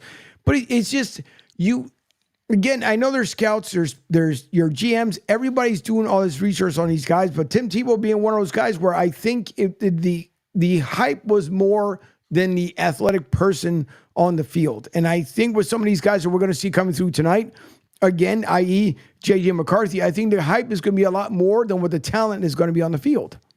Yeah. Well, I mean, even Caleb Williams, the number one overall pick, there are some suspicions that he may not be or have the wherewithal to go ahead and succeed as a pro, even though seems to have inherent talent. All right, so a lot to get into in the next hour of the program, huh? Angel Martinez, I mean, this is good. Yep. So we have explored the periphery of everything that's happening, but we haven't even got into these hockey games that took place last night. A sensational time of the year, especially when you factor in all of the speculative stuff that we can talk about with regard to the NFL draft. And then, of course, we'll have our in-depth analysis tomorrow about who got fucked, which is my favorite topic. Oh, yeah, and to put it in the best possible way. Yeah. That should be the headline. And I know the newspapers can't express themselves in this fashion or using colorful language, but I'm glad we can do this here in the streaming world. Yeah. Well, no. Yeah. That's what we end up doing. So people should know too. It's yes, because it is the morning time, especially early morning, I guess, still on the West Coast. But listen, if we have fun, we enjoy ourselves here. It's unscripted. Important part. Yeah. Yeah. As anybody could tell that tuned in. Exactly. But no, we'll get into the NHL and some other things as well. Again, we appreciate everyone sending in their text here at 727-858-6650, 727-858-6650. So after the break, we'll get into some NHL stuff because there were some NHL games, along with obviously what's going on today, the major factor this Thursday being the draft, and some other things. So stay tuned as Tifo and I here are live between Miami and Tampa on the Riptide Media. To some people, the sound of a baby babbling doesn't mean much.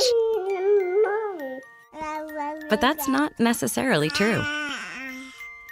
By 6 months, they're combining vowels and consonants. By 9 months, they're trying out different kinds of sounds. And by 12 months, their babbling is beginning to take on some meaning.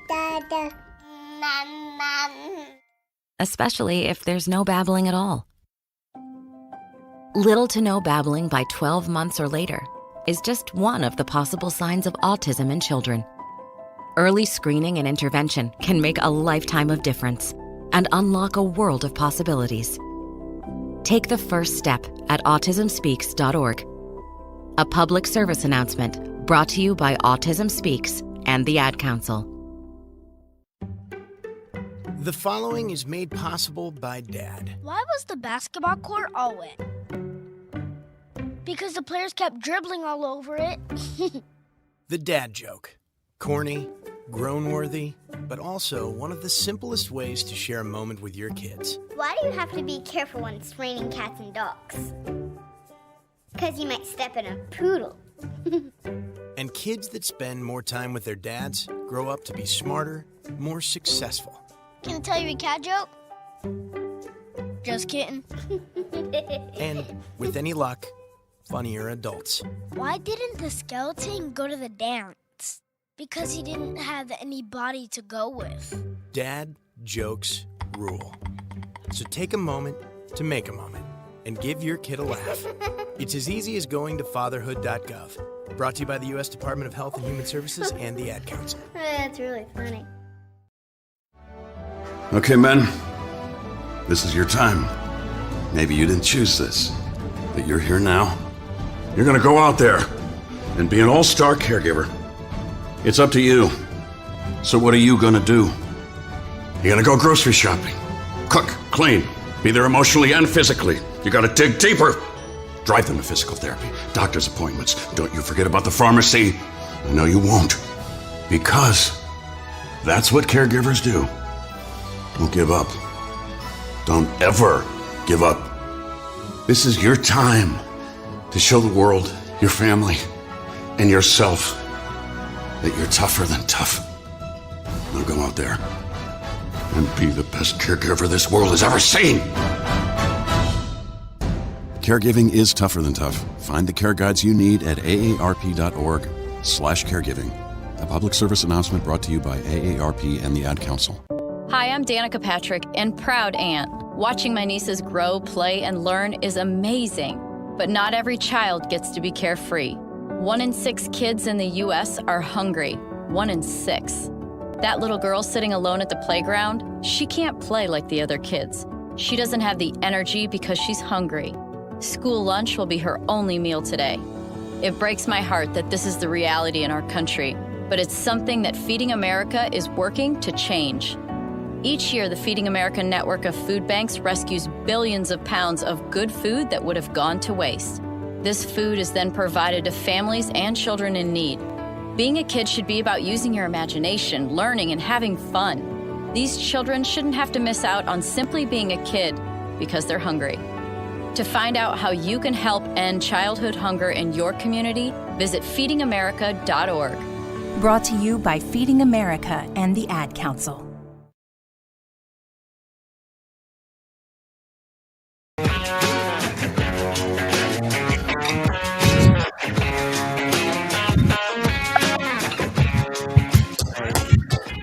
girl is banging, she's solo maintenance. Don't need no champagne, poppin' entertainment. Take her to Wendy's, can't keep her off me. She wanna dip me like them fries in her frosty. But every now and then when I get paid, I gotta spoil my baby with an upgrade. Hey, hey, hey. Yeah, we fancy like Applebee's on a date night. Got that Bourbon Street steak with the Oreo shake and some whipped cream on the top two. Two straws, one check, girl, I got you. Bougie like Natty in the styrofoam. Sweet, sweet. Every once in a while, they come up with different type of country music, and I know a lot of people kind of feel it's like a country dance kind of music mix, but that's one of those songs you can actually crank up and no one will look at you, no matter what car, what truck, what bike, whatever you're walking with. It's one of those songs that people end up enjoying. So thank you all for tuning in back here. Martinez and Defoe, Unscripted, Defoe, as if I get the name there correctly. But Martinez and Defoe Unscripted here on the Riptide Media Network. As quickly hour number 1 went down, now into hour number 2. And Really, that was like already half the show, Angel? That's unreal. See, it's just that quick. Well, we didn't really determine much there, except that it seemed insane. I really wonder what's going on in the city of Boston. Now they did have the Bruins win last night, which was big in Toronto. Yeah, and that's a very all series in hockey are competitive, and they're all veritable bloodbaths, and that's why it's easy to conclude that far and away the toughest team championship to win. If you watch any of the action, I mean, we're not even halfway through the first round in terms of games. And yet, I mean, that it's going to be like a battle royale when the Capitals and the Rangers get back together, right? There's bad blood there, and there was before, but you have Wilson and Rempe. At what time, what juncture of the game do they drop the gloves? Do they do it before the puck even hits the ice if they're both out there on the opening shift? Because what transpired with Panarin and TJ Oshie in the last game, that was ignored completely by the officials. I mean, you talk about lousy officiating. TJ Oshie essentially gets knocked into the second row by Panarin with what looked like a really cheap, lousy, uncalled for hit. And not only did they not call anything on that, as Oshie is trying to figure out what city he's in, but they subsequently, in the same period, or same, on the same play, call a penalty on the Capitals. So I'm thinking that's going to be a wild one tonight. So a lot to anticipate there. And then, of course, you were talking about the draft. What do you think about Caleb Williams? I mean, there are many people that just think he's a marvelous inherent talent, that he's one of these intrinsically great quarterbacks with instincts. I don't know that he sort of besmirch, as they said in The Godfather, that reputation. What was some of his behavior that would throw his ability to be a leader into question? What do you make of Caleb Williams here as the number 1 picker? The Bears going to blow it by taking this guy. I don't want to necessarily say yes, but I think so. I think Caleb Williams is one of those other players too. There's a lot of hype behind the name. Yeah, I mean, he looked great. 2 years ago, he looked great. I mean, if he had gone to the pros when he won the Heisman, yep.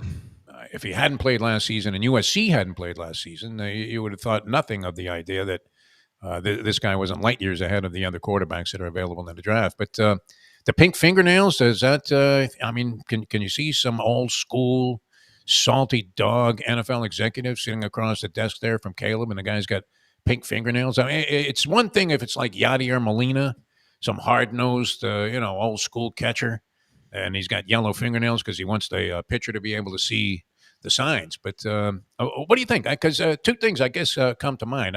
You can get by the pink fingernails, maybe. But my image of Caleb Williams, unfortunately, with all the talent he displayed on the field, is him literally curled up in the fetal position in the arms of his grandmother or whoever that was after a loss. And then there's another thing that our buddy Jason Cole brought up to us earlier this morning when we spoke with him.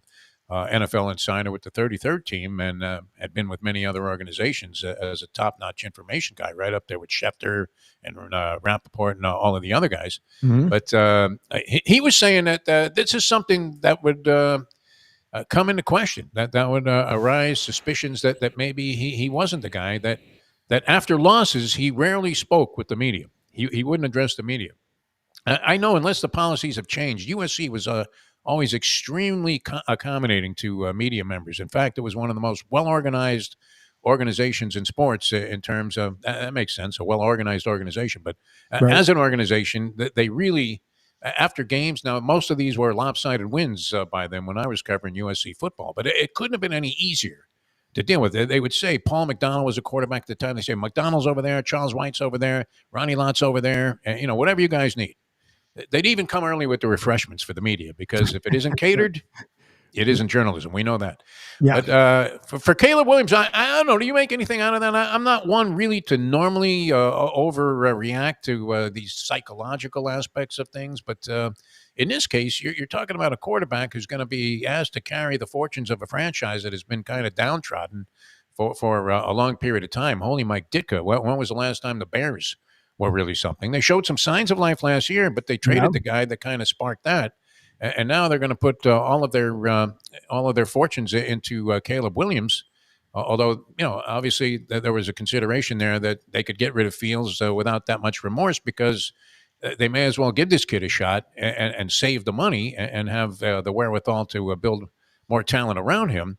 But the fact that he really didn't want to be held accountable for losses or seem to shy away from that, would that be at all something that caused a negative impulse with you if you were going to invest what it takes to go ahead and snare a number one pick and put all of your faith in that player? Yeah, I think I would have to agree with what you said earlier as far as him when he won the Heisman. He should have come out into the league then, because I think it would have been a better stock.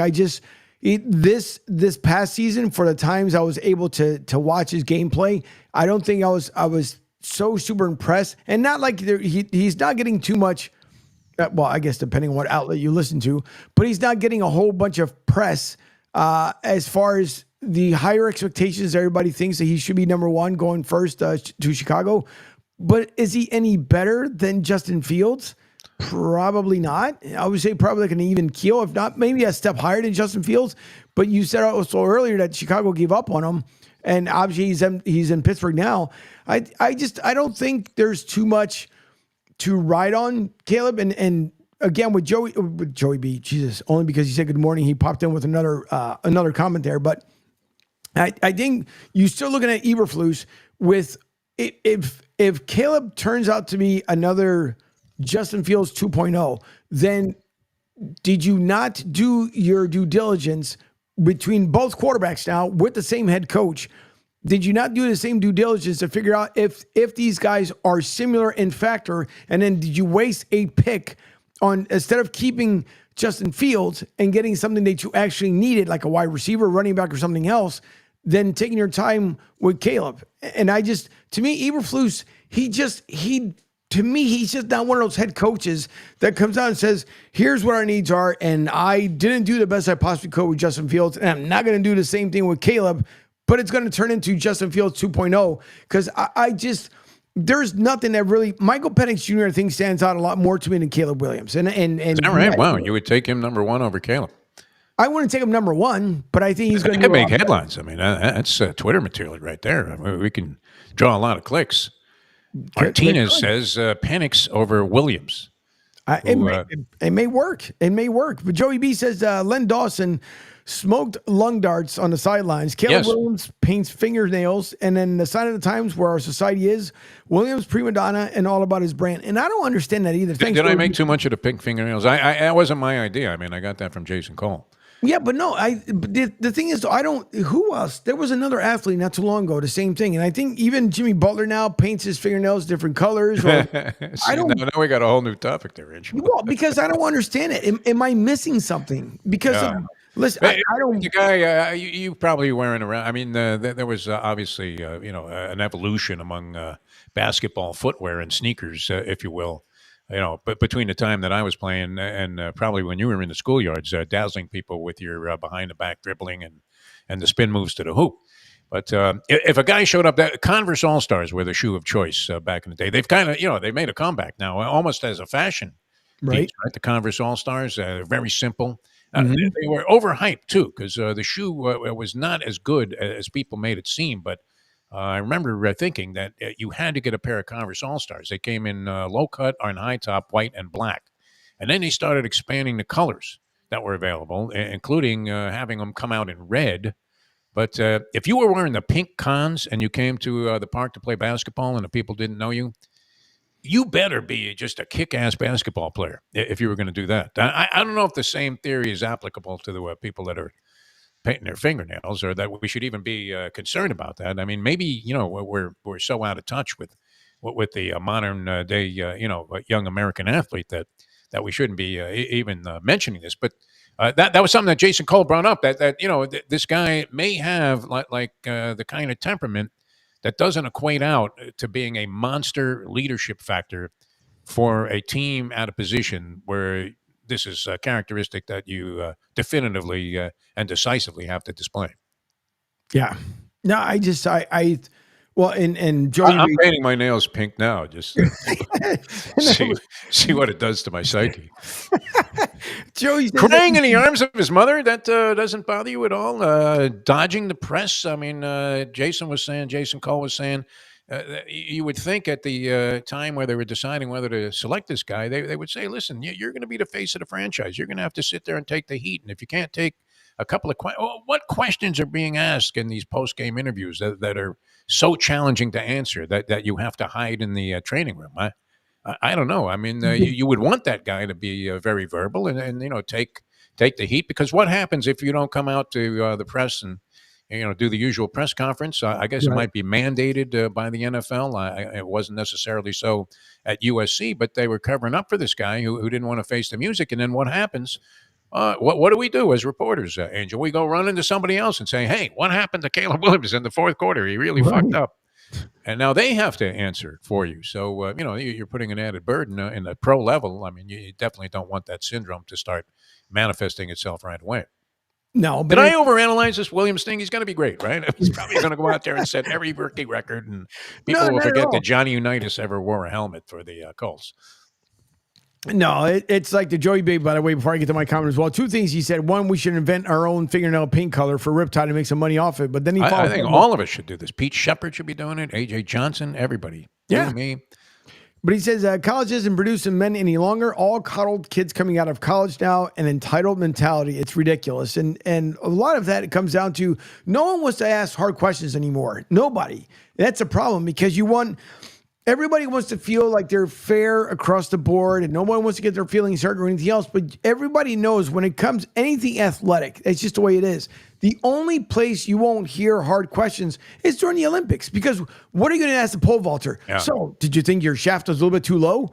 Your answer. I mean, you're not going to get that. So in the NFL, it used to be that, and even in the college ranks, when the guys used to come out there and then we give you a hard question and you had to figure out, like, okay, they're calling me out. Let me do the best I possibly can to say what I have to say. But anymore, you don't hear it because there's no hard question. And if there is, you got the guy to the side just in our peripheral saying, don't answer that. Don't do this.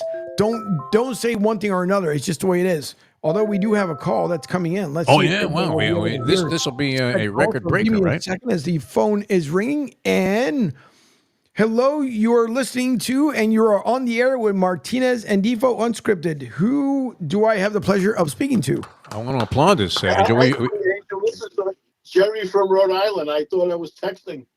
Oh, no, Jerry, it's fine. Well, but listen, first caller here to the Martinez and Defoe. So first ever. I Imagine it. Took us 4 days to generate a telephone call here on the show. And you're the first one. So good to have you on board. Good, thank you. Hey, Defoe, actually, I was going to talk to you like a few weeks down the road after all the craziness. But my father was a bookie where they were supposed to be bookies up here in Rhode Island. And he was a big horse guy. And we used to go to Lincoln Downs all the time. When I was a kid, he used to Lincoln Downs. but anyway, I'm calling for Boston Radio Watch. He does a lot of texting, and he had a thing last night. He posted. I tried to find. I was going to try to forward it to you about the percentages of all the positions after draft day, the first round draft, and the center is like the most the highest rating, the highest percentage of the time that they work. Then guard, and then quarterback is last, and safety is last. Quarterback and safety are like at the bottom of the list. Yeah, I guess if you're going to invest in a center in the first round, there's a strong possibility that they're going to turn out to be a pretty good player. Although we've seen so many mistakes made. That's my favorite analysis. You won't really, be able to analyze this thing until about 3-4 years from now. As somebody traded up to number 2. Who was that? The Jets, famous for draft blunders over the years, and they traded up to number 2 to get Zach Wilson. Who, and we've seen this now any number of times, right? Where you had a highly drafted first round quarterback that ends up netting back a few years later a 6th round pick. So this will be the aspect that I'm going to zero in on when I'm watching the draft. The number of possible blunders that might have been made, and in some cases of gargantuan proportions. The other thing too is you mentioned earlier about how the Boston market is. I'm not actually, once when I saw what LeBron was getting away with, you know what I mean, on the court, I stopped actually following the Celtics. I just couldn't. The NBA was just getting too, between the officials and who they're calling stuff on, who they're not. I just stopped. But the Bruins are like my number one now than the Red Sox. But last night was Marchand should get all the credit because he was under everybody's skin last night. And Bertucci, all he wanted to do was kick his ass all night, and he didn't even care about what happened behind him. And that's why the Bruins won.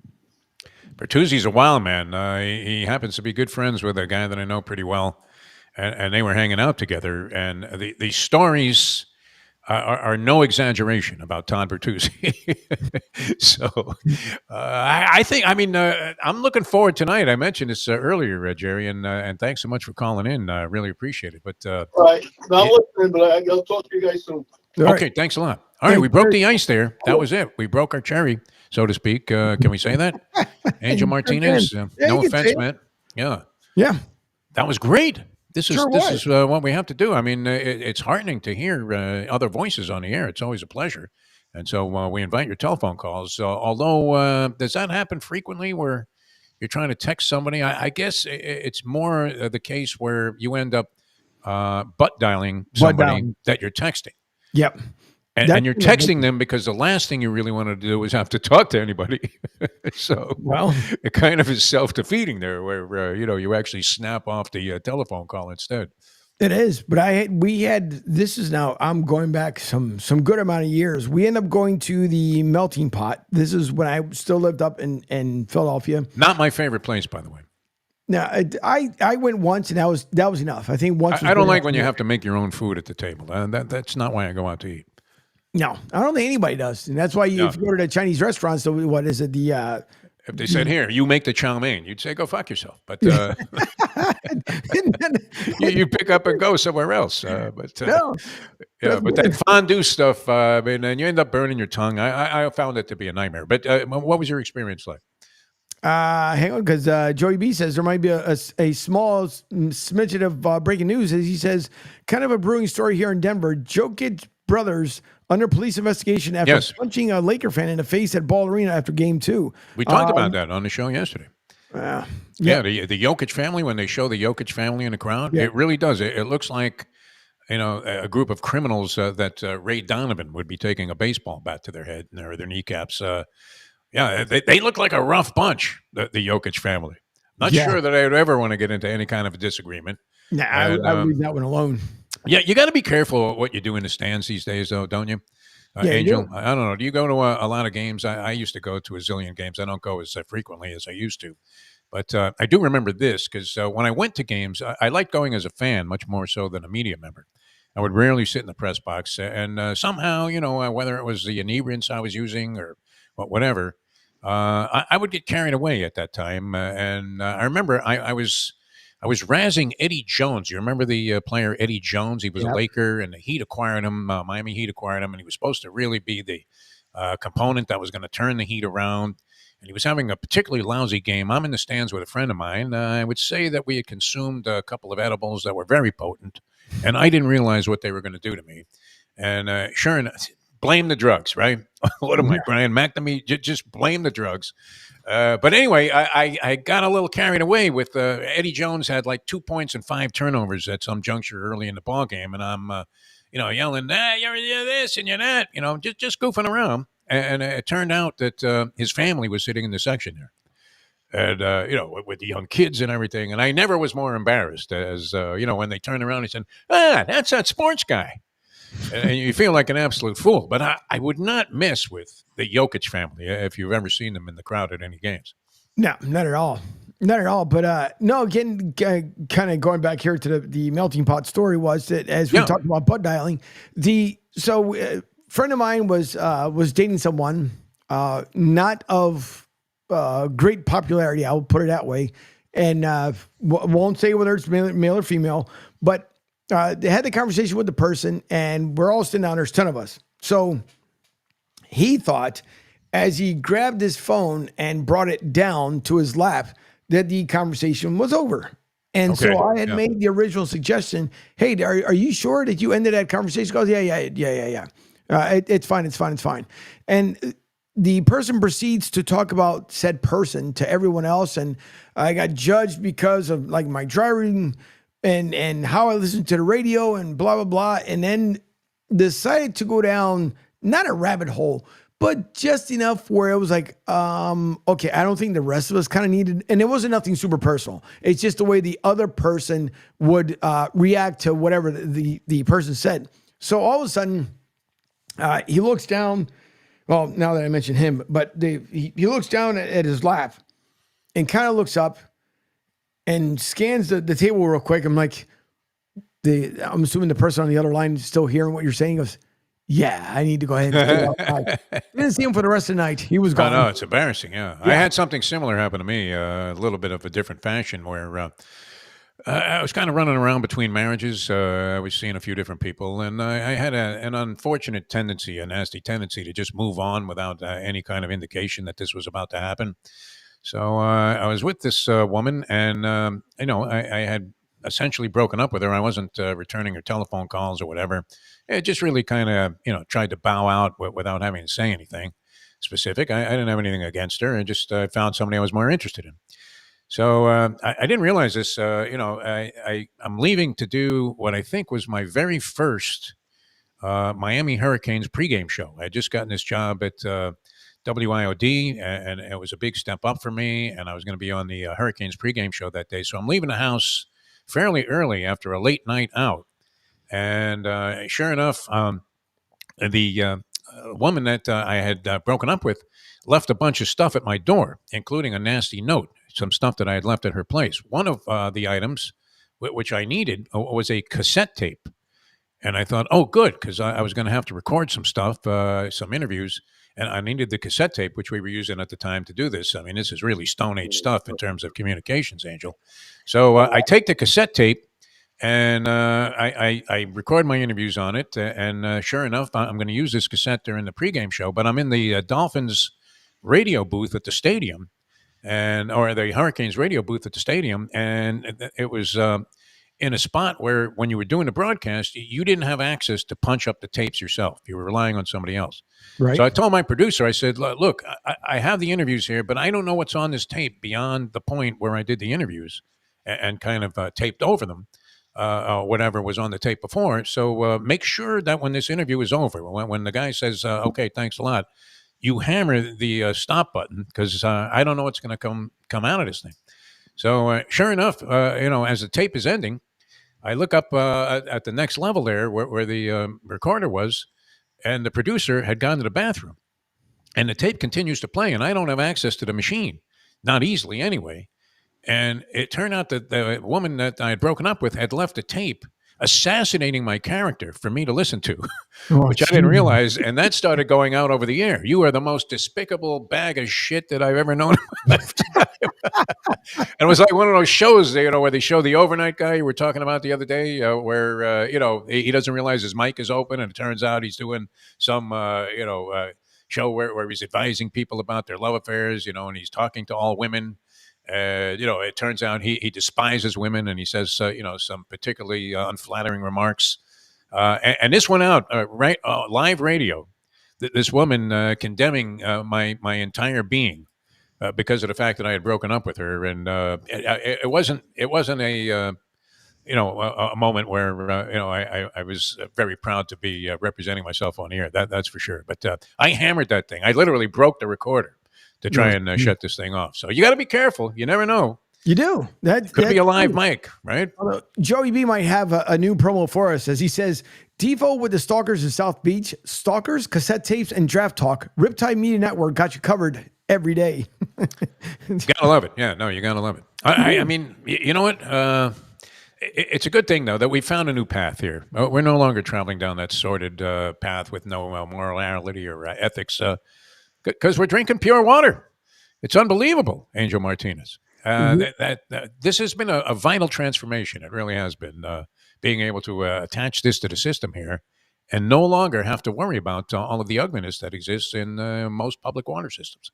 You don't. Although if someone were to come to your house and actually record the water and put it out there, that might be a whole different conversation for a whole different day. But thanks to Palm Beach Water Purification's whole house water filters are ideal, which is, for us, it's good because you want to have nice, clean water. And if you want filtered water throughout your home, including for showers, bathroom sinks, and running appliances like your washing machines and dishwasher, even if you only want filtered water from the sinks in your home, a whole house system can be cost effective and time efficient versus purchasing several under sink or countertop filters that need to be installed and maintained. Why? Well, because a whole house water filtration system from Palm Beach Water Purification will reduce or totally remove contaminants in your water, give you healthier skin and hair, which everybody wants, improve the flavor and quality of your food and drinks. So when Pete's having his cold brew coffee at home, it could taste even better.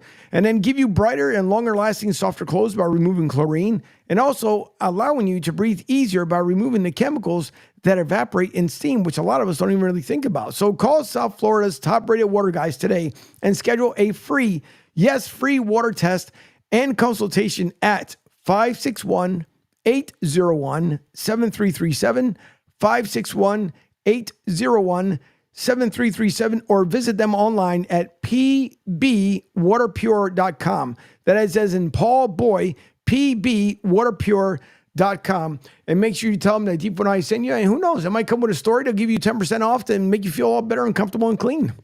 They're very accommodating to our viewers and listeners, Angel. These guys are great. Joey B says the odds that Caleb Williams have painted fingernails tonight on the NFL draft, -110. I don't mean to sound like I'm obsessed with that. It just was something that was said to me earlier this morning by a guy I consider to be an NFL authority. And he said that, they're more likely than not going to overlook that, but can they overlook the tendencies of Caleb Williams to kind of duck away from the pressure when things aren't going his way?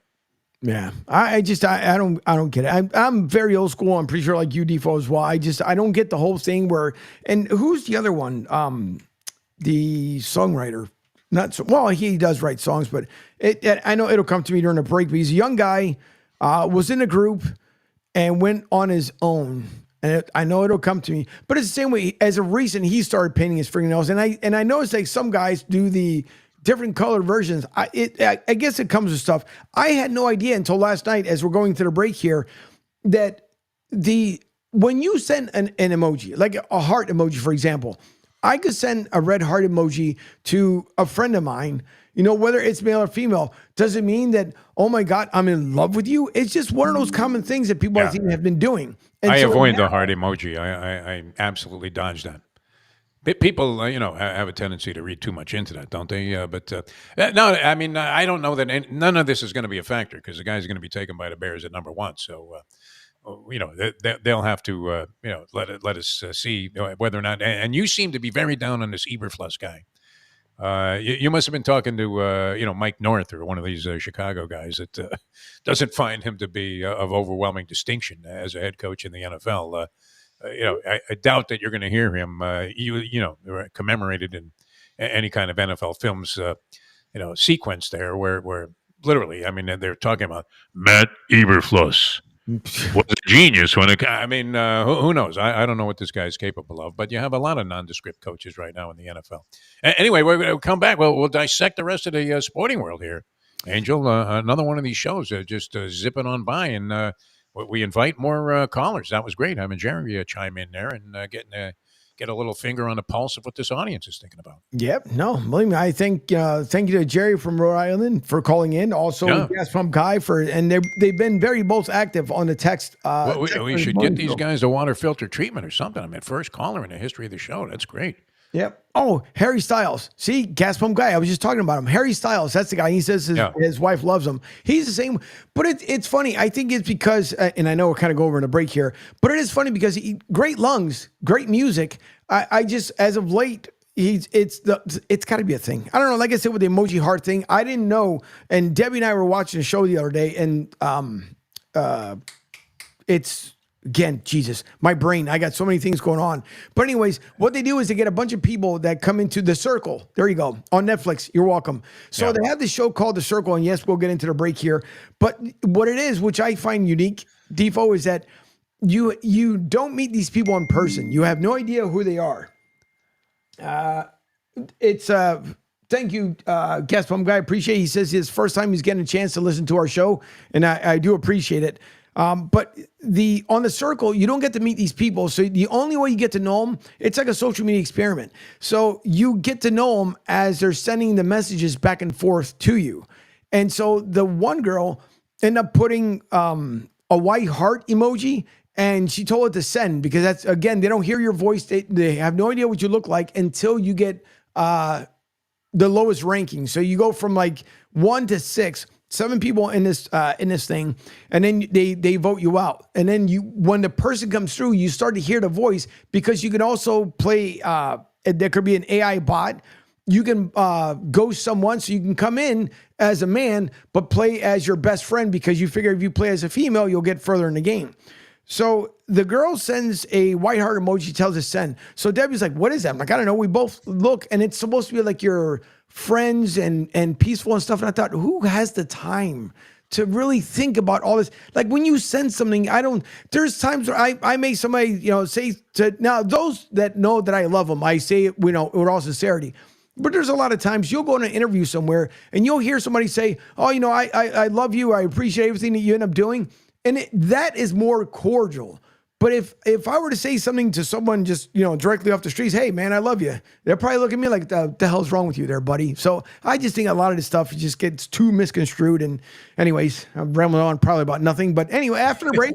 It makes you not want to talk to anybody, Angel. It's the safest thing to do. Remain silent. Yeah, that's pretty much it. And that's why we're unscripted, because you never know what's going to come out. But thank you all for sending a text, Joey B, as well, as always. After the break, we'll get into a couple things more as the show is quickly wrapping up. Don't forget, you can continue sending your text or call in at 727-858-6650. 727-858-6650. We do appreciate everyone, and we will be back for the final segment here on the Riptide Media Network. To some people, the sound of a baby babbling doesn't mean much. But that's not necessarily true. By 6 months, they're combining vowels and consonants. By 9 months, they're trying out different kinds of sounds. And by 12 months, their babbling is beginning to take on some meaning. Especially if there's no babbling at all. Little to no babbling by 12 months or later is just one of the possible signs of autism in children. Early screening and intervention can make a lifetime of difference and unlock a world of possibilities.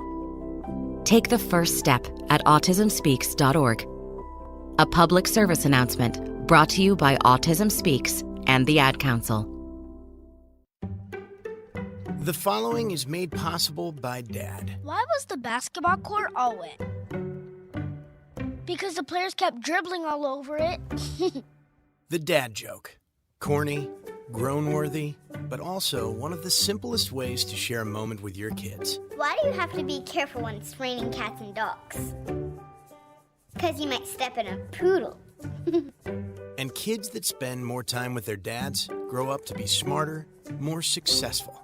Can I tell you a cat joke? Just kidding.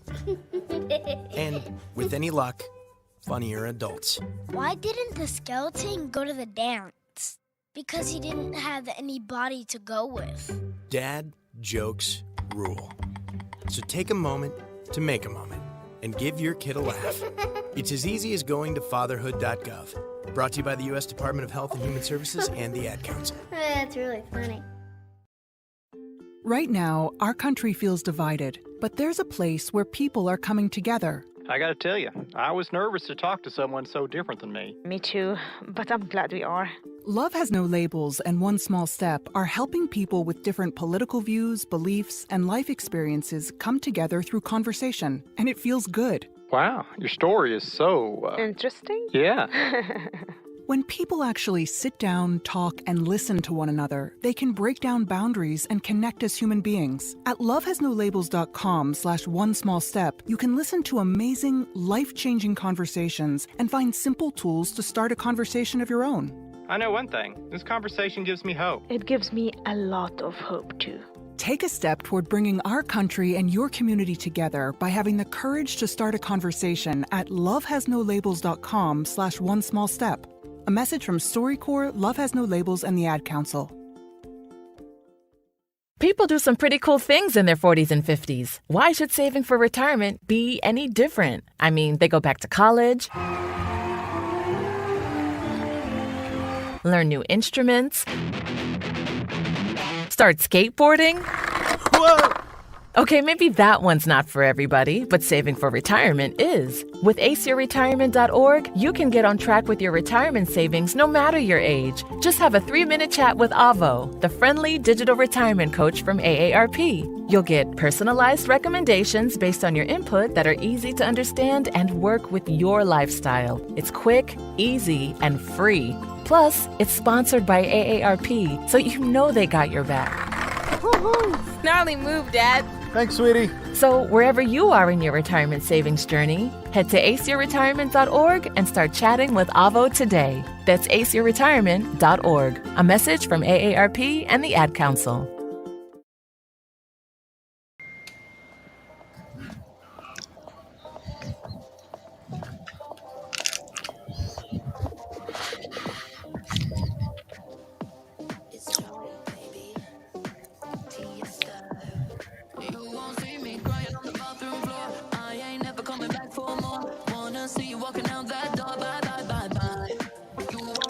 Well, welcome back here as we are getting into the final segment of Martinez and Depot Unscripted at the Riptide Media Network. Of course, we are live from Miami and Tampa here in Florida, which is mid-central West Florida and South Florida. I don't even know how to describe it because you say West Florida. Some people are like, well, you don't live on the West Coast. No, but I live on the west side of. A great city. I really enjoyed the time I spent in Tampa. Well, I was there for a variety of different reasons over the course of my rather mediocre media career. But I used to do fights from the Sun Dome in Tampa, Florida. There was a promoter there in Tampa named Phil Alessi, and he was putting on fight shows once a month at the Sun Dome in Tampa, which is on the campus of the University of South Florida. I would imagine it's still called the Sun Dome, although it may have some kind of advertising representation.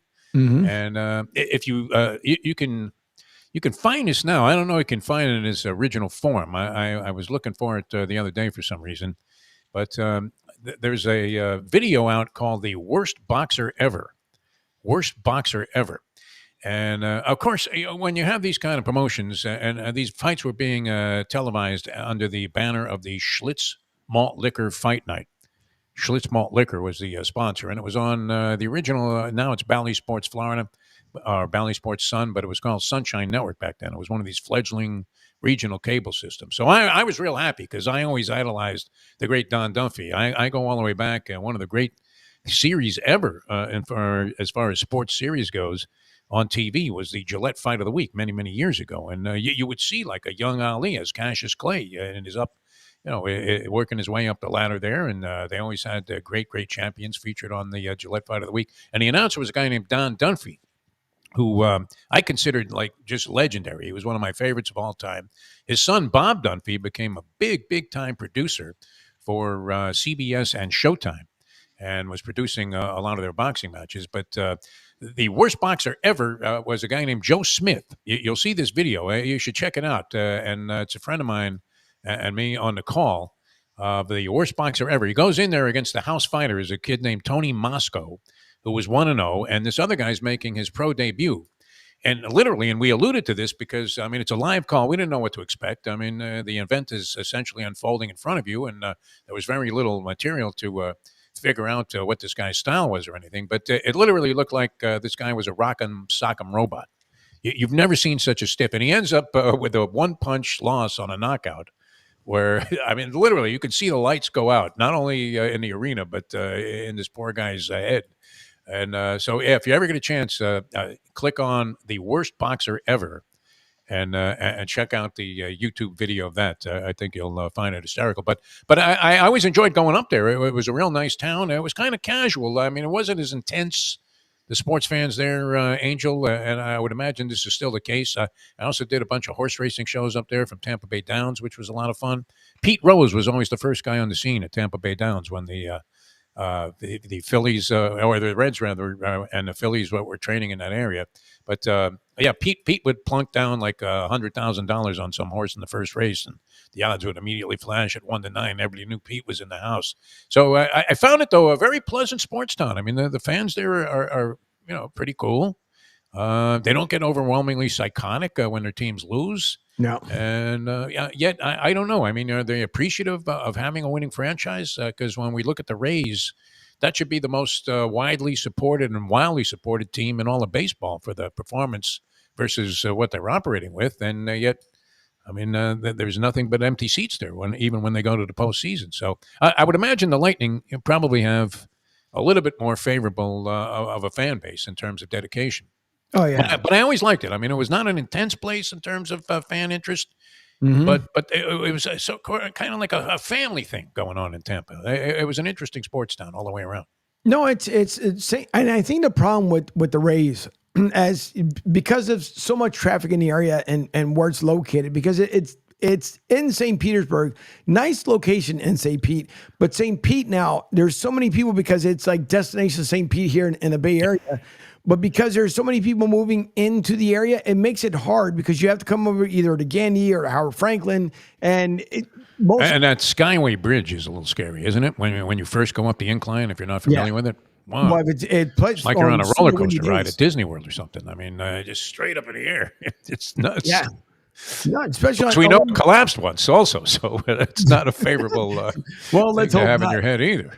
No, but I think with the Rays, and listen, God bless Kevin Cash and that organization because he tries to do the best he possibly can. Not such of a hot start like they did last year, but I think because of just where it's located, and now they're talking about that they're still in talks of how they're going to redo the area, the brand new stadium.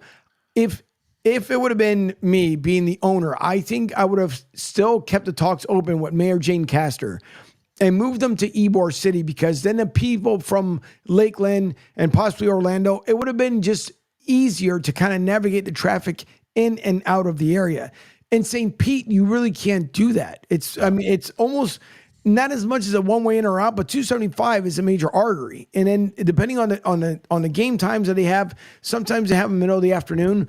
And now you're adding the traffic and the commuters that go, within the area, including Bradenton, and you're squeezing all this traffic out of there. It's extremely tough. The way it is, as far as in St. Pete, and the same with Lightning, it's a lot better. It's definitely a lot better. And you do have a much bigger fan base, and they have more sellouts than the Rays do. The only time the Rays seem, and it's the lower bowl, because the above that you don't get that many people, but you have the lower part of it. Boston Red Sox, Yankees, guaranteed almost a sellout, and only because of the opposing fan base, not because of the Rays. But Gas Pump Guy said he also loves the Rays, but the stadium is not in a good spot, and too much traffic. Plus, it's a dump, isn't it? I mean, it's a crazy thing. When that ball banks off the girder at the top of the the dome, and it's actually in play. I mean, you got that. Those are the kind of rules that we made up when we were playing in the streets of Brooklyn, playing punch ball and stickball.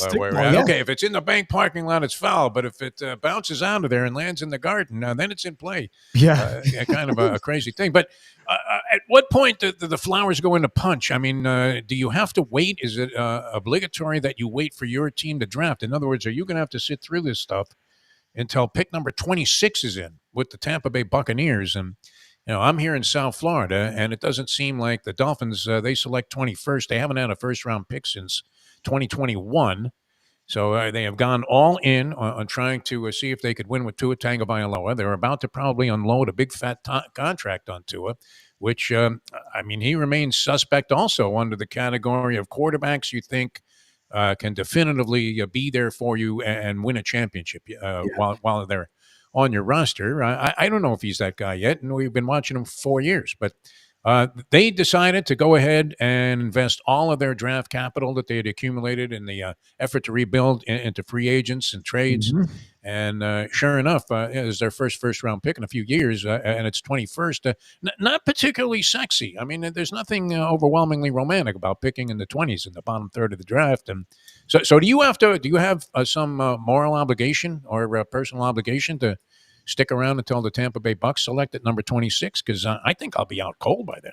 Yeah, no, in no way, especially getting up early in the morning. But no, because it's the same way. I think it comes down to, and I know we got about 2 minutes here left in the show, but I think it comes down to Defo, where to me, it's one of those things that you shouldn't, if you already know what the pick is, and we know teams have done it, unless, someone got picked and then we're doing a trade. Do we really need the elongated 10-minute window? I understand, once the team makes their pick, the head coach has to call the athlete, let them know that, hey, listen, you got drafted by us, welcome to the team, blah, blah, blah. And then it's handed over to Goodell, and then Goodell does his thing. Can we cut that time in half, 5 minutes, maybe even 3 minutes? Because the whole 10-minute thing, and you're sitting there, the Eagles are next up on their pick. And now we go into this long dissertation of... Well, you know what they need, Joe? They need offensive line help, defensive line help. They need somebody in the secondary. They could use a quarterback. And you know what? Their running game was pretty shabby last year. Yeah. So you're like, well, what the fuck are they going to do? Right. That leaves the door wide open for anybody they pick to be the proper guy. But I'm not sure that either of those two teams are going to overwhelmingly help themselves in the draft this year, the Dolphins and the Tampa Bay Buccaneers, because most of the focus has been the pecking order of the quarterbacks that'll be chosen at the very top of the draft, and then whether or not the Raiders do anything to make sure that they get Michael Penix, which a lot of people are speculating that they have their eye on and highly covet. Yeah. Yeah, I just think... So you'll be out cold is what you're saying, Angel Martini. You should be, man. Kid, you're working too hard. I mean, you just really are. It's amazing what you've been able to do here with this Riptide Media Network, and it's a pleasure to be on with you every day. I mean, we're 4 days into this, and we're really just, getting to know each other, and yet overwhelming response, including the flood of telephone calls and texts that all of a sudden are appearing on the show. Yeah, no, which is a good thing. No, it's good. It's good. It's good to be, it's nice to know there's somebody out there. That's fantastic. It sure is. Now, we appreciate it. The same way, Defo, it's been fun getting to work with each other. And people would think, if you guys have no idea, but first time Defo and I work with each other here the last 4 days, we've been talking a lot for sure. Yeah. But it's the first time we were working with each other, and we're just having fun. Like everything else, you put two people in the car, you hope that they have a good conversation all the way down the road, and that's the way it is. Hope they don't kill each other, or start calling the executive brass there and saying, "Hey, you know what? I don't know about this guy. This is never going to work."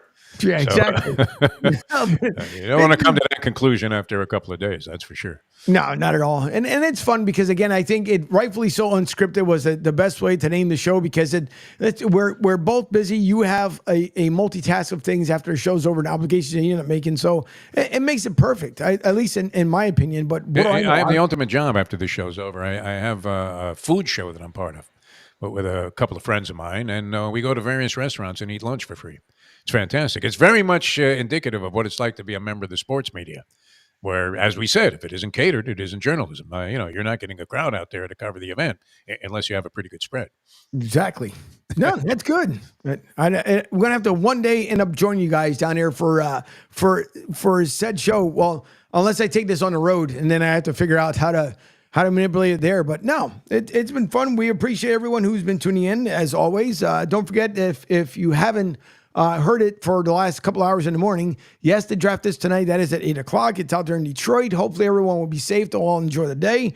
But thank you again to Joey B, Gas Pump Guy, to Jerry from Rhode Island, everyone who stayed tuned after Pete's show to listen to us here in the morning. We do appreciate it. As far as for myself and Devo here, Martinez and Devo Unscripted, we hope that you guys all enjoy the rest of your day. Be safe in your travels, more importantly. And, just compliment someone every once in a while. It's nice when you compliment somebody and just tell them, hey, it's just nice that you're around. Always tell people it looks like they took off a couple of pounds. That's always good. I don't know. It might be offensive to women, but, you come across one of your friends, especially as you get older. Hey, it looks like you lost a few. A nice way to get yourself immediately ingratiated into that person's good graces. And then I have this vision of myself driving first time on the Skyway Bridge. And you're like, it's aptly named, man, because you're looking straight up at the sky. So be careful out there, right, Angel Martinez. We want to see you back here again tomorrow. We hope. That's what we hope for. So I'll make sure I'll take a look and it'll be good. So, hold on. Gas Pump Guy's got one last message that comes in. He says, I like the setup you guys have. Seems like you guys have been together for a long period of time. You and Pete match up very well as well also. So, and listen, thanks. I do appreciate it. And again, Defoe's just that kind of guy where I can have fun with him. I can have fun with Pete, and we can just shoot the shit, as a lot of people like to say, and have fun with it. So thank you all once again. If I don't knock myself off here, I'm pretty sure the next show is going to do so. Don't forget MLB Dugout coming up next behind us. Then Coach Gene at 4 o'clock from 4 to 6 p.m. Bleach Brothers, the draft night from 6 to 9, and then the Robbie Listella report after that. So enjoy the rest of your day, everyone. Thank you all for tuning in, and we'll leave you with a little dance tune here for the rest of your morning. A.J. Johnson. Must listen. Must listen. Guy's on fire. Sure is.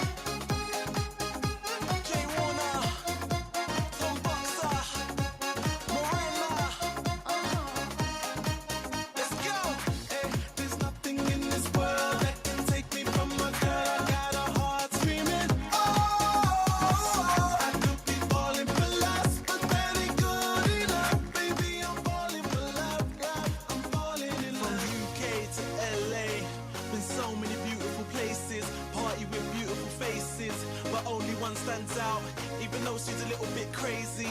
I love a challenging lady. I said I ain't got a Lamborghini, but a couple of bottles of martini. She wants to see the whole world. I can't